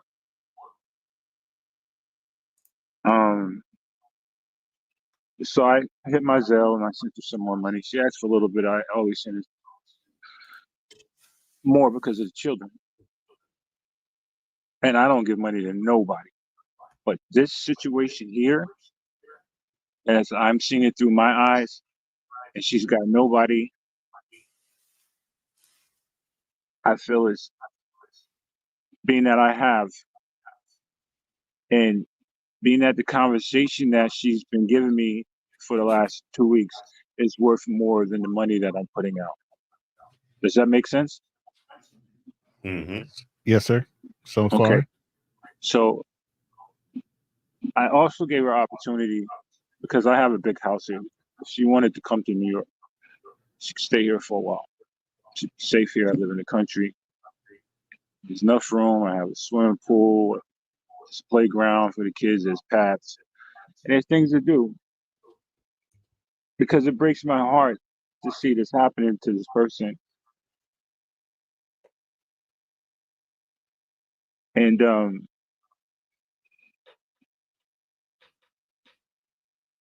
I could tell you guys because you like family. I mean, she showed me some body parts, but I told her that's not necessary. That's not the man that I am. My main concern is about you and the children. So, let me commend you for saying that out loud so people understand you're keeping it above board. You get what I'm saying? Ron. Thank you, Ron. So, sometimes, gentlemen, when you have, and as the situation I explained to you guys is dire for some people, and God will always test us.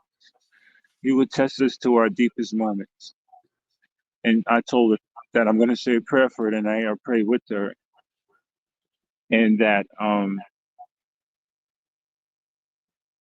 things will be better. things will be better.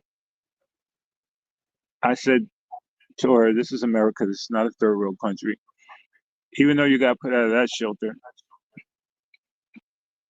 there's no city or country in America that's going to leave a woman and 2 small children in the street. But if that tends to happen, I told her to book a flight. I mean, I'm at a special point in my life where maybe a younger perspective could be good for me. You know, I don't know how the dominoes are gonna fall with this thing, because there were times I was ready to just shut down and not talk to her anymore. But to see her cry and the pain in her face, and it's just so genuine, I have to support her. So sometimes in life you got to do the right thing, even if it's not your responsibility. Because like I said, sometimes it's like I told, sometimes I'm in a grocery store and I'll see an elderly person count pennies and I'll just pay for the whole thing. You know, it is what it is. So let me ask you this, Newark NYC. Right now, in your mind's eye, you've openly had an invitation to this woman freely, without any prodding from her, to allow her to come out to your place, which is not even in the same state. What put you in that mindset to open your doors to this particular woman like that?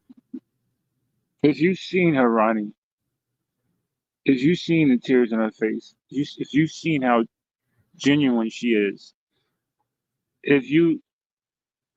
even before I go to work, she gives me a good morning. Are you okay? She calls me in the afternoon and she says, I'm at the mall with the kids. I'm sending you some pictures. She tells me she's a $100. She calls me at night, even if I don't pick up.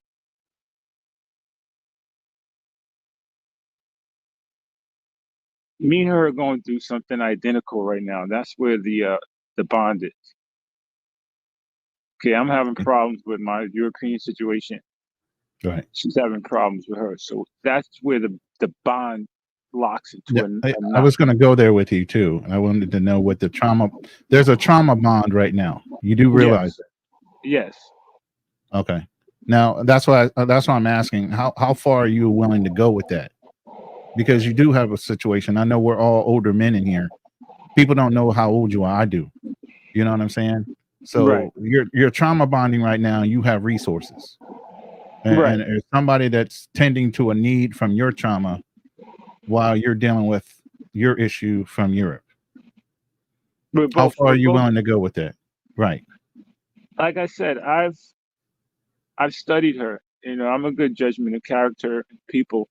Yeah, I'm not going to question that. And how they work, how they can maneuver to get certain things out of you. She seems to be genuine. She makes me laugh, Ronnie. She says jokes.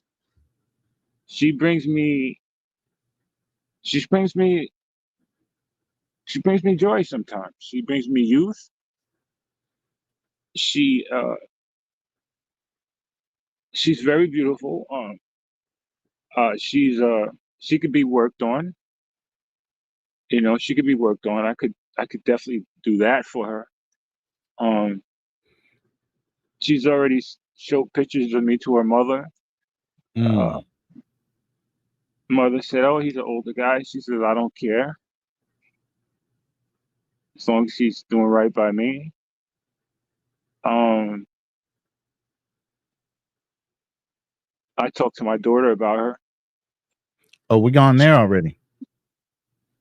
Yeah, things have gotten deep, Ronnie. It's moving at a alarming rate. I mean, I appreciate you sharing this on a live, because that shows some vulnerability on your behalf. You're actually putting this out on the internet for people to hear. I understand. Actually, I'm a real brothers having a conversation. I'm a real person. There's no crimes being. And you know, I'm going to tell you the truth. You know, I'm going to tell you the truth. I'm not going to Yeah, but I'm pretty sure that a lot of people would make a move that I've I've made. But you're Oh, a right. lot of people are screaming up and down right now, I'm sure, listening to this, even on playback. If Like, you no, you're if falling you, into like a you said, trap. if Right. you trauma bond with a person, that's a link where you two people feed off of each other's misery. Does that make Correct. sense? Yes. Does that make sense, gentlemen? Absolutely. Okay, Well, so the only bad thing is sometimes when that trauma ends, for instance, I've been with a girl and we're together because we don't like a certain person. And that's all we talked about is how much we didn't like this other person. Eventually, when that other person was no longer a factor, we found out we didn't have anything in common. And that's a scary part, that when you might be together for the trauma, when that trauma subsides and either you or her, then what is left when you don't have that bond over the trauma? you got a point there. You got a point there. But for now, I look at her as a single mom that needs help. Right. And men like us, Whether I get, we're whether men me of and my wife, service. whether me and my wife work through our problems or not. Okay.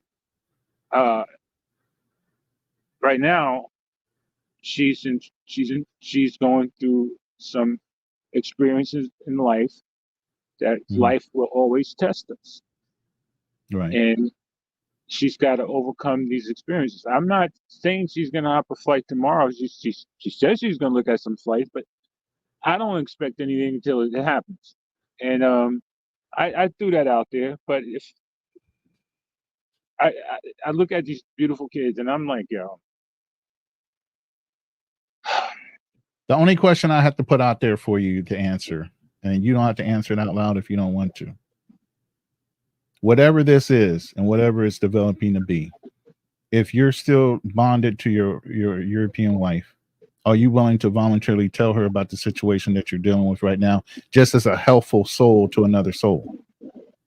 Would you involve her or let her know that this is something you're dealing with just because you have the time on your hands? no. Okay. Respectfully, we're on timeout right now. I'm in actually no contact right now because no contact is sometimes the best way to deal with women who have certain issues or people in general. And it Okay. gives them time to think about what they're losing Correct. or their mistakes.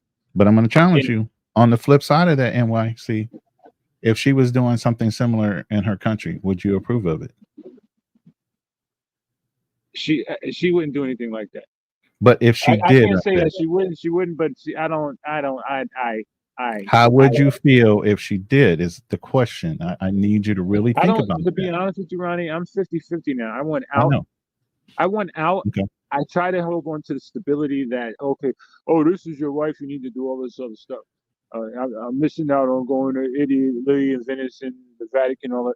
But you know what? In a way, I just went out. I want a younger perspective in life. I think that's what it is. I think I really want to move on, Ronnie. I really think that Okay. So you're after holding on to a marriage you realize now in Europe that you don't necessarily want, but you're just holding on to for the loyalty and the I'm not commitment holding on to factor? it. I'm willing. I think I'm more or less willing to let it go. Okay. But are you letting it go for the right I reason? think out of 12 years, because she's been in New York about 7 years here, and then she moved back over there to deal with some things. So I was basically spending a lot of time in Europe. Right. Catching a flight ain't nothing, but she's a narcissistical person. Every time we argue is about things that happened 10 years ago, and I'm like, yo, this is getting boring, man. When you deal with a narcissist, Ronnie. They mention everything you did, but they don't ever mention the things that they did Oh, to make absolutely. you be that way. Yeah. And I'm Those are tired facts. of hearing it. I'm tired of hearing it. I need a younger perspective of life, yo. I need to have that joy back. Okay. But we know statistically, if you jump from one relationship to another, sometimes that secondary relationship that you're using to jump to doesn't necessarily last if it's not based off of something real. And right now, y'all are trauma bonded. Be trauma bonding, but it could. I'm not saying it's gonna be real or she's even gonna come here, but Right. I just threw it So off on the either way, table. whether she comes there or not, you're willing to go ahead and step away from your marriage and go through the process. I don't know. I don't know yet. Yo. This is one of these decisions. Right. And do you think this girl is confusing the situation? I think she needs help. But I understand she needs help. But do you think it's confusing the situation with your current wife and you, as far as your feelings toward her?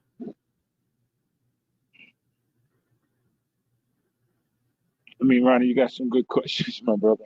I'm trying to tell you. I'm only going to hold you to the truth. Only God. All right, I'll put it this way: only God can judge me now. Right. I can't do that. Only God. I'm just asking these questions so you can think about them. I've been thinking like I about said, it. you don't even have to answer them online. No, These are the I questions, can answer them to anybody because I don't lie and I'm real about it. And like I said, only God can judge me now. We only have one life, Ronnie. Things don't always go the way we plan. I do things sporadically. Like I said, I'll book a flight to leave the country tonight. I do things sporadically. But I'm an honorable man. I've never cheated on my wife. Never done anything like that. I never flew out the country to cheat. I never did anything like that. I never had. Okay, NYC, I got to hold you accountable. You said you I'm never holding cheated on myself your wife, accountable. right? And I never You said you cheated on never her. cheated on your wife, but I just asked, would you fully disclose the situation that's going on between you and this new girl?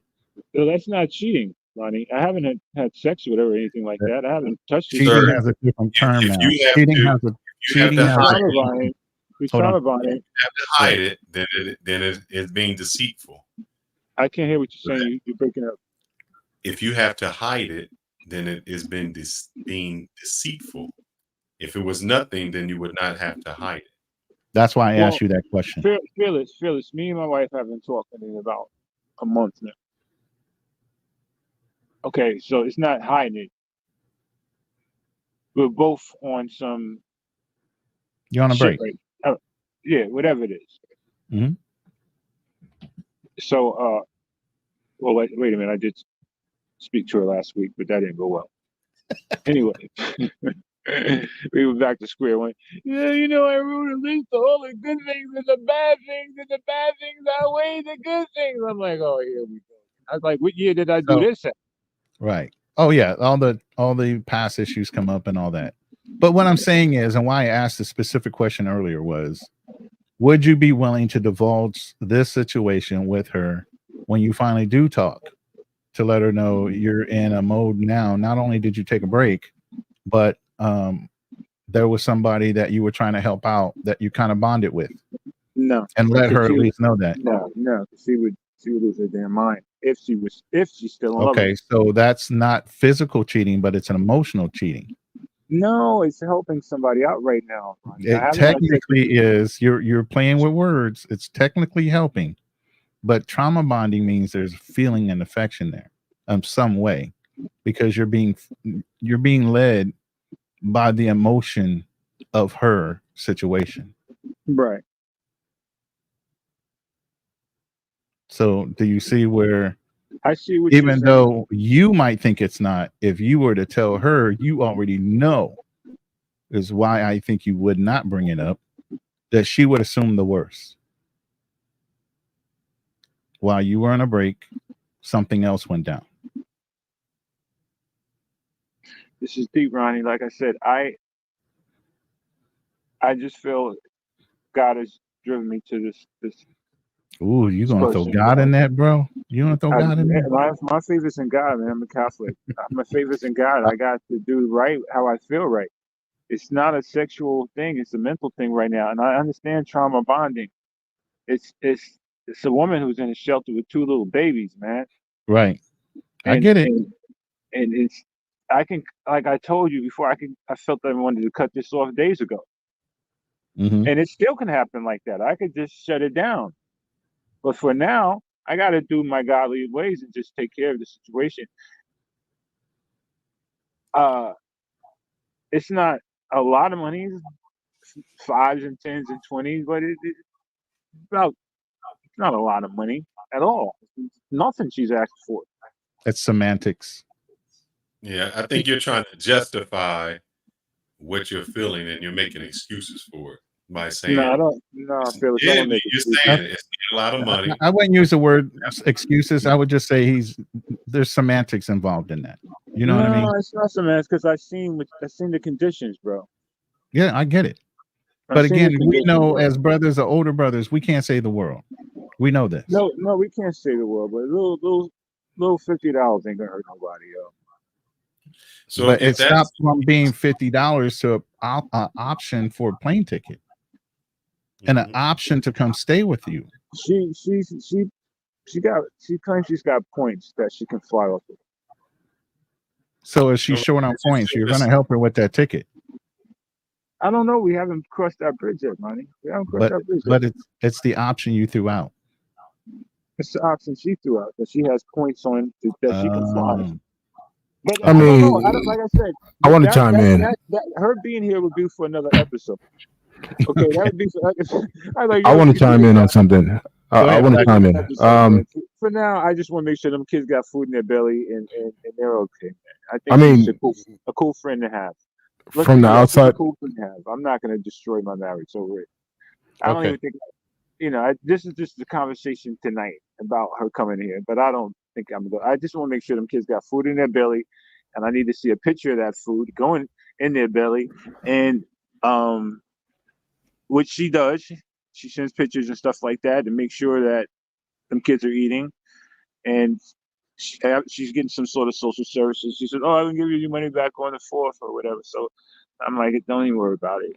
But I think I want my money back on the 4th. I really do, to test her mindset. So look, Black Man Charles, I want to say something. Look, first of all, you don't need to justify the reason why you're helping her. You have a kind heart. You helping. Whatever you decide the Ronnie and them asking, like I'm, Yeah. But I'm just giving you my take on it. Thank you.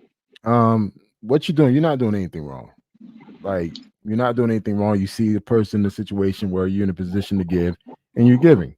If anything, you probably get that in tenfolds. So right now, you're just being authentic and honest about how you feel about the situation, and is what it is. I think if you want to help somebody, especially a woman with kids, that she's in a dire situation, go ahead and do it, man. Don't ever feel bad or no one feel like you feel like you're being a simp or whatever. All these words that they like to throw out nowadays. You're just being a man that's in a position to help somebody. That's how I feel about it. So right now, I mean, until things cross over to that other side, continue to do what you want to do, but understand this, similar to what Fearless and Roland said, you have to be careful. Don't put all your emotions into this, because you are going through your own situation. And she's going through a situation, and the thing is, it could easily go left real fast, man. So just be mindful of that. But in the meantime, if you're in a position to help, dude, like some of us, we make good money. Where sending $50 ain't gonna hurt us compared to other people. That $50 is gonna hurt some people. So I mean, look, all I see right now, all I'm hearing, you're doing a good deed. You care about this woman, you care about her kids, and you're helping out. Now there are emotions involved. Just make sure you check it a little bit, because the thing is, you're going through your own situation right now. What I did, today I spent like maybe what I spent today, about $260 just to buy myself some fly gear. So little 50 here ain't gonna hurt me. I mean, I do that when I feel I need to treat myself to something. We all do that. So what I gave her is not, as long as I know that some kids are healthy and it's my good deed to do. And if we trauma bond, then trauma bond, I think it's my good deed, and it can go left anytime. I told my daughter that this thing can go left anytime. I can quit. I've walked away from many situations. Right. At a drop of a hat. I just block people. I block family members. I mean, just walk away. I need my sanity, and me taking care of this family makes me feel good. And that's worth more than any amount of money that I can think about. As long as it makes me feel good at what I'm doing, as long as she makes me laugh, as long as she gives me the respect and the attention, then it's all good in my book. Okay, so Okay. it's not a sexual thing. Like I Right. said, she showed me her boobs. I said, put them shits away. It's not about that. It's not about that. It's about them damn kids. She showed me tears and other stuff, you know. But Ronnie, I could shut down. I'm cold blooded sometimes, yo. If I Oh, see it we all going can on, be. yeah. If it was just her sitting in a hotel, she got to fend for herself. But them kids are just. If I could just show you pictures of them, you'd be like, yo, you would do the same thing. You would do the same thing. I mean, look, I don't see nothing wrong with it. Just make sure you're okay, man, mentally and emotionally, because you're kind of going through your own little situation, man. And actually, both of you guys are going through your own situation. Y'all coming together through that bond. So just be careful. I understand it. Let me tell you something. This happened before in life with me, one time before. Sometimes God puts people in positions Yeah. so you can let go of the True. past. These are one of those times. Okay. I mean, All right, as long well, as you're treating as such, that's cool, man. I don't have a problem with helping people. I'm very helpful. I'm that type of guy. I want to, try to reach out and help people like I can. Some You people, know, let me tell you something, Ronnie. Some people can't separate from a situation that's a bad situation. And then sometimes, if you have your faith strong in God, God will put a person to wedge that situation so you can separate yourself from a bad situation. Does that make sense? I A little understand bit. what you're trying to say, where it can distract you from your current situation while you're busy with doing a mission. It's like Ronnie. You had a girl and she was a narcissist or a nightmare. And she just kept screwing with you, and My ex-wife. you found out she was cheating on you, and then the Oh other no, classmate comes up to you and says, Paul ain't no good for you, Ronnie. I think you should swing with me for a while. And then Paula goes up to your girlfriend and says, listen, leave Ronnie alone. We know all about you. The, the cat's out the bag. I'm gonna take Ronnie now. You need to walk, chick. I've been in that position before. that's a fight. I've seen it. It looked like Ali Frazier. Okay, I've been in these predicaments before. God puts people in wedges that situation, Ronnie. Mm-hmm. And if you don't have that wedge, sometimes it's hard to separate from the abuser. What could be the woman? A narcissist thinks they're being abused when they're the Right. abuser. Exactly. They'll All right. gaslight you to death. Oh yeah, they're the abuser, and they all they got to do is complain about things that they felt they've been abused about. But no, this was an intense conversation tonight. no, it's all good. But it's a good way of demonstrating, and unfortunately, online, our brothers can come together and have a conversation and No, help I each do. other's out. With It's real life. It's real yeah, life with me. Like I said, I don't like to lie, and I like to get perspectives on it. People may feel different about it. They may be tight with their pockets. You know, it's it's just like the brother said. Some of us got it, and they gonna break our pockets, and some of us don't have it. Black man travels to the best. If you feel it from your heart, then do it. I'm not looking for anything returns. I'm like, yo, you fly to New York, you gotta give up something. Nah, it ain't even like that. It ain't even like that. Sometimes in life, fearless and Ronnie, you have to go with your emotions and feelings, but don't let them overflow into something serious. Just do what you feel is right in your heart. And if you do what you feel is right in your heart and it makes you feel good, then there's nothing wrong with it. Yeah. Mm-hmm. 2 kids and a baby that's homeless Wow. just got kicked out of the shelter tonight and staying in a hotel. I think I did the right thing. Is there a reason why they got kicked out? She said that it's a domestic violence shelter. And Yeah, but typically for them to get kicked out, it has to be a reason, or I'm their time gonna went get up. to that. I'm gonna get to that reason, Black Man Traveler. Okay. Okay, they're not supposed to be on any phones because they don't want the exes to contact them and try to manipulate Yeah. them to come back. Got it. So she claims to me that her daughter was making a TikTok video, and Oh. I don't know whether it's true or false or whatever the situation may have been. Maybe she'd been on the phone a few times. Maybe they're walking past the room. Listen, I don't know what this. Nevertheless, Black Man Travels. From the beautiful white room she was in, she's in a different place tonight. And it ain't that beautiful. And she's crying. Okay.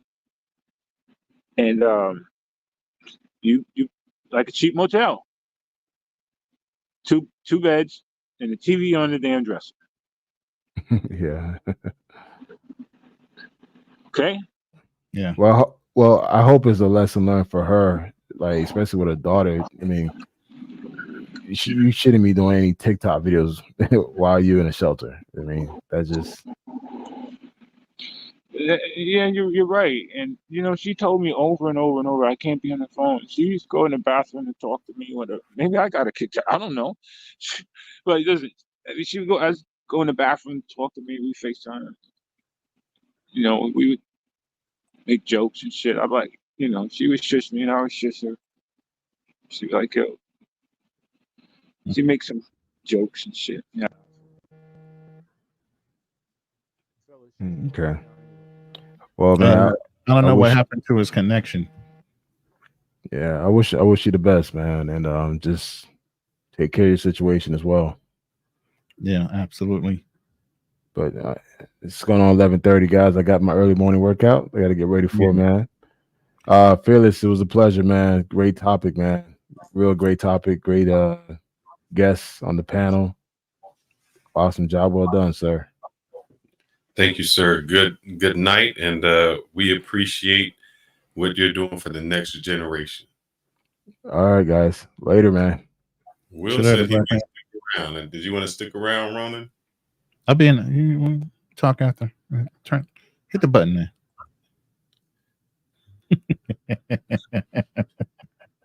The one thing I'd say is there's a quote by Ivania Van Zandt that I think always resonated with me. Ayala Van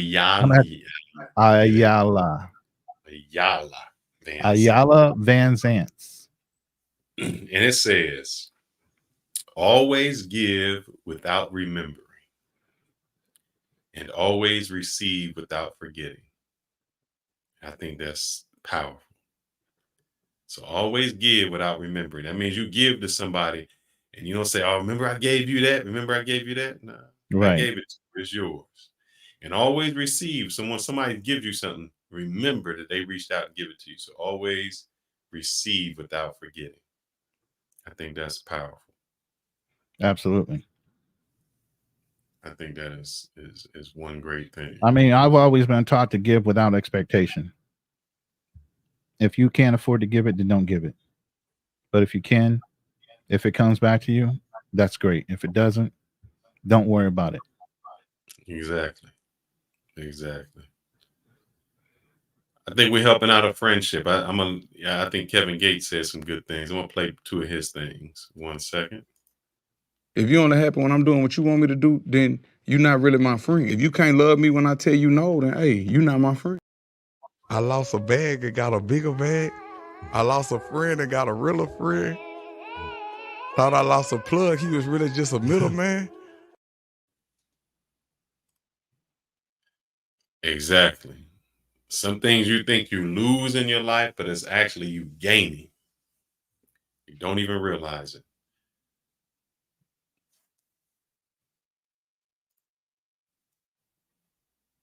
Facts.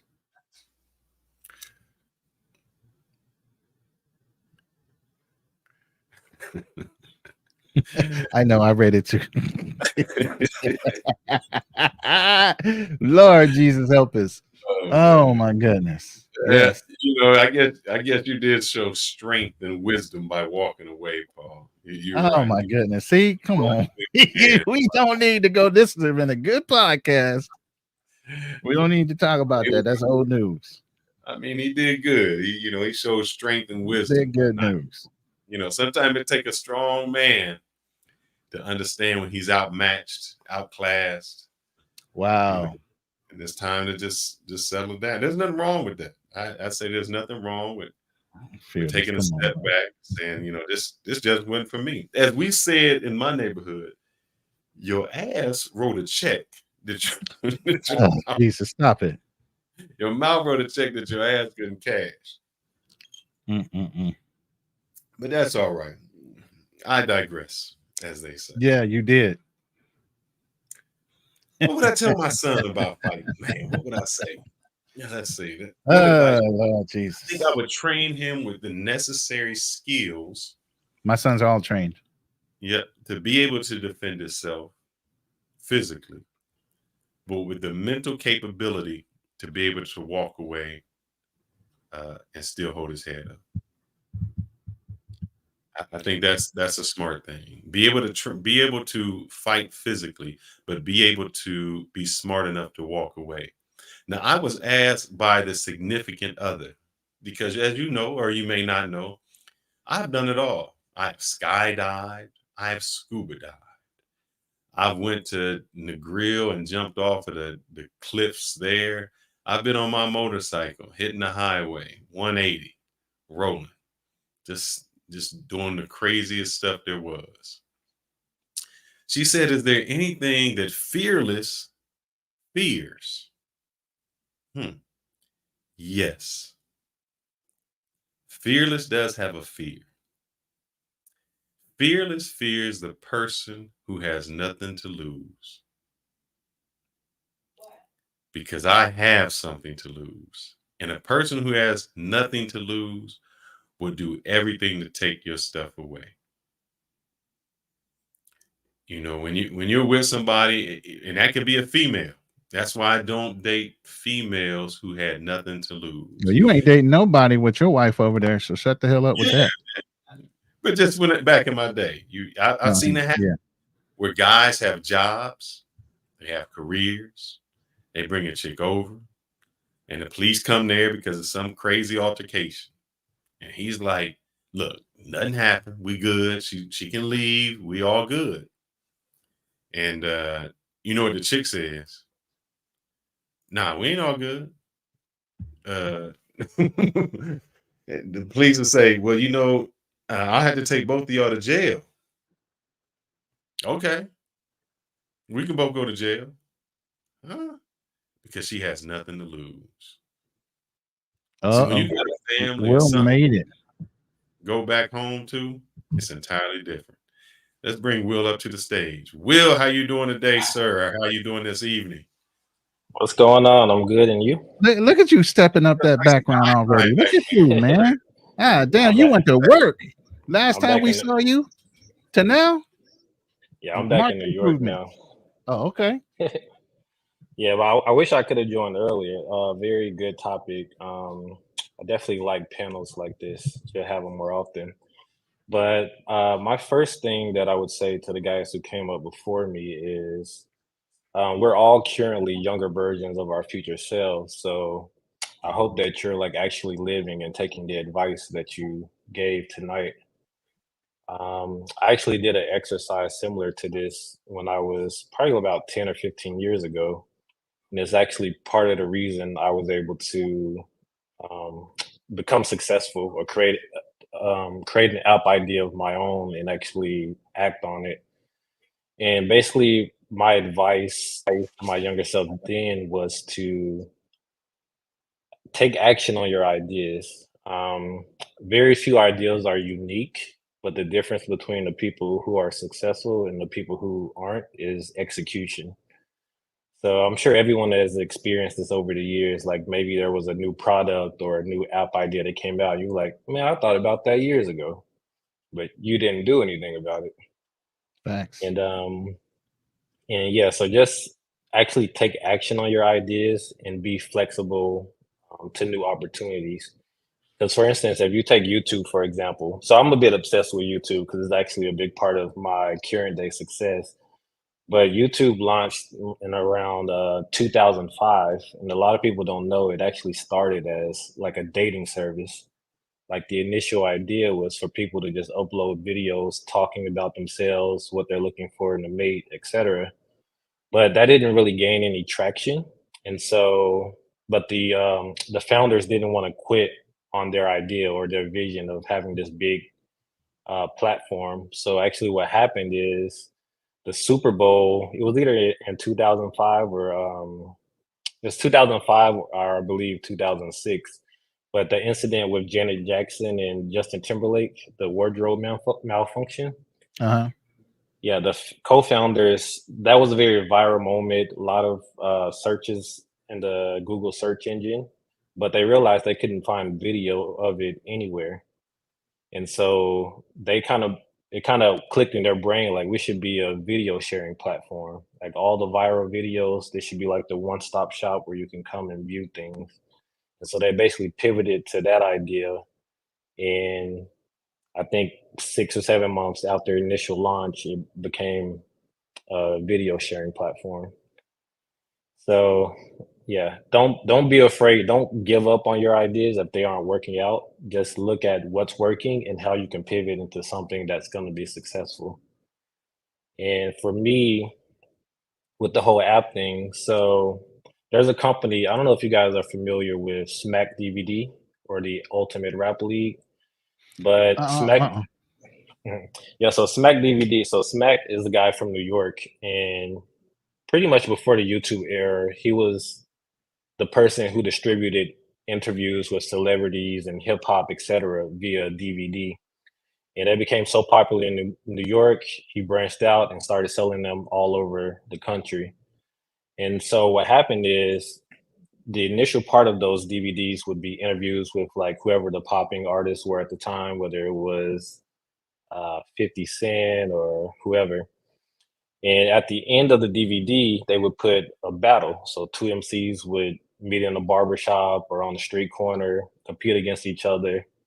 And they would put that at the end of the DVD. But eventually they realized people were buying the DVD and skipping straight to the end to watch the battle.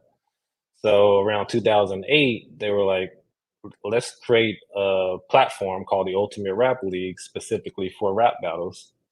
And so they basically pivoted to that venture, and they grew on YouTube like quickly. I think in like 2017, they had a little over 1 million subscribers. They were Yeah. making decent income from YouTube, getting millions and millions of views because people like fans of battle rap, they watch it religiously. They Yeah. might watch the same battle like 4 or 5 times. And so yeah, they were making a lot of money, but then these YouTube changes started coming. Like a lot of people are getting hit with it now, and it's like a big shock. But like this started back in 2016. They were demonetizing the battle rap channels. I think they were making uh 200,000 a month at the time. Once those No policies wonder they hit, they were were motivated to demonetizing. yeah. Once those policies hit, they were making maybe like 20,000 a month. So that's a Oh drastic God, change. dog, that's highway robbery. Are you serious? Yep. So me being aware of that, being a guy in tech and just being familiar with the culture, because I've been watching these DVDs since I was like 12 years old. So I've been following along, been a big fan for years. So being aware of the YouTube policy changes and being aware of what's going on in battle rap, I decided to just send them an email. Like it was so easy. I just sent them an email like, hey, I'm a fan of battle rap. I see what's going on with YouTube. Do you want me to build you your own platform? And they just said yes. Like it was that simple. And one of the That's reasons awesome. they You say, saw that idea. You saw the opportunity. You seized it. That's awesome. yeah, yeah, and one of the reasons that they were very happy to work with me is because I look like them, I talk like them. Because I also realized, like, being in tech, like, I don't see too many other people like me in the office, especially my first job. So my first job, I was on Wall Street with JP Morgan, and it was a good and a bad thing because I'm from Arkansas. I got thrown to the wolves in New York City. My first job, it was definitely a learning curve. Yeah. But it was great because everyone in my office, it was kind of like their dream job. Like they had worked their whole career to get there. It was my first position. So I was like 21 years old. They were all in their mid 40s, and they kind of just all wanted to mentor me and shape me and guide me to get to the next level. So I had a lot of positive influences uh, at that uh, at that job. Right. Yep. And so yeah, I left there. I went to Major League Baseball, worked on the fantasy baseball apps, and also a lot of video streaming apps. So a lot of people don't know Major League Baseball. They're actually the first league to live stream sports. So all of the league owners put $2 million into a pot, created a tech company. It's like, hey, we're just gonna focus on live streaming baseball. This is what we do. This is what our fans want to see, and they got really good Yo, at it. the vision in that alone, knowing that now, knowing back then what cable became, where people just got away from cable altogether and started streaming directly. They jumped Yeah, ahead of that way beforehand. yeah, so they got really good at video streaming, and what happened is with technology, it can be used, it can be repurposed for a lot of things. So they were good at video streaming, so a lot of companies came to them to either rebuild their existing apps or create a new app for them. So one of the major companies that came was HBO. So we rebuilt the HBO video streaming app. We did some live streaming apps for a lot of other sports companies. And eventually what happened, the year that I quit, which was 2017, the company, majority of it got acquired by Disney. So that app that I worked on there, it's the Disney Plus streaming service today. Um, but yeah, so once I left Major League Baseball, I was just free. I decided to spend a year traveling and working on my own ideas. And initially it was, I'm gonna be this big time YouTuber, this big travel vlogger. It's very oversaturated now. Back then it wasn't as crazy, but that was my vision. I'm gonna create a mobile app that tracks basically for budgeting and traveling. So people can share like cheap hotels to stay in, tips for saving money. Like one thing I learned while traveling is because I didn't have like a strict schedule. I can go anywhere I want, whenever I wanted. Yeah, I So know you that can feeling. book, yeah, you can book like a crazy ticket. So let's say, so I was in Southeast Asia most of the time. So let's say from Thailand, you can look for a flight, let's say like a 40 or 50 hour, those flights with those crazy layovers, like 20-hour layovers or whatever. Sometimes they're very cheap. Like one way might be $100 to go from Thailand to Australia because you're going to go from Thailand to Dubai to wherever and then Australia. Because nobody wants those long layovers. So what I would do is I would just look at the long flights and see which ones had layovers in countries that I wanted to visit. And so if there was a country I Smart. wanted to visit and it was cheap, I wouldn't complete my flight. I would just stay at that location and hang out there. So it's like little things like that you learn along the way. But yeah, the travel thing, I quickly got tired of trying to film video travel all the time and trying to edit. So I pretty much gave up on YouTube at that point. And I was like, I'm just gonna focus on this battle rap thing. It seems more promising because they already had a product, they had a demand, they just needed a way to distribute it. So yeah, I just spent actually I spent 2 years working on that thing. I didn't make any money for 2 years. Like most people, I think that approached them before, they were like they wanted like $100,000 or $50,000. I was like, no, I'm gonna do it for free. Just give me a percentage. I want ownership in this thing because I know it's gonna be big. So yeah, I Wow. worked on it for free for 2 years. Almost gave up a few times. I was like, "Oh, this is never gonna come out. It's time to go back to the matrix, get back to reality." But yeah, stuck with it. It came out in May of 2019. First day made like $200,000. The first day, and then from there Congratulations, bro. it just Yeah. skyrocketed. Skyrocketed after that, huh? Yeah. So yeah, that goes back to that thing of like execution. Like there's so many great ideas out there, but very few people act on it, and very few people have the vision to actually make it work. Because like Black Planet, that whoever created Black Planet, they should have been Mark Zuckerberg. Like, there's Yeah. nothing very unique about Facebook. We had all of these platforms before, but you don't hear about a Black Planet billionaire, and there's No, a it, reason for it that. phased out. Yeah, it phased out and disappeared. But the app was well done. Yeah. But man, I appreciate you sharing that, Will. I think Hey, you muted. Fields. You muted, Fearless. We can't hear you.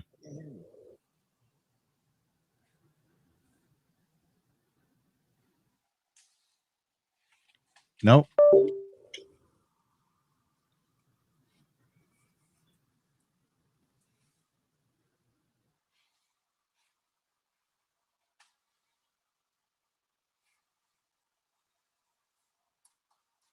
Nope. Nope.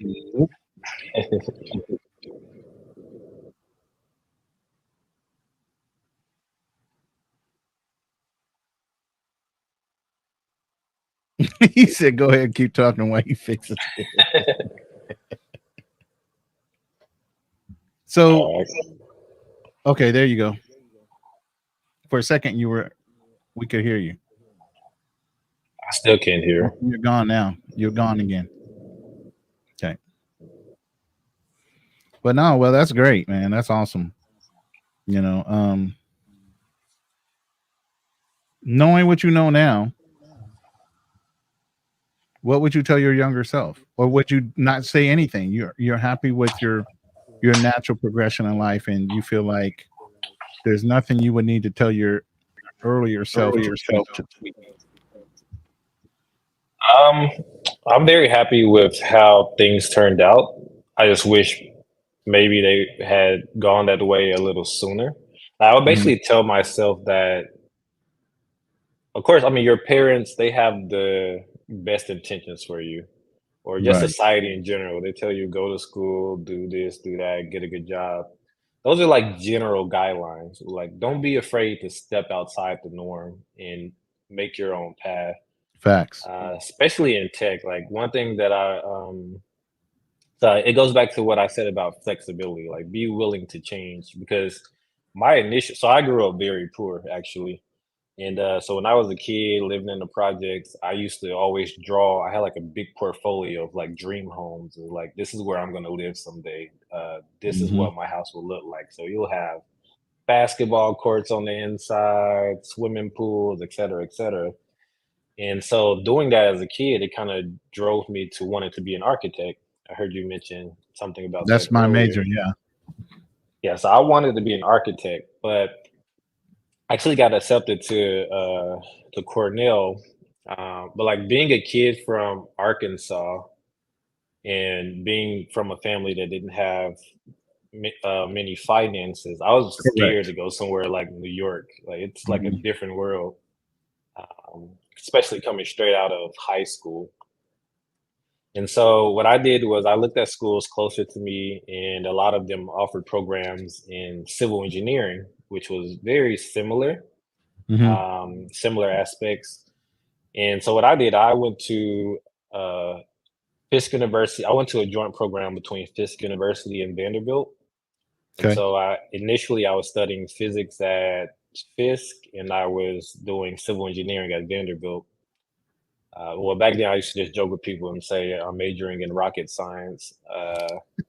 But yeah, back when I started school, that was actually, so I started university in fall of 2006. So that was actually the year that the first iPhone came out, and I think the next year the first Android came out. So everybody was building apps, making money from just creating something. A lot of them were like simple apps, but they were new to the market. And so I decided to just change my major, because a part of our curriculum for civil engineering was some intro to computer science courses and some Right. programming courses. Right. And a lot of people struggled with it, but for me, it was just natural. Like, I rarely had to study. I picked on it very quickly. I love building stuff. Yeah, that was the And same thing with so, me. Came natural. Because even when I went in the Marine Corps, it was I went into microcomputers. So they started teaching me COBOL programming as well.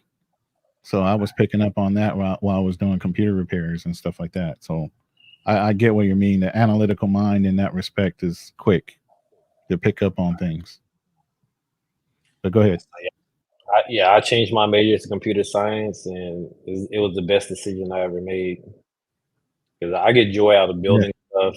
I get joy out of building stuff that people use in their everyday life. So especially when I was at Major League Baseball, I would go to the bar and people would be watching the game and looking at the app, and I walk up and ask them like, "What do you think about the app? How could it be better?" Blah blah blah. And it's like, okay, cool. Like I work on that. I'll see what we can do.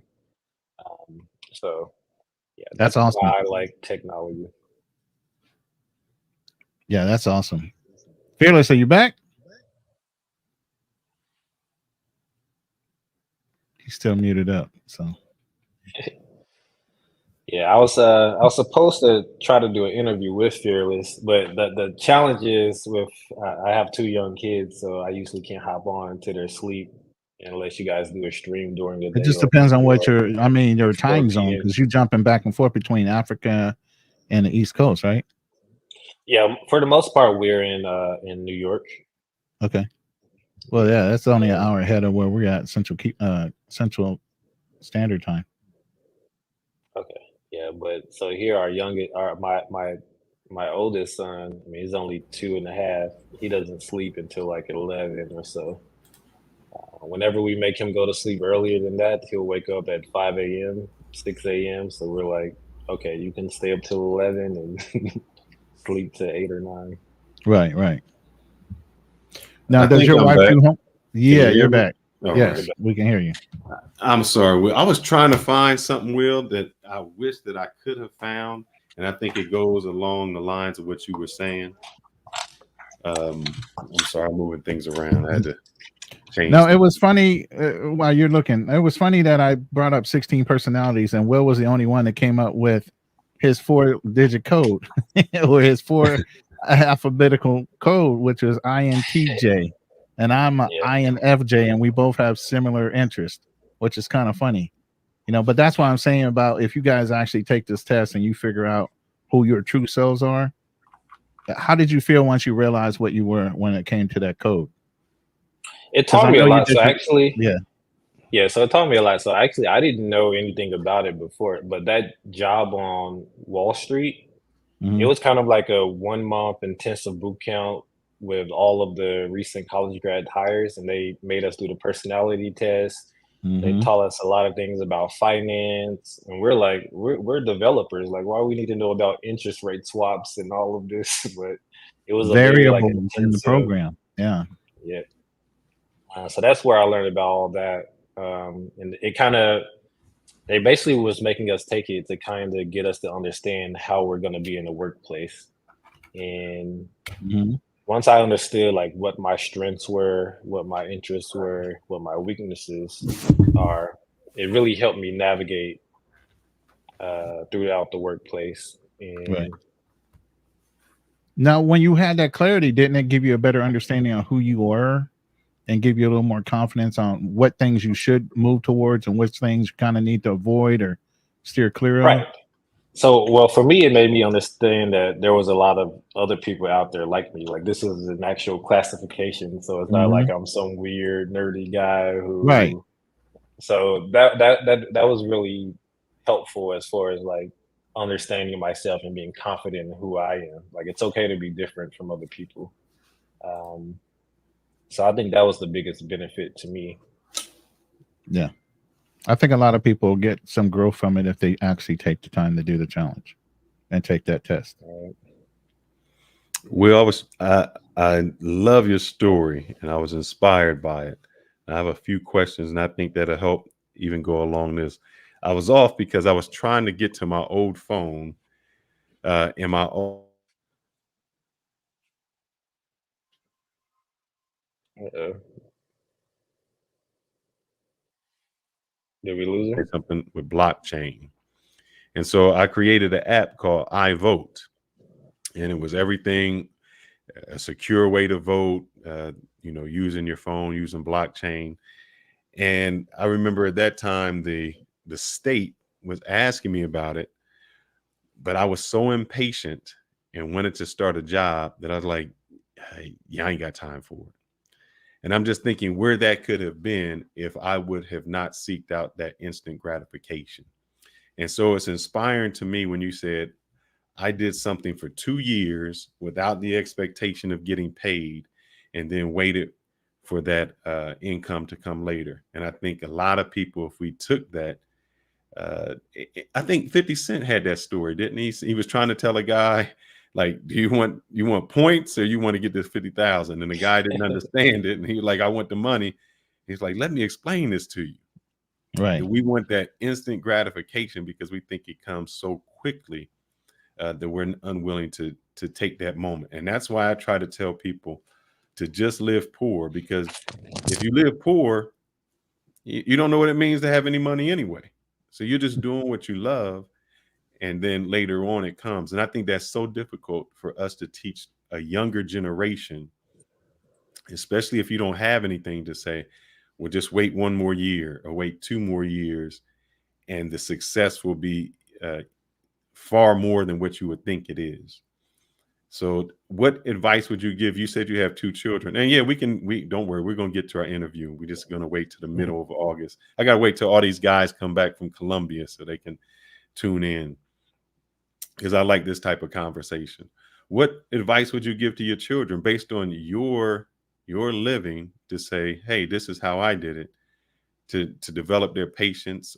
Or example, you came from Arkansas. I'm in Texas, so I know Arkansas. Y'all don't have, I've driven through them pine trees, and Arkansas really doesn't have a lot. So I know you came and you got it out the mud. So what advice would you give to the children and your success? I would say definitely like take risks when you're young. It's better to try and fail at an earlier age than at an older one, because it's harder to recover when you're older. And then also, I have an interesting, or some people may not like my kind of view on children, but I look at children as kind of like a startup. Like, you're investing a lot of money in them. You're hoping that they reach the levels that you want them to reach. And so, like, I'm gonna do things with my kids. Like, once they're a certain age, if they want to play video games all day, that's okay. But you got to build the video game. So you might Exactly. start off building like a basic game, and it's gonna get boring fast. So you're gonna have to innovate and create and add levels to it, or build a new game. And that's the sort of things I'm gonna do with my kids. I think that's the difference, Will. And the reason I say that is, I told you I went through like 2 years, and it was an all-white school. And what I found out was, where we would buy our kids planes, they would buy their kids model planes. So we could just fly it, where they would say, no, you have to build it. Another thing is that professor I was telling you about, his kid also liked to do video games. And I know that he researched something where he got like the cheat code and he could win. And his son was fascinated with it. Like, wow, how, you're invincible. How do you do that? He's like, well, you want to learn how to do it? Here's what you're going to do. And he took a skill that the son really loved and then said, here, you can become this. And he just flourished in it. And so it's so sad that we can only see the video game part of it, but we can't see the other part of it. So, like I said before, I said, the designer is the only person that makes money by you wearing his designer clothes. All right.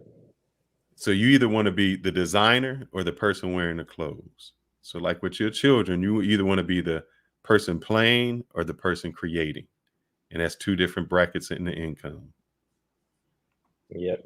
And then the other thing, so as far as even like taking the risk and working towards a goal, I would say sit back and make sure it's something you actually want to achieve, or something that once you have it, it's going to be fulfilling. So, like, I'm very happy with how things turned out with me, but very few people have what it takes to actually, when you talk about creating something from zero to millions of dollars, like the amount of work, hard work, sweat and tears that goes into that, it can be a bit unhealthy. Like, those 2 years, like, I don't want to say like it was an easy thing. The not getting paid part was the easy part, actually, as crazy as it sounds.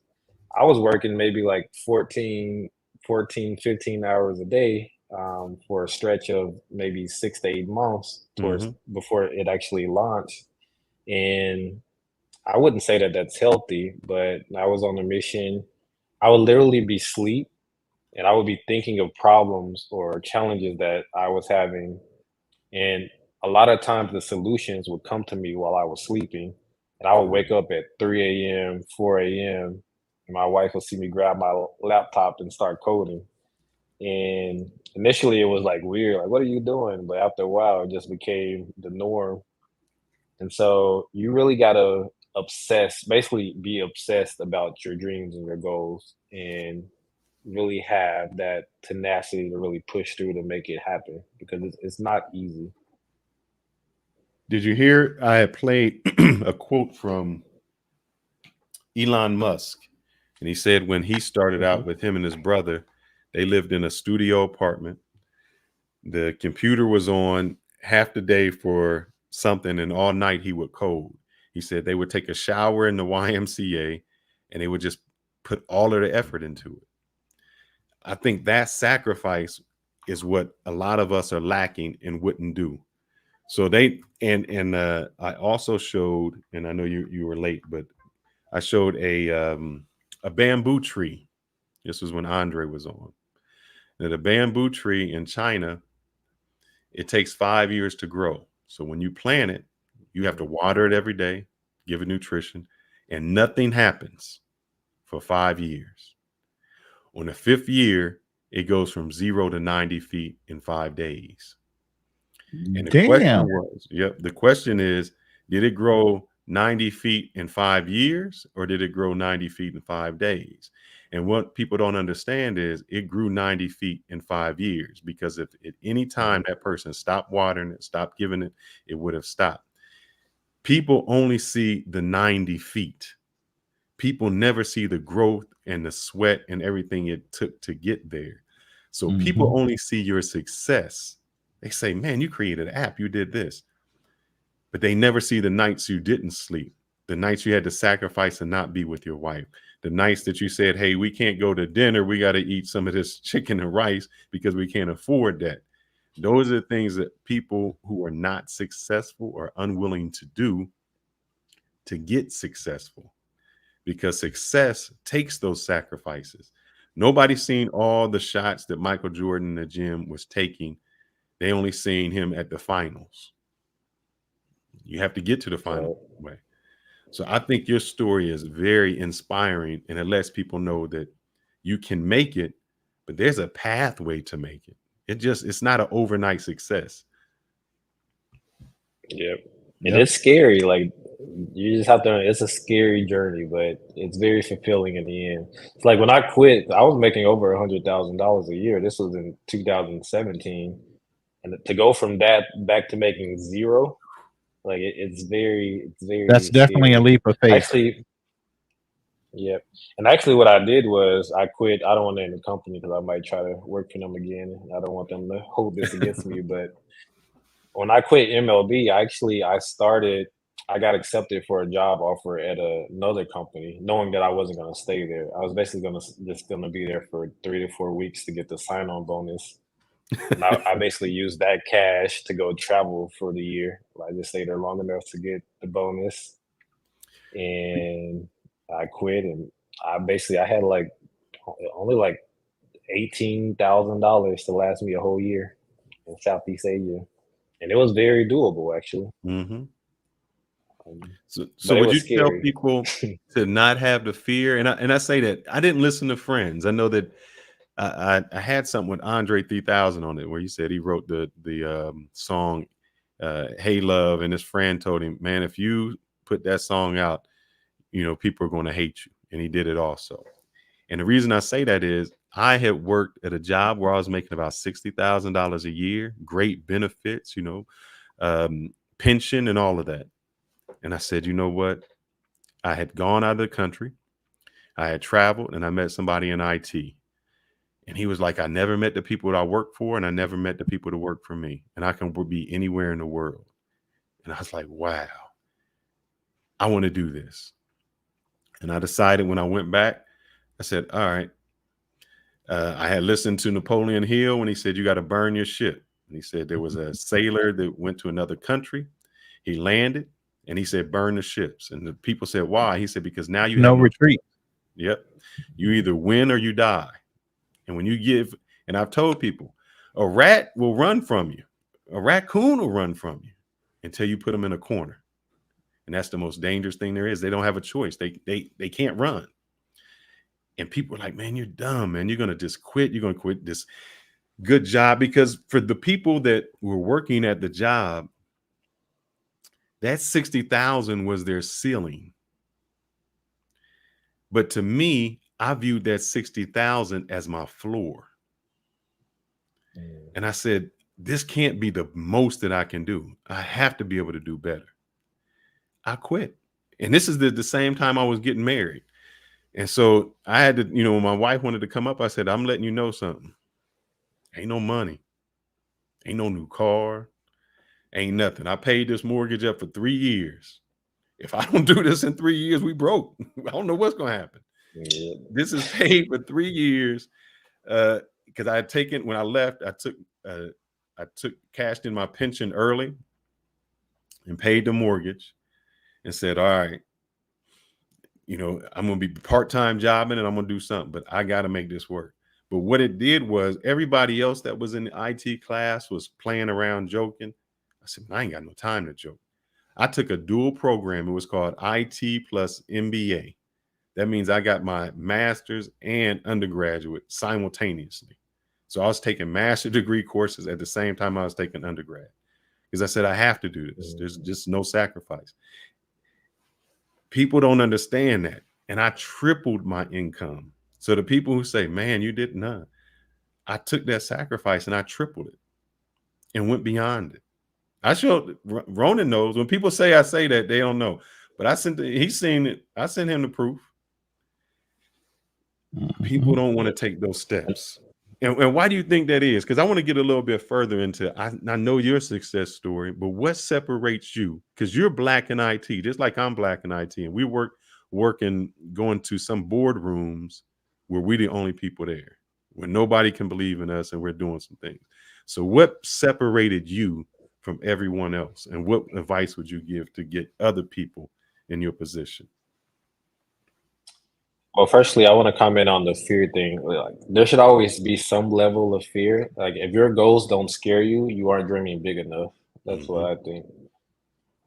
But as far as what separates me, I don't know. I've kind of always had the the motivation to, because like I said, I grew up poor in the hood. Like, it wasn't the life for me. I was always looking for a way out, and I was always a smart kid. At 12, I started. And at 12 in middle school, we had a class where you could basically learn any software you wanted.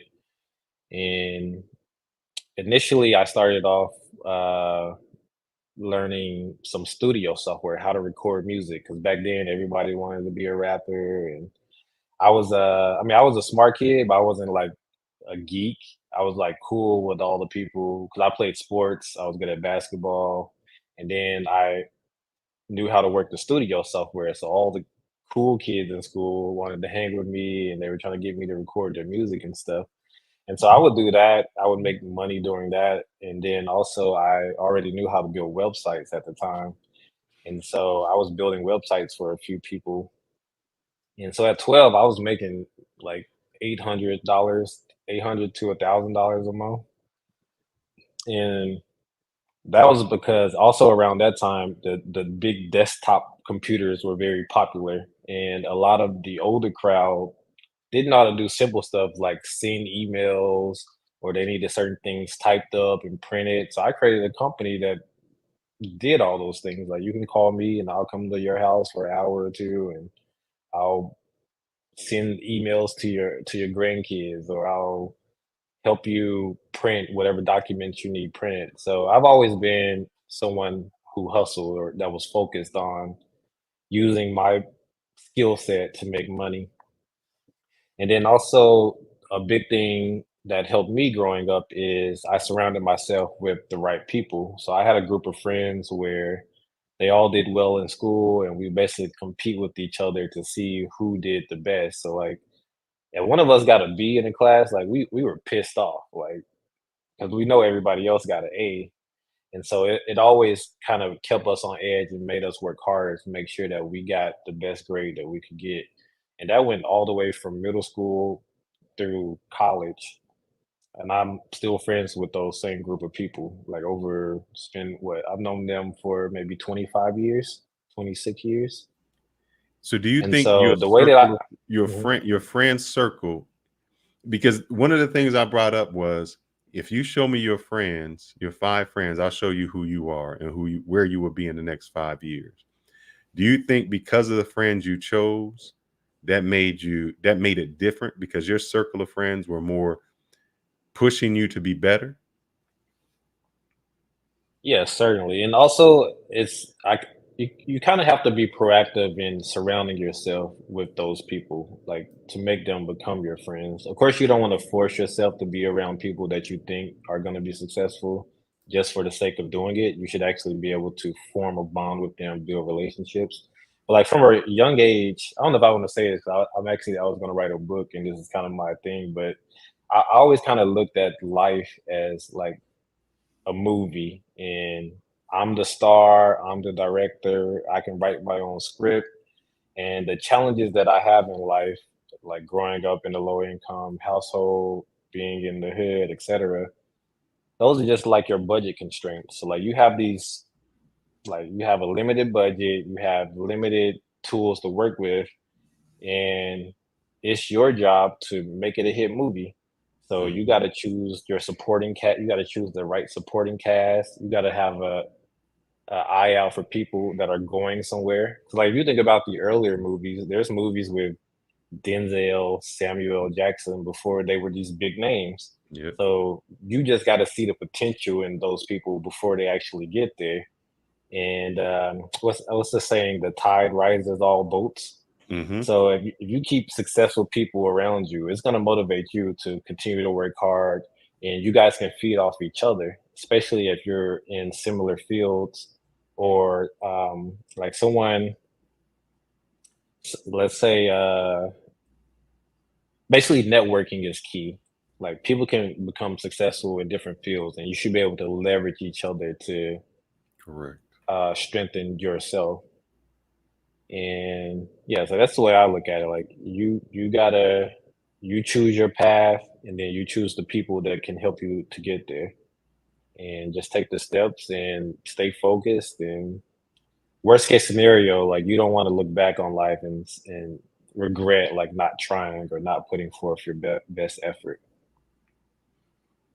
I agree. I think your friends can be very influential.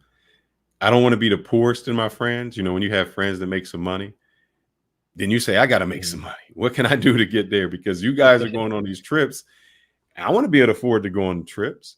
And so you start to think, and this is what I would tell myself, and I said it before, what I ingrain in myself and what I would tell my younger self.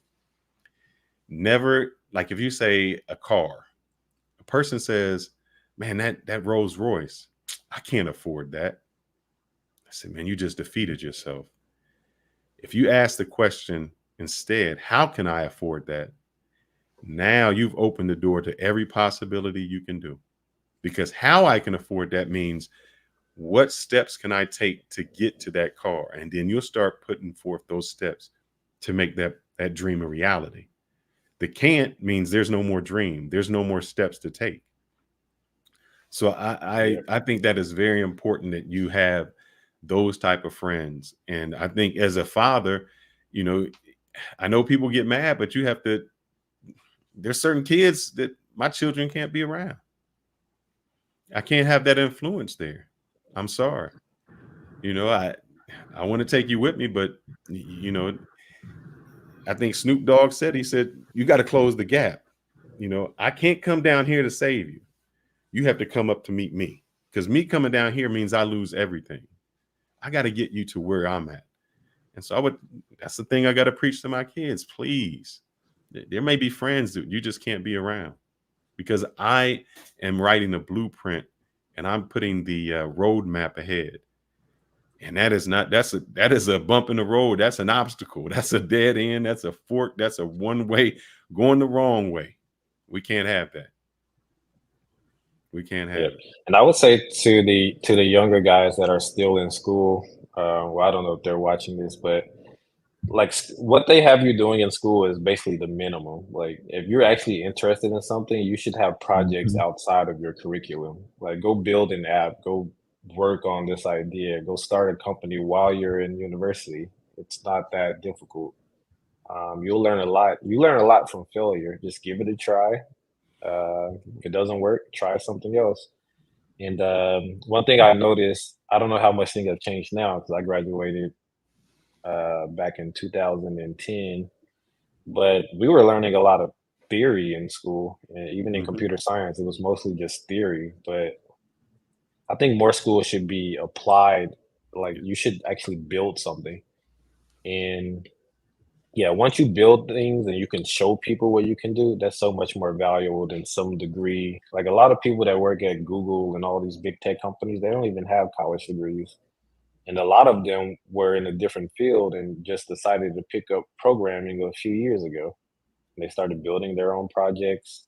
As long as you can demonstrate that you have the skill set and you can show, a lot of people can talk, but if you can show what you can do, you'll go a long way. Well, I am not a programmer. I found that out of my first semester. When I was writing and I had to like write 5 lines of code to say hello world, I was like, what the hell? No, I can't do this. I'm writing all this just to say this. I use it now like I use Terraform because I have to, we run some blueprints through GitHub. But I'm not I think coding takes a different mindset. And I was never able to get into that mindset. But I know just enough to maybe find some errors, but not enough to write a program with. So when I see people who can sit down and they've already mapping that out in their head. They know the loops, they know they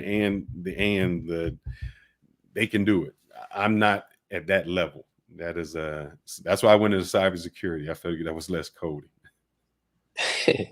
Yeah, so like going back to my personality type, I'm a creative. Like I love experimenting with things and building things, and so I have a computer science degree, and I learned all the basic coding principles, for loops, and stuff like that. But they didn't teach me how to build mobile apps and things like that.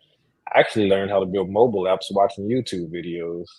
This is like Right. over 10, 12 years ago. I would just watch videos on YouTube, bring up my IDE and just follow along with the tutorials, and I would just build off there. And so my first app I actually did my sophomore year, and it was basically just a Google Maps app.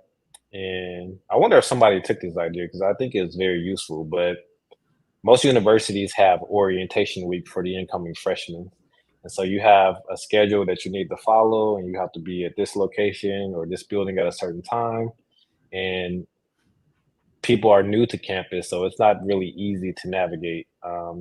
Basically, I made a basic app for orientation week that reads in your schedule, knows what building you need to be at what time, and it'll alert you a certain amount of times, like, hey, you have to be over here at 2 o'clock. It takes 10 minutes to walk there. You should leave now, or you should leave in 5 minutes to make it on time.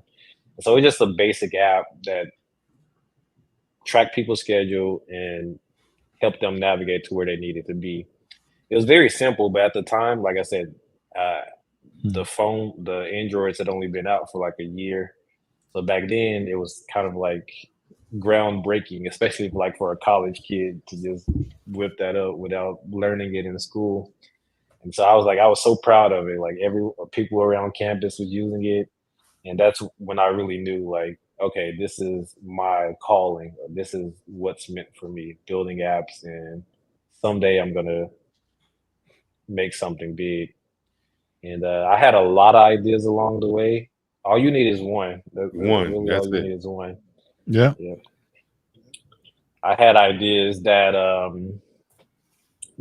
people. So I had a idea for like a zombie app many years ago, and it was more so interactive. Like you have to get out and walk around. So like basically, you would go on the app and you'll see a map of your area, and you'll see human players, you'll see zombie players. The object of the game is the zombies have to walk within 30 feet of the human, They can bite them, turn them to a zombie. They can get points, win prizes. They're basically like the zombie clan is trying to like take over the globe. You kind of have a worldview, so you can see what's going on in the U.S. You can see what's going on in Europe, and you can just see like how the numbers spread. And the object for humans is, of course, to avoid the zombies. So you can do that by one, staying from within the 30 feet range, which can be difficult because, of course, you're going to go to sleep at night, or maybe you're just going to be at work or at the bar or something. And so, how you survive is you would pick up supplies throughout the city. So, I would put like a marker at different like landmarks. So, like, let's say we're in New York, I would put a few in Central Park. I would put a few by the Statue of Liberty, like all over the map. You have to physically walk there to gather the supplies. So there will be something like a potion to turn you back into a human if you got bit, or there will be like a cloak to make you invisible for a certain amount of time, so zombies couldn't see you on the map. And so basically the way that I was going to monetize this is that, so at the time you needed like millions of people playing your app to really make some serious money from ads. And so I was like, well, I think that's very difficult. And a lot of times these apps are out for years before they actually get popular. And I was like, what strategy can I use to make it like monetizable on day one? So basically, what I was gonna do is, let's say I have 20,000 people playing in New York, I could put a marker at Dunkin' Donuts or a certain store, and those 20,000 people are gonna come there to pick up that object. And so basically, what I could do is I can get those companies to pay me to put markers at their different locations. Um, so yeah, that was my first big idea. Yeah, I kind of gave up on it, but I think someone could have done something big with it. A lot of people think I actually pitched it at an interview I did with a big tech company, and shortly after they came out with Pokemon Go, and a lot of people were like, "They stole your idea." But yeah, I was a dream destroyer, and I didn't realize it, and it's sad. There was a friend of mine who came to me, and I'm going to answer your question, Ozzy, in a second about that. I pulled up some things. There was a friend that came to me, and he said, "Man, you know, it'd be a good idea. Like, you know, somebody could just order their groceries online, and then, you know, you could just take it to their house." I'm like, "Yeah, that ain't gonna work." He said that way You before. goddamn it, you. He said it way before any of this, and I just thought, why would somebody just want you to deliver their groceries? I mean, that makes no sense. Now every grocery store has their own delivery system. That is crazy. Or they use DoorDash to deliver your It groceries. is crazy. So Ozzy, actually, I was. Yeah. Oh, let me help Ozzy out. Ozzy, do you have to know coding to do cybersecurity? Not really. So, for instance, a lot of coders use tools. So this tool is called Kali Linux. Kali Linux lets you do all the penetration testing, what they call brute attacks, all of that. So you're basically using tools. Of course, there are some things that you can use. I actually use this, but I do more now of cloud architecture. This is AWS. This is a console. So how AWS is set up is now it's just push button. So if I want to create what we call a virtual machine, it's just push button. So I can go in and say, all right, I want to run this instance. So I'm going to launch an instance, and that's how I'm creating it. No, we don't build like this because when you get to a certain point, it's called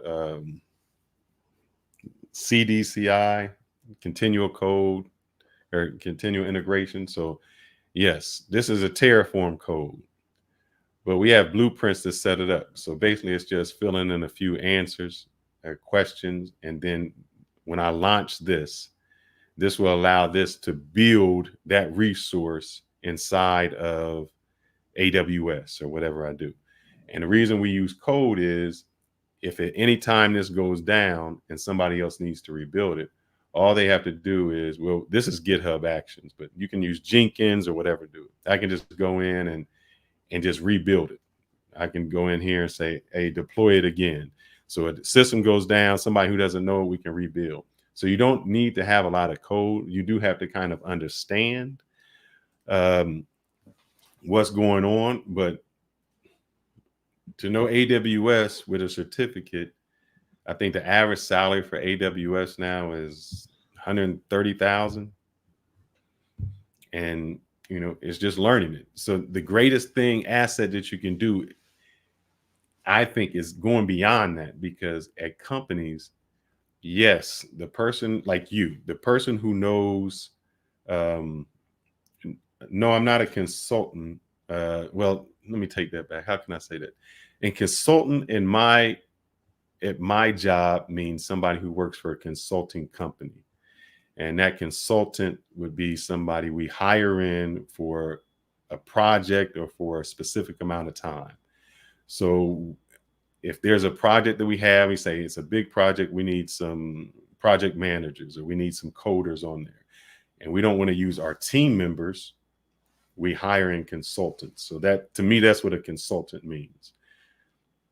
But I say the skills that you need are a little bit beyond that. So let's take you, Will.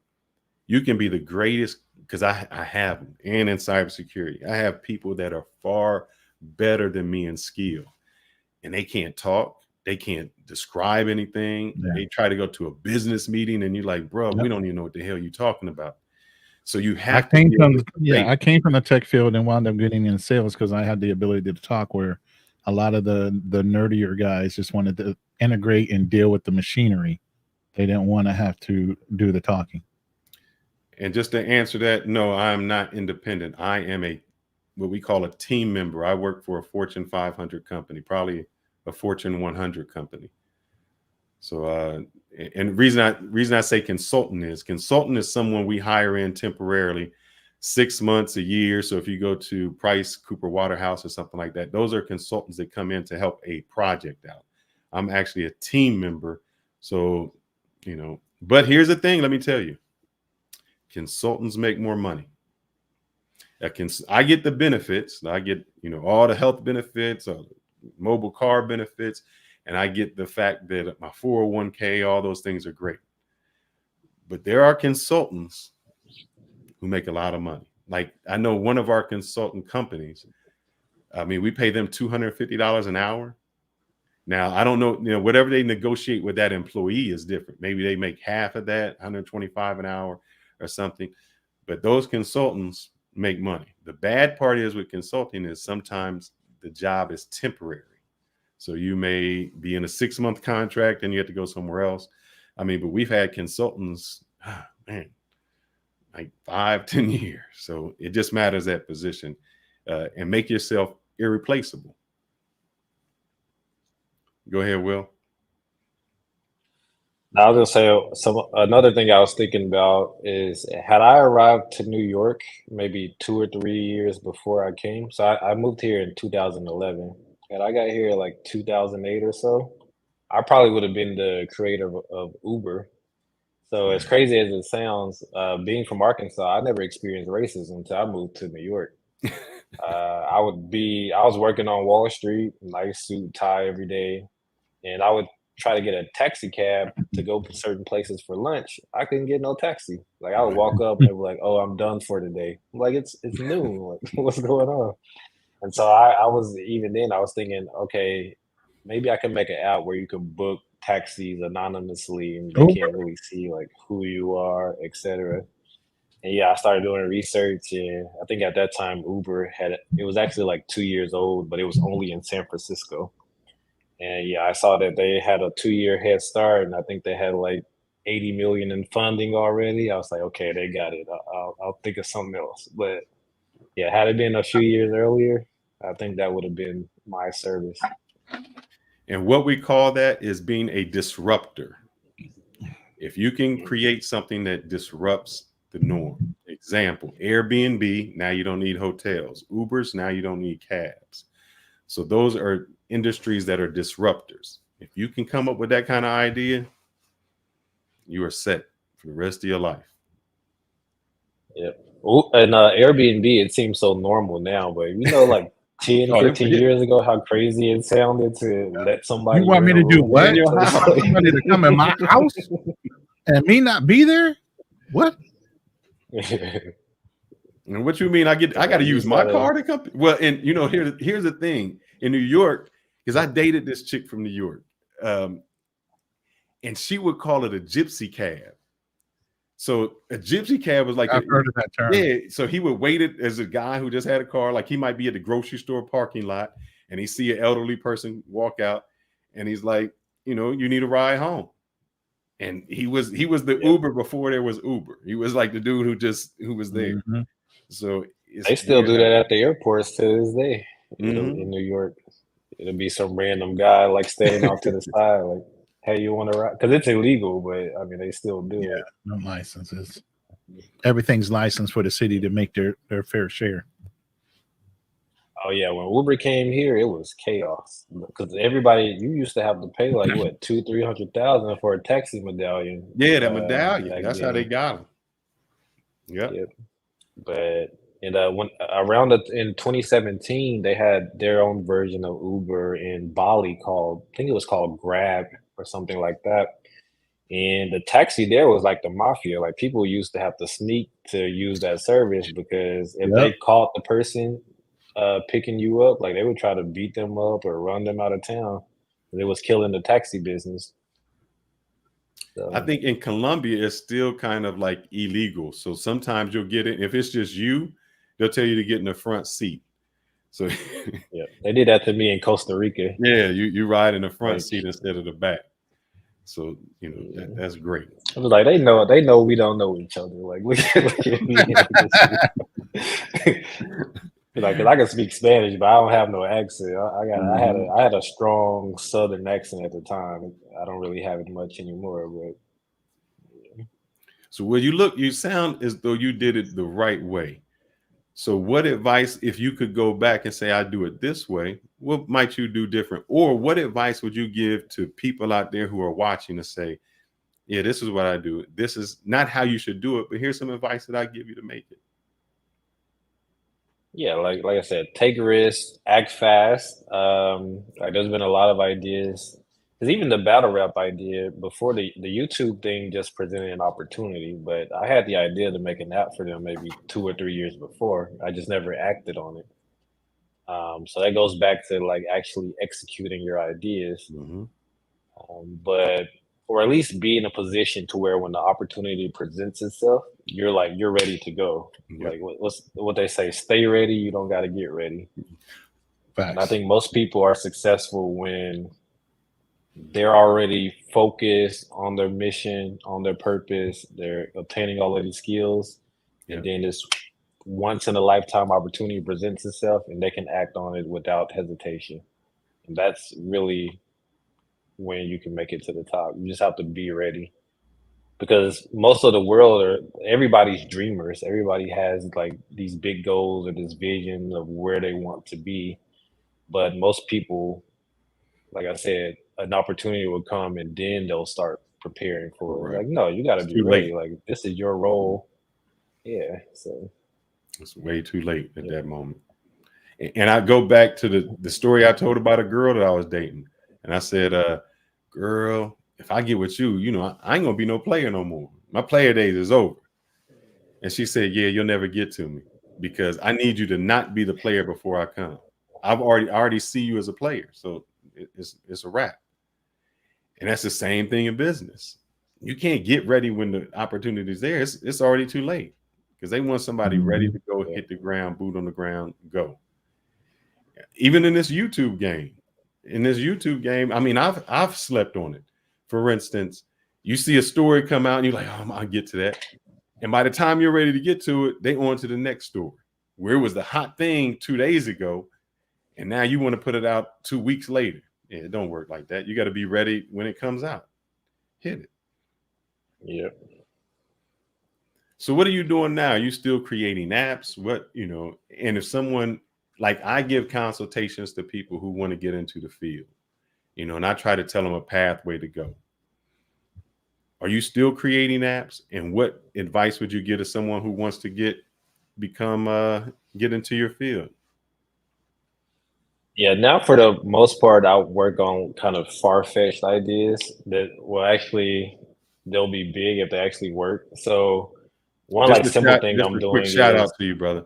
Ozzy says URL is 4.7 out of 5 on the App Store. yes, sir.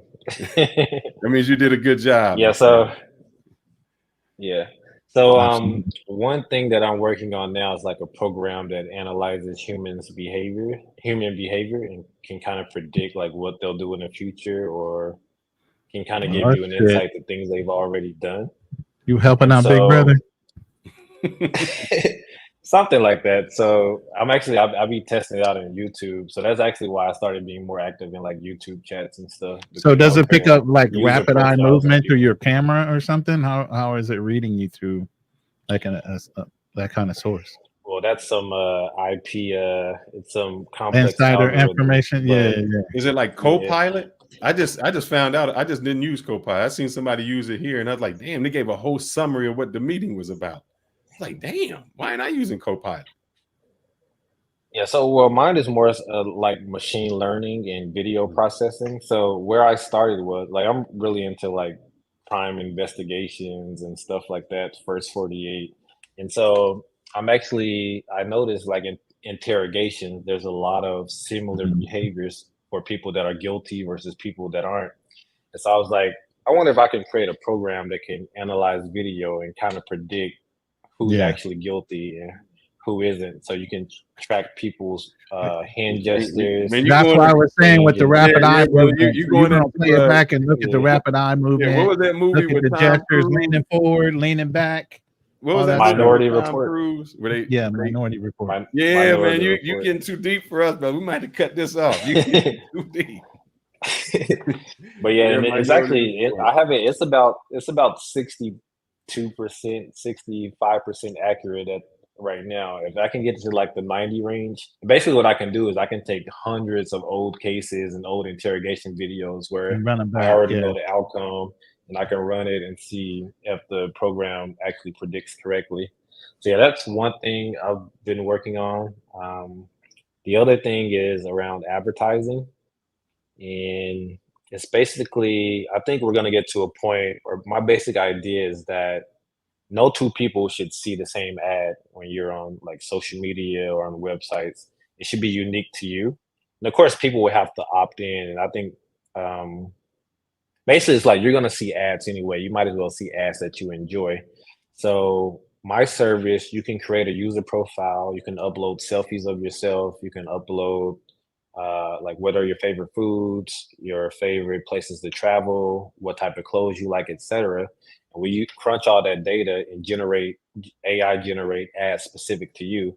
So instead of seeing a travel ad with some random people on a boat, you'll see an ad of Fearless and Ronan sipping margaritas on a yacht. Like it'll be very specific to you. Or even like instead of seeing an outfit with some random You're right back to skinny Minority white Report where girl he was or walking down the whoever. mall. You're back to Minority Report where he was walking down the mall and his eyes activated all kind of ads as he was walking through the mall. Oh Remember yeah, that? that did happen actually. Yeah. Yeah, that did happen. I forgot about that. And so yeah, I think that's gonna be the future of advertising. And I think it's gonna boost user engagement because it's gonna go viral on social media because so many people want to be models these days, and now they might actually see themselves in. I mean, it'll be a while before companies like this do it, but they might see themselves in a designer ad, like a Yeah. Gucci ad or whatever. And I think that's the future of advertising. So that's another project that I'm working on. So yeah, I usually just try to think outside the box now and try to find ideas where people are going to push back or something that seems a bit far fetched. Because a lot of people are like, I hate ads. I'm not going to give you my information to show them to me. Strictly wants to be an early But investor in that idea. yeah.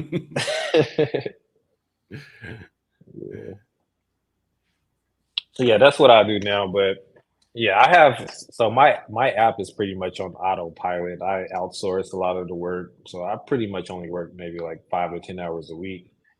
And so I either do these side projects, or even now since I have so much free time, I'm actually thinking about going back to the workplace because I've been getting emails from like Wait a minute. Wait, Snapchat wait, and wait, wait, wait, wait, Amazon. wait, wait, No, wait. don't leave no money on the table, brother. Them benefits is good. And look, if you can go back to a place, you've been in IT. When you did it for somebody else, you worked hard. But you know, IT, you can still do like good 4 hours and during the day and be good. Yeah, I was gonna say at first I was like I'll never go back, but the positions they're emailing me about are like principal engineer level, staff engineering level. Those are like 600K a year. So I'm like I'm not doing anything. I might as well. Yeah, you're not doing the grunt, and you're 'Cause not doing I'm the gonna grunt make work. I'm gonna make my app money no matter what. So I might as well just run it up while I can. I'm only 36 years What happened old. to flipping Madagascar?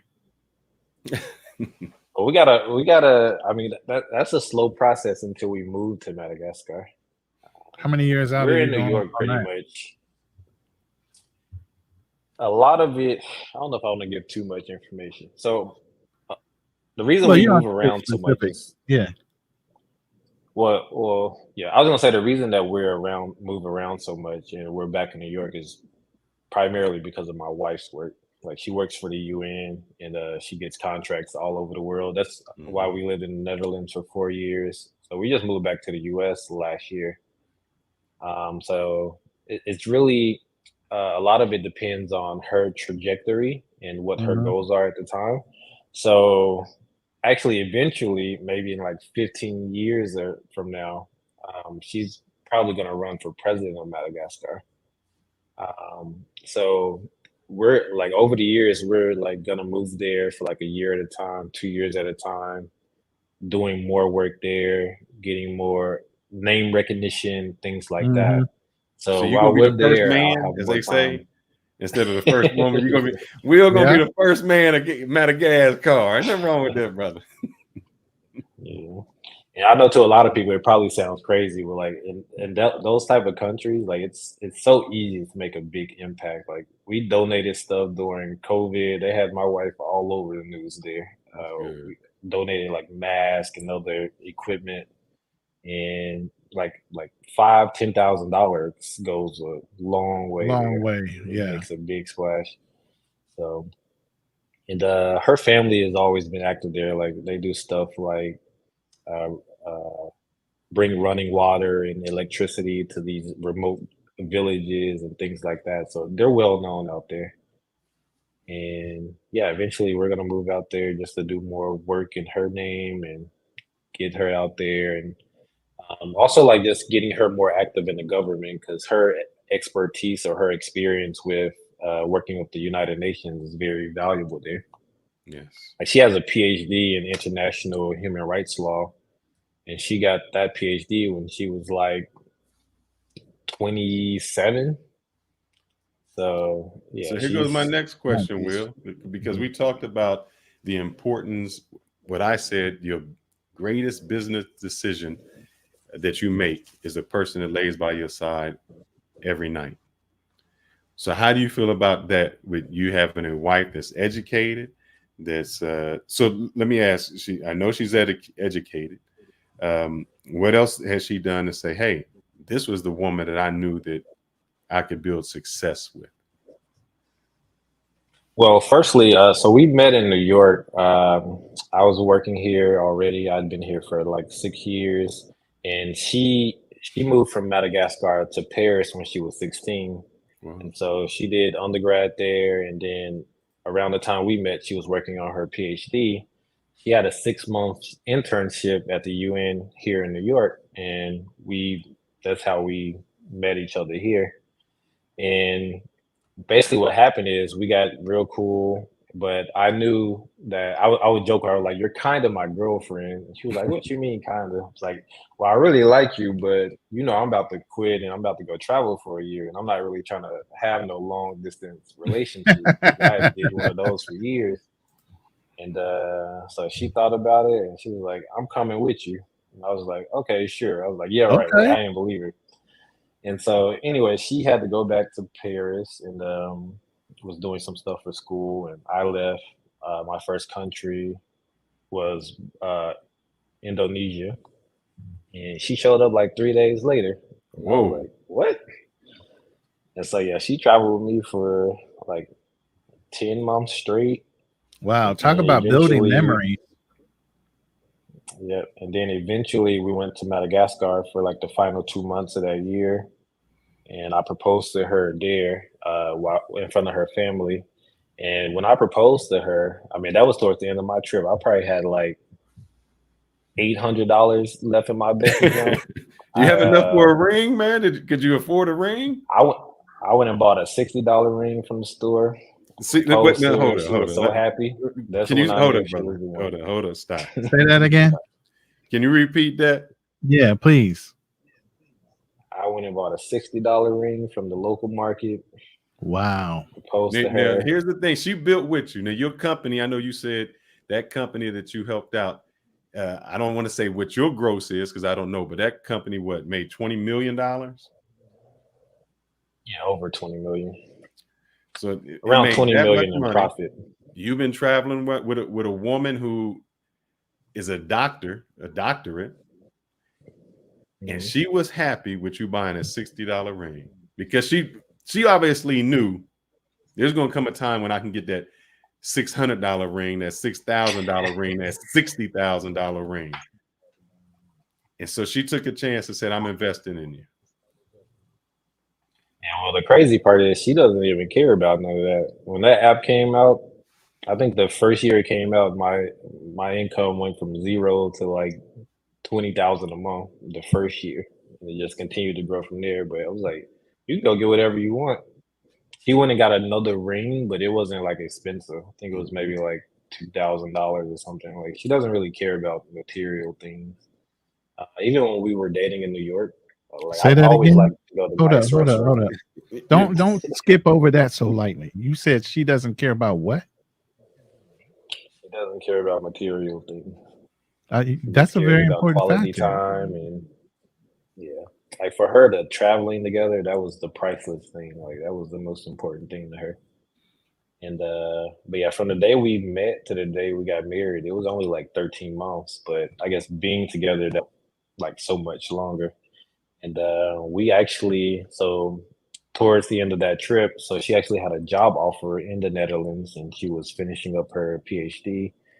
And we were like, okay, we just flew to Vegas, got married, and moved to the Netherlands like the next 3 days later. Did y'all do the Elvis wedding? I mean, you got to have Elvis. Not If the you're going to not the Vegas. Elvis one. What? You didn't Not do the Elvis. Elvis? Wait, Little White Chapel of Love. How about that one? It was that. It was a little white chapel. But Hey, I got that one. Yeah, been there. it's actually scary though how easy it is to get married in Vegas, especially with the foreigner. Like, yeah, she was just there on a tourist visa, and from the time that we landed in Vegas to the time that we were able to get the marriage license, it was only like 2 hours. Hey, can you repeat? I know Zed came later. We want to make sure Zed gets it. So Zed want to know your future plans. I'll give it a little bit. Zed, in a few years, you will be proud of his wife because her plan is to run for the president of Madagascar in about 15 years. And he has no problem with that. He said, hey, I can stand right by my wife and let her run. So maybe you can sum up what your plans are in a few years. Well, those are her plans. My But plans, hey, y'all couple, y'all partners. yeah, Were that's your true. plans? Let me ask you this: were your plans to go to the Netherlands? Not at all. It was her Well, plans, yeah. It and you it said, was yeah, it was her plans for that specific location. Well, my plans were definitely to be outside of the US. So and you they said, hey, your coincided. plans became my plans. Yeah. But go ahead, But yeah, sir. my plans are just to continue to tinker with different ideas and um, something else will take off. Like this first thing going big just taught me that it's possible. So one, I'm trying to do something even bigger. And two, I'm also trying to motivate and teach others to do the same. So I do like career days at my high school and I speak at some high schools here in the city as well to like talk about the IT field and what's possible and or just in general about goal setting and making the right decisions to get to where you want to be.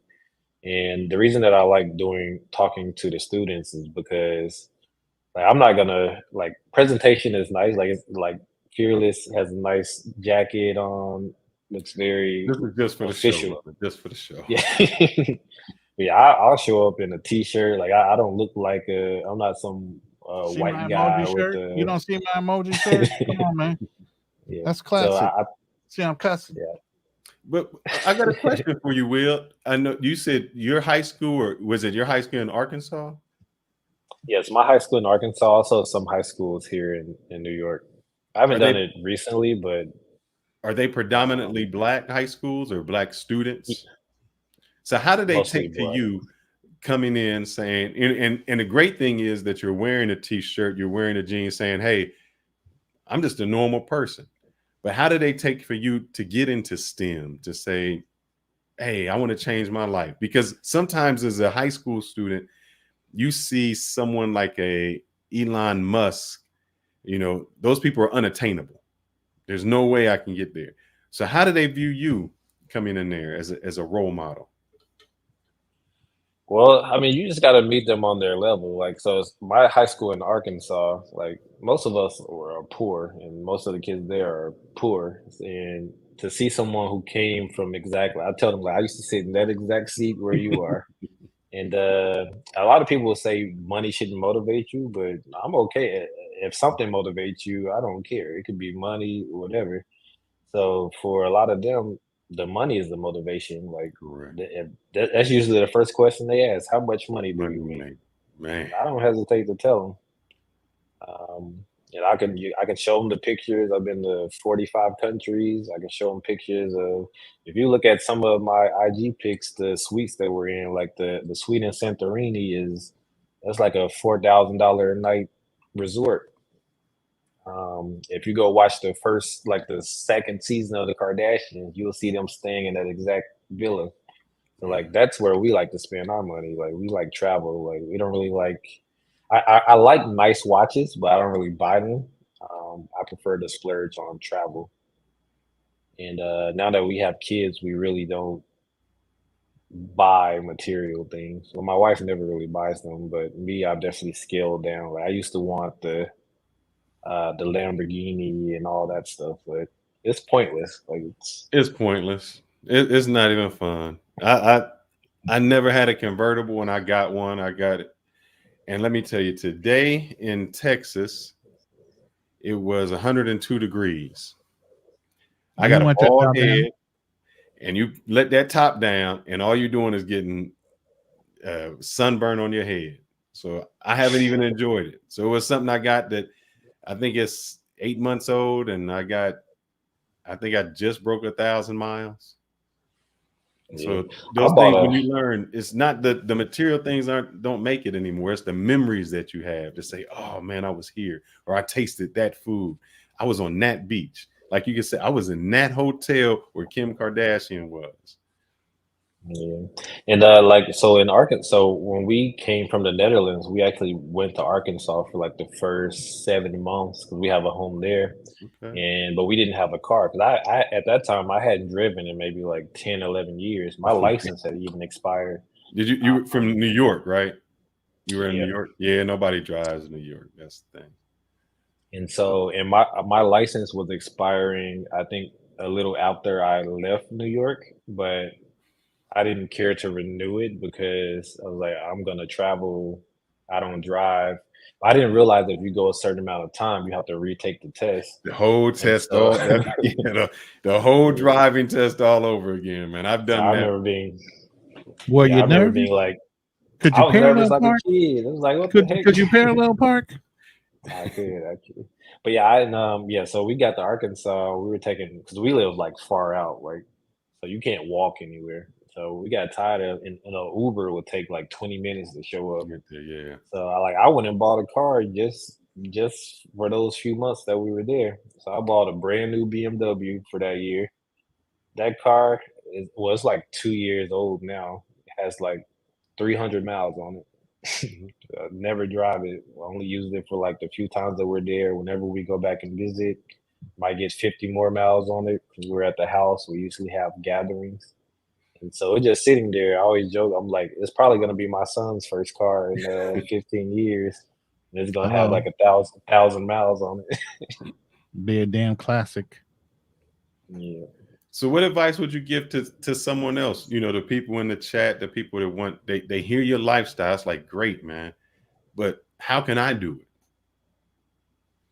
One, you have to believe in yourself. And two, you have to set goals that are obtainable. They should definitely push the limits or be a little outside of your comfort zone, but hey, you come up with a good plan, you execute it, and you can make it happen. I would also say that you should take advice from others. Like you should try to reach out to people who are already where you want to be. Mm-hmm. So if there's someone in your field, like people are very reachable these days, like on LinkedIn, Facebook, whatever.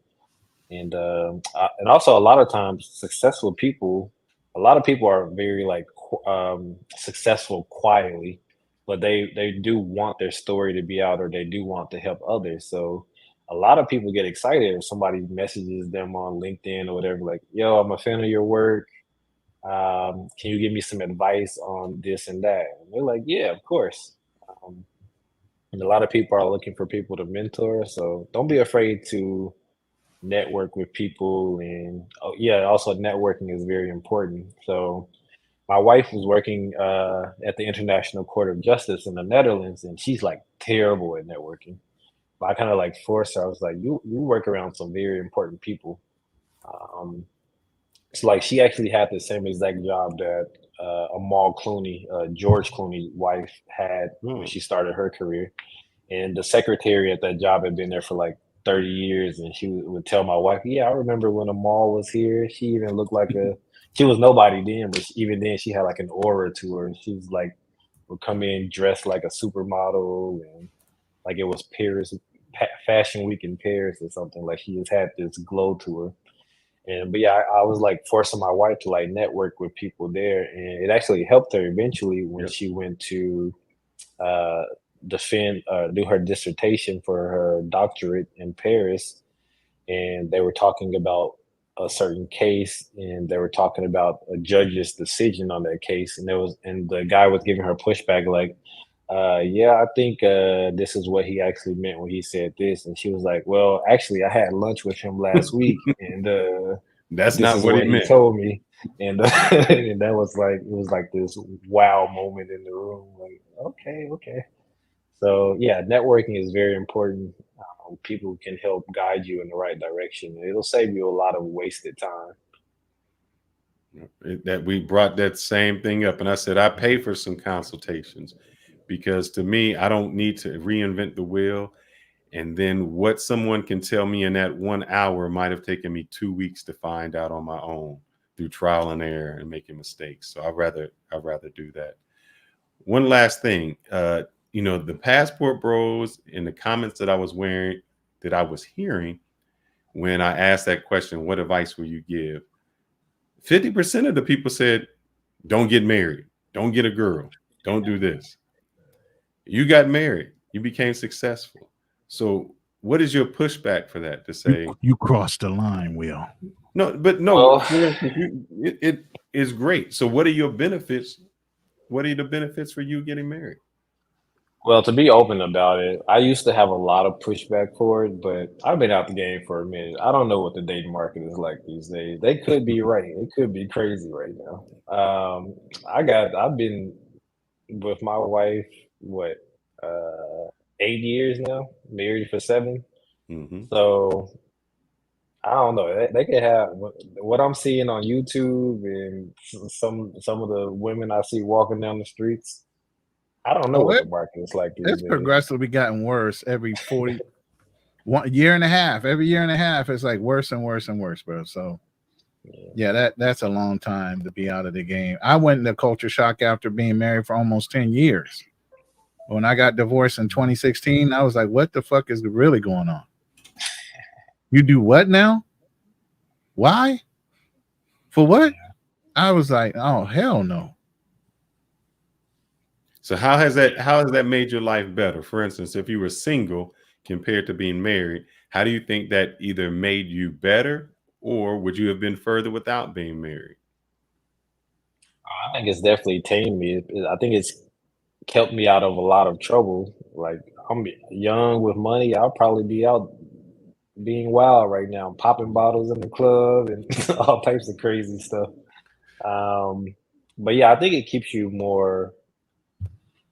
Uh, Can I it say keeps focus? you, yeah, focused and responsible. Especially now that we have kids. Also, Mhm. having a wife there, you tend to eat healthier. Guys don't usually focus much on their health. Like Mhm. I'll get sick sometimes. I'm like, I don't need no medicine.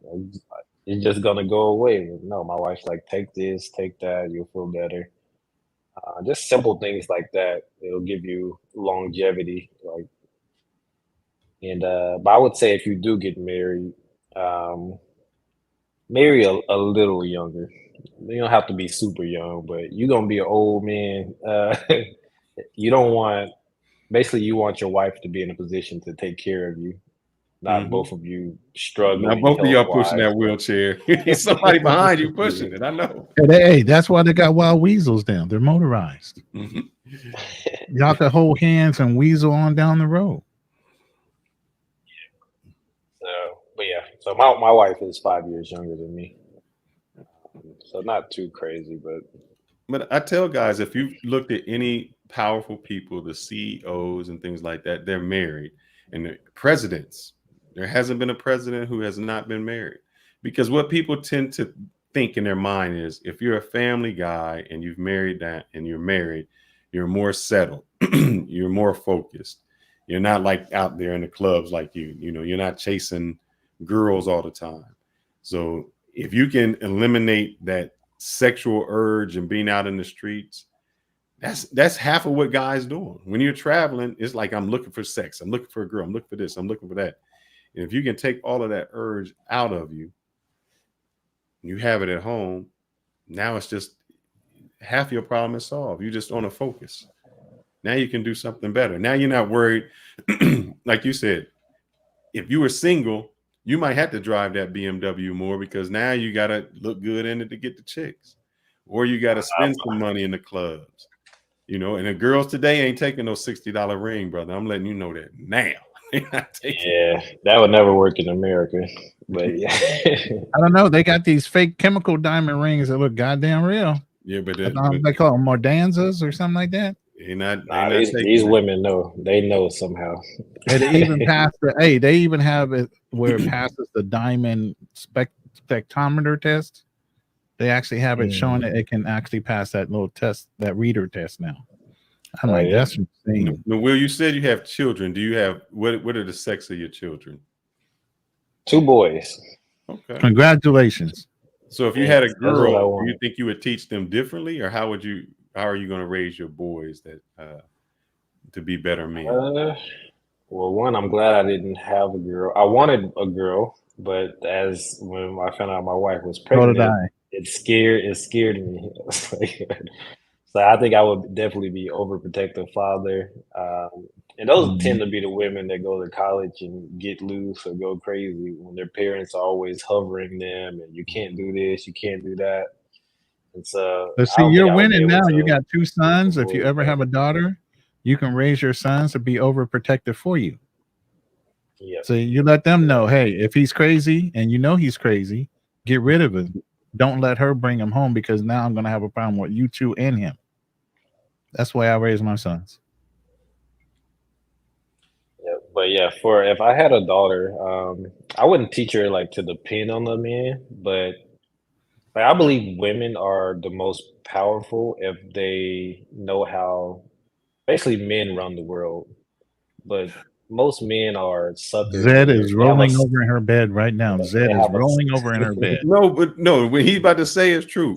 Men run the world, but we suckers because we'll do whatever it is that the woman wants. So yeah, quietly, they're the exactly. bosses behind us. Because So that's when basically, if you're in business, what they say is Yeah, that's a good way of cleaning that up. you gotta Clean that it's shit the up. bedtime whispers to get the thing. So like when you go somewhere, if you have your wife talks to that wife. Why? Because when they go home and get in bed, she whispering in his ear. I like Mhm. her. She was good. That makes the deal. So that's where the power comes in. You're right, Will. Yeah, True. we're A lot of simple people don't creatures. realize Like that. just make us think that we're in control, that we're running the show, and you can basically have them do whatever you want. Mm-hmm. Just We'll stop embrace it. giving out our secrets, please. We don't want them to realize that. But yeah, it's definitely challenging. It's a balance, especially so we're an international family, so like we spend time between here and Madagascar. Like so my Man, youngest that son, is awesome to say, actually. The way you said that, we are international family. so my Bro, oldest not son a was lot of born in people the can say Netherlands. that. Mm-hmm. Not a lot of people can say that. Yeah. Yeah, my oldest son was born in Amsterdam. He's speaking, he knows 3 languages. And so like Impressive. all of that is impressive when we come back to America, but over there Mhm. it's like, Normal. yeah, that's normal. Um, but yeah, it's also like just my wife being from Madagascar. Like a lot of people don't even know that's a real place. They watch the cartoon, and that's all they know about. They think I it's mean, some wild animals over there. occasionally my girls call me Moto, but I mean that's between us. You know what I'm saying?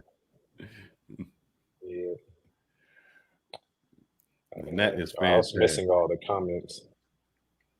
But yeah, I'm sorry. I think I kept y'all on much longer than you wanted to be. No, Will, this is great. And I'm still so me and Will, I talked to Will behind the scenes previously. I actually had my wife I had my wife reach out to you. She said, oh, I know it.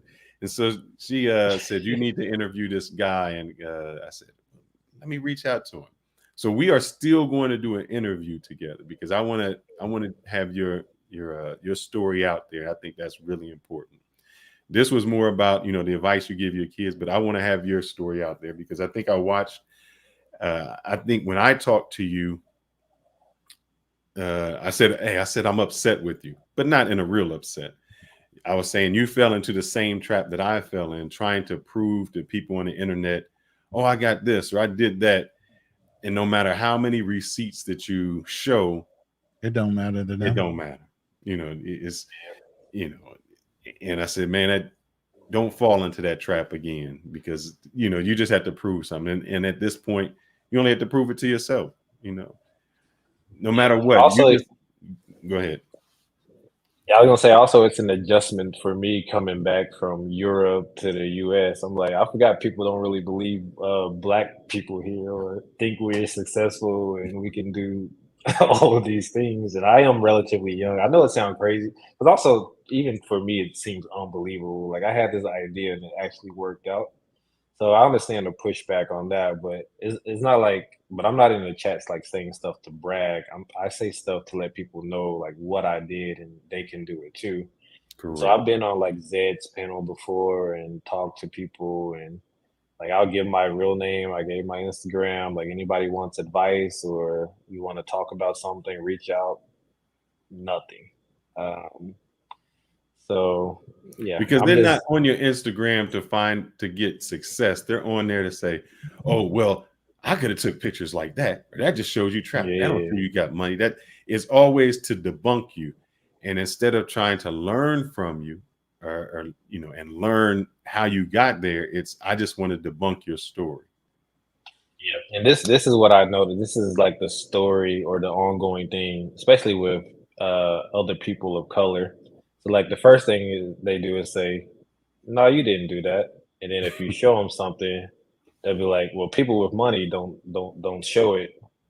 Or like it's either people with money don't show it or they don't see enough and they say, well, I don't see anything that shows that you got a lot of money. So it's kind of like it's a lose-lose situation. Exactly. And me and Ronan talked about this. And I said, I fell into that trap. And I said, one of the issues is a lot of people who don't have money don't understand how money goes. Like someone was saying, I know Anton Daniels. They're like, man, he lives in an apartment. And I said, that was the greatest decision he could make. When I had my consultation with him, he said, man, I don't need a house. Why? He said, I move around too much. He said, I don't want to repair anything. I like to have maintenance come in and do this. I got a pool here. I got a weight room. I got a coffee machine. I'm on the top bunk. This fits my lifestyle. If I was to get a house, then I had to try to maintain it. It becomes an expense that he just didn't want to do. And when I try to tell people that a lot of, I think, what's his name? Cardone, he said it. He said, I rent where I live and I own where other people rent. He said, I can leave anytime I want, but I make money. Because you're giving them, you're giving it free. They don't think it's possible. They know they won't work hard. Yep, all the above. All the above. You are so correct on that. You can't give it away free because nobody's going to, when you give it away free, they're not going to respect it. Exactly. Because they could not do it. You must be lying. Yeah, I can't do it. You can't do it. Or, I don't make that the same amount of money doing that. So you can't make that same amount of money. And nobody wants to put that work in. They just want the rewards of the work. They don't see what, like I said, it's the bamboo tree. They don't see what it took to get there. They just see your end result. Mm-hmm. That 2 years you took to take that gamble, they didn't see all that. Mm-hmm. Yep. And there's this YouTuber that people, I don't know if I want to say his name, but people make fun of him for eBaying a lot. We drop names down here. I called him out. J Rello. You talking about J Rello? Which one? I'm talking about my boy Floyd. Yeah, Floyd. Floyd. I called him out too on the Andrew show. You ain't seen that one? I called them all out. Okay, but yeah.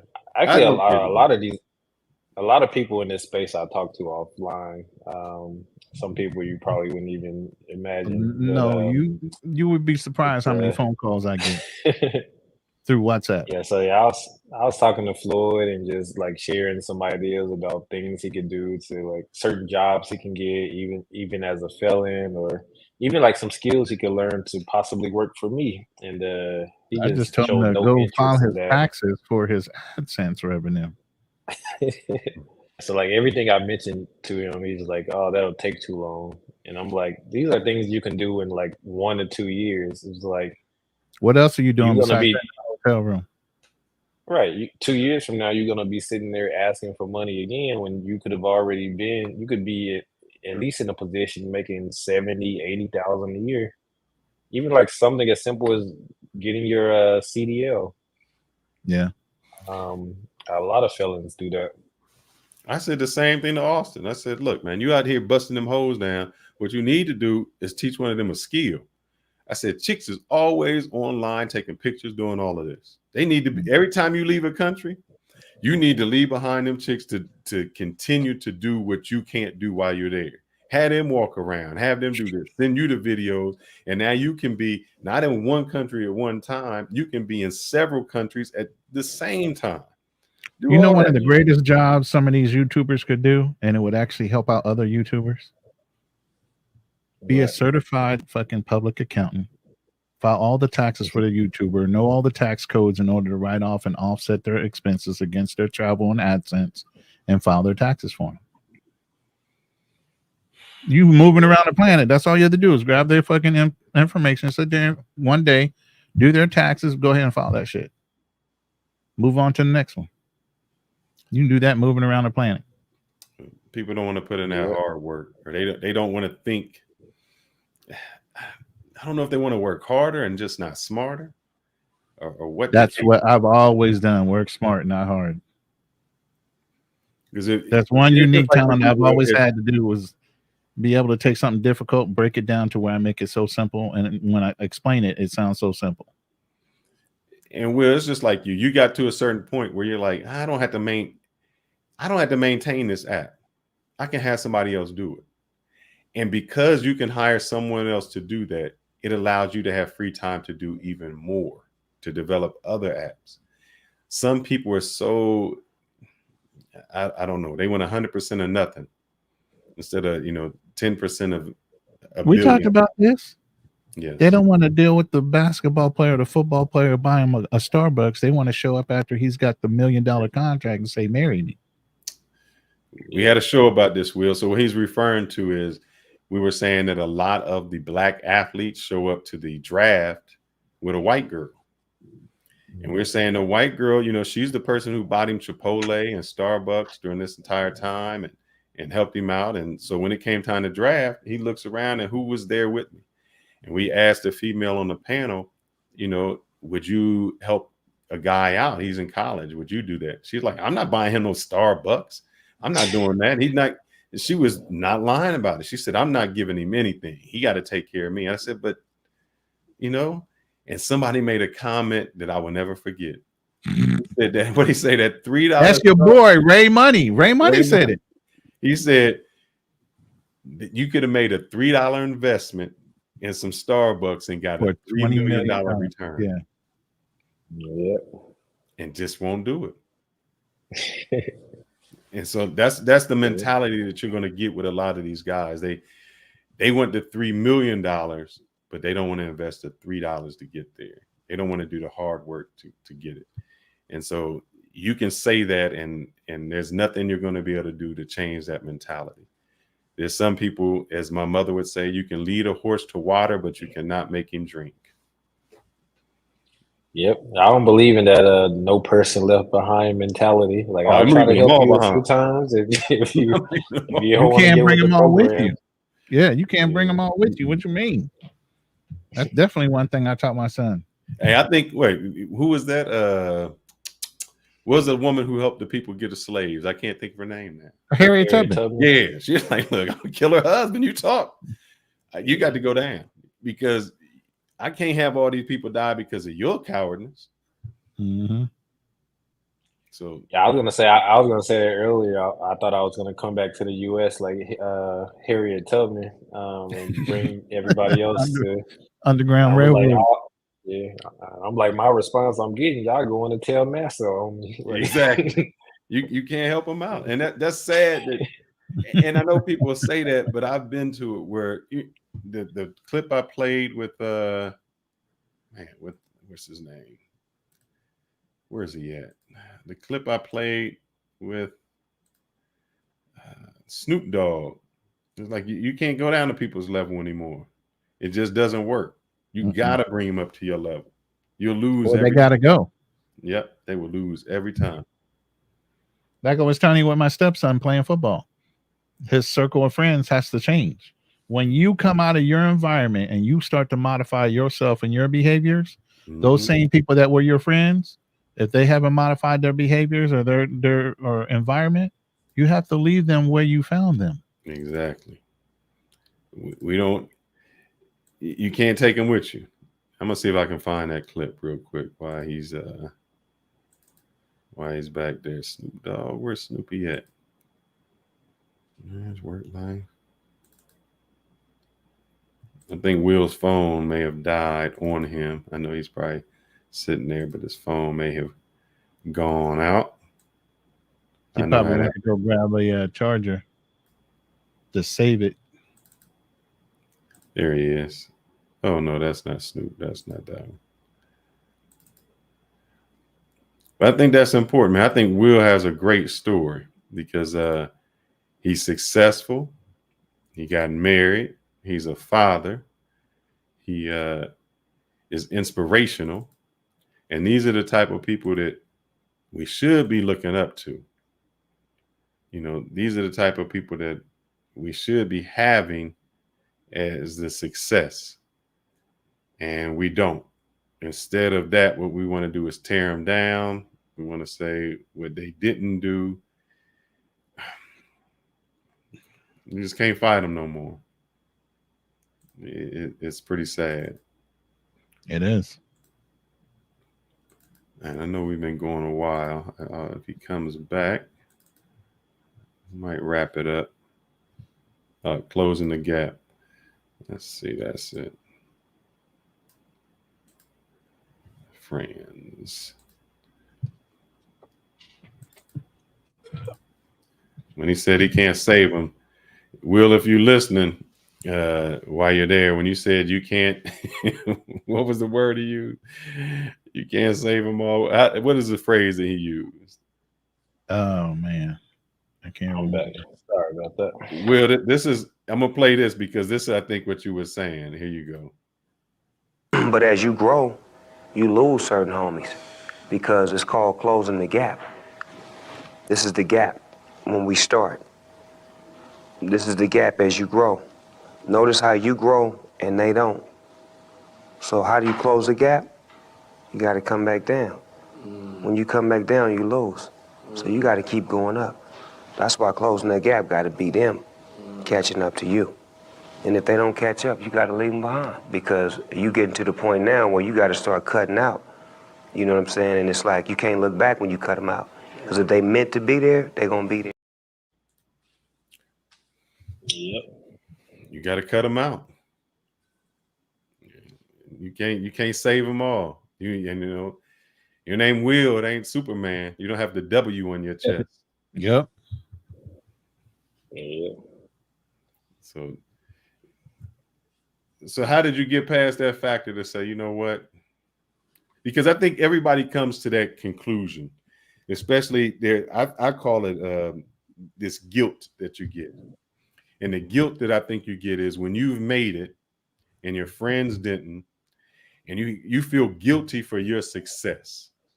I've made it and everybody else didn't, or my family didn't make it and my cousins didn't make it. I mean, you know, it goes so far like, how far do I need to go out to try to help people? When did you come to that conclusion to say, yeah, I got to take care of Will? Yeah, well, I'm kind of like in a unique position because my core group of friends that I chose back then, that's still my group of friends till this day, and they all made it. I mean, they're not all millionaires, but they're all executives. They all make well over $100,000 a year, and so we've all been able to, and even to this day, the at the high school, our old teachers are telling the kids about us, like our group of friends. Sure, they need to, And instead of they're hanging a like, jersey, they just need to hang your old T-shirt up there. Like this is what Will used to wear. This you hanging up in the gym. Yeah, I'm very fortunate that all of us were able to keep each other motivated, and we all made something of ourselves. And now we just go back and try to help others, and it's definitely challenging. Like I try to start at home, like with my family, because the rest of my family isn't like me. I'll say that. Like there's a bunch of slackers. There's some people that do their best, but everybody doesn't excel, and that's okay. Everybody's not going to be an all-star or a superstar, but as long as you're putting forth your best effort and accomplishing what you can, that's all that matters. Like, just don't be a burden on other people, basically, is what I try to teach. Like, if anything, you have yourself. Like, maybe you don't have what it takes to provide for a family or to help others, but at a minimum, you should have yourself. Yeah, like I go through it today with I got some nephews, knuckleheads. They like all the cool stuff. Like they like to try to drive the cars and they want to travel and all that, but they don't seem too interested in the work it takes to actually have those things. And I noticed I've been hearing a lot because I'll talk to they go to the same high school that I used to go to. And I talked to the teachers, and they was like, "Are you sure y'all related?" And like a teacher was telling me, like, "Yeah, my first car gonna."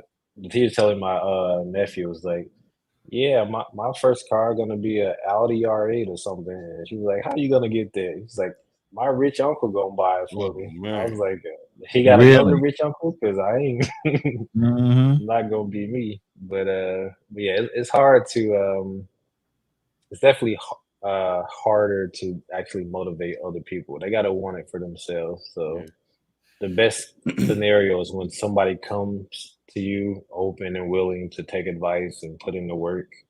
That's someone you can really Hey, mold and help push to the next level. this question bears answering for all of us. How do y'all stay away from the riffraff growing up in a lower income area? That's the guilt that I'm talking about. When I got to a stage, I had an income guilt. Like I made it and they didn't. And then when I would go home a few times, I told you they were plotting on somebody who made it. How are they going to rob him? It's like, and then I found out that I did not want to be around people who had nothing to lose, because I had everything to lose. This is something that they could do. And I said, I can't be with that. You got to get rid of the guilt. You got to understand that you can't save everybody. What Snoop Dogg just said, you can't come down here. When you come back to the hood, think about all the rappers who got to come back to the hood and get killed. Because even Boosie said it. Boosie's like, I can't go to the hood, man. They want to rob me. They want to kill me. They don't look at me as though I'm a success story. They look at me as, how can I take what that dude got?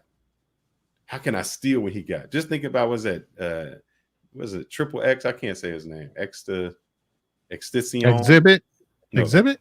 No, Extension. Isn't that it? The guy who was XXXTentacion, something. Yeah, like that's that. it. Trying to buy something, and this boy roll up and kill him. That's crazy. So you cannot, you can tell them how to get there and hope that they get up to your level. Because if you try to come down here, they're gonna take everything you got. No good. Yeah. Yeah, I think what's his name? Pop Smoke got killed by like a 16-year-old. Yep. He's out of he's out now. That's how young he was. When he Had shot nothing him. to lose. And I live by this. When I go on the street, I tell them second theologians 3:10. A man who doesn't work cannot eat. I can't just give you nothing because nobody gave me nothing. So I don't care how poor you are. When I've been in Colombia and there's guys like, oh, just give me this, give me this. No, I ain't getting that. There was another guy who took a blade of grass and made like a flower out of it. I was like, you got it, bro. Because now you showed me some kind of skill. And you'll get to the point where you say, I just can't give to people who are just wanting. They'll never learn anything and give for that. I stay away from the hood. I don't go back. I do that. I do a drive-by, but this is my drive-by. Hey, we good to go. We can't be compatible. I mean, the guys I grew up with in high school, I remember when I went back, I was like, damn, we are different. We're just not the same. I had a few shots with them. All right, brother. I'll catch you on Facebook. Because that's all we can do. Our conversations aren't even the same. And I realized that you have to let some of your friends go. Your circle has to change. If you're not changing your circle, you in a rough situation. You have to change your circle. You have to level up. And don't feel guilty about it. I am not singing that song. How did it go? Call the crib, same number, same hood. It's all good. Nah, brother. My name changed, my area code changed, my phone number changed, my zip code changed, all of that changed. You can't just pop up, because that's what it was about, man. I never tried to make money when I was in the hood saying I want to stay in this condition. I didn't make money I made money to get out of the hood. Why do I want to go back to the hood? I made money to get rid and away from those Negroes over there. I didn't want to go back to those Negroes over there. Exactly. Yeah. But yeah, it's so easy to get caught up. So like even in my case, before I got my core group of good friends, like I was with the bad crowd. But once 2 or 3 of them got killed robbing gas stations and stuff, I realized quickly I wasn't about that life. So I left that group. I completely They didn't have anything to lose, and you already knew that you did. You valued your time and your life, you know. Yeah. I think these are your friends. I played this one, but this is when you say that about friends, this is what I think. Will, give me a second. Can you read the quote once more? Don't eat with people you wouldn't starve with. Yeah, so in that way, a hardship is a gift. It shows you, definitely. And it makes you stronger. It definitely makes you stronger. I lost a bag and got a bigger bag. I lost a friend and got a realer friend. Thought I lost a plug. He was really just a middleman. If you only happy when I'm doing what you want me to do, then you're not really my friend. If you can't love me when I tell you no, then hey, you're not my friend. That last one. If you can't love me when I tell you no, you're not my friend. Yep. I'll let y'all tell y'all story. Go ahead, Will. In terms of what my friends. How did you stay away from the riffraff? How do you stop from going back home and going to the same people, the same knuckleheads? It's like Oh, now it's so like it's kind of hard to explain. Like once you start making a certain amount of money, like you look at the world differently. Like I'll be in the same state or city as people, but it seems like a completely different location. I'm like, I'm eating in restaurants they don't know exist.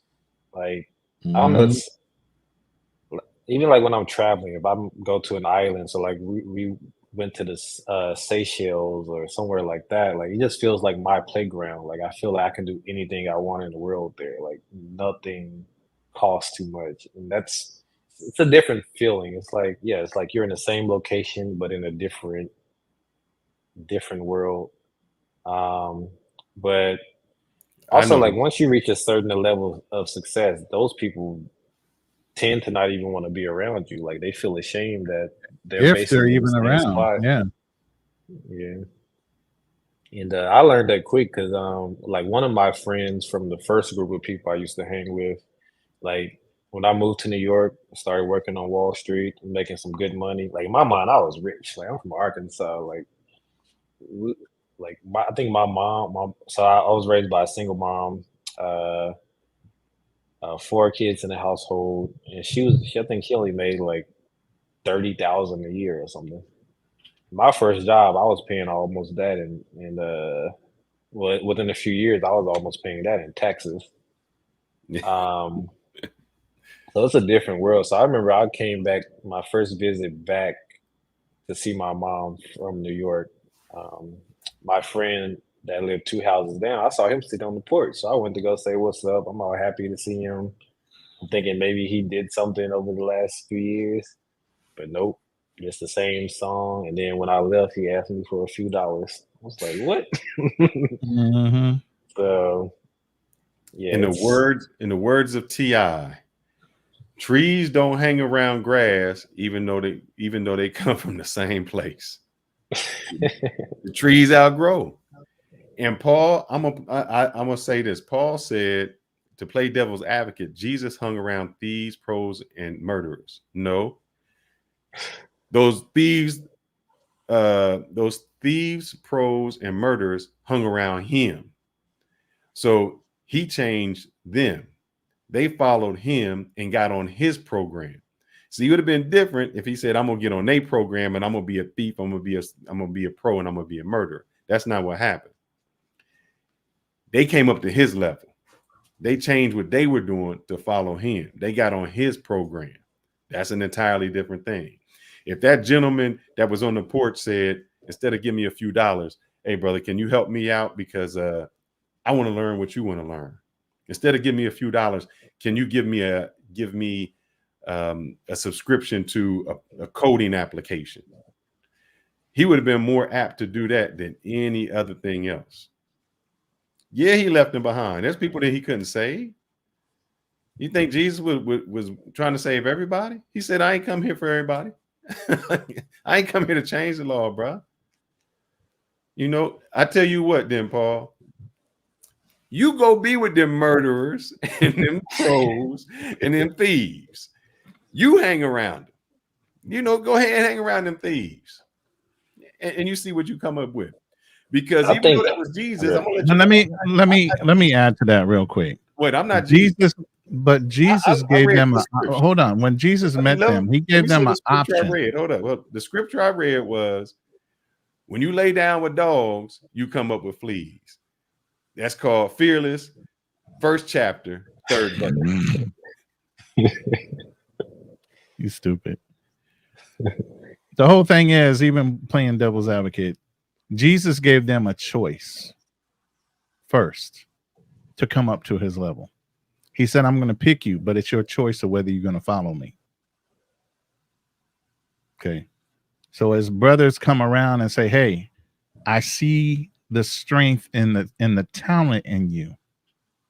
If you follow me, I'll help you develop it. That's their choice to. I was gonna say also to Paul, we not trying to be Jesus. I'm not trying to die for none of y'all sins. So whatever he did, I think Paul might have blocked me. I don't see his comments nowhere. No, he's He must down have there. blocked me after that comment I said. No, he's down there. So at the end of the day, it's a choice. You know, you can show them, and that's old adage, you can lead a horse to water. You can't make them drink. They can see your lifestyle change. They can see all the things that benefited you doing the things you did, but it won't make them want to do it. They'll show up in the 9th hour and have their hand out instead of wanting to put in the work and the time and have us show them. Correct. These meetings that we have, look at how many people in the room. Good quality content. We don't got 200, 300, 400 people in here. Mm-mm. We can barely keep 20 or 30. That's the problem. If we were showing hoes and if we was about to get robbed over in DR, going 3 o'clock in the morning to an ATM to pay a 304 that look average, they be filling the room up. Everybody be talking about us. But this is why, you know, like they said, if you want to keep a secret from black people, you just put it in a book. And then we wonder why. We wonder why them other people make it. That's why. You get the information. Yeah, sorry. Yeah, I was gonna say it might be time for me to call it a night. My laptop Brother, it is dying, my about time for AirPods all of dying. us to call it a night, Yeah, man. we extended this just for the special Will to come up and give us a story. Will, we I was appreciate be it. out of here like at 11. Yeah. Yep, I appreciate it because I like it kept looking like you were about to end. I was like, come on, hold. I was like, NYC King came You're out. I not was like, blocking maybe you my can channel. hold him for 20 more minutes. No, we good, brother. We appreciate it, man. You dropped some gems. Oh, I didn't do. Hold up, Will. Just so you know, let me do this. Let me do this. Let me do this. Because I got to do this just in case Will want to come at me. He's a businessman, but hold on for 2 seconds, Will. Let me see if I can find it. Where is it at? Lord have mercy. Put it over here. Oh yeah. Hold on, Will. Warning, some viewers may find the following footage deeply disturbing. Hello, everyone, and welcome to Fearless Live.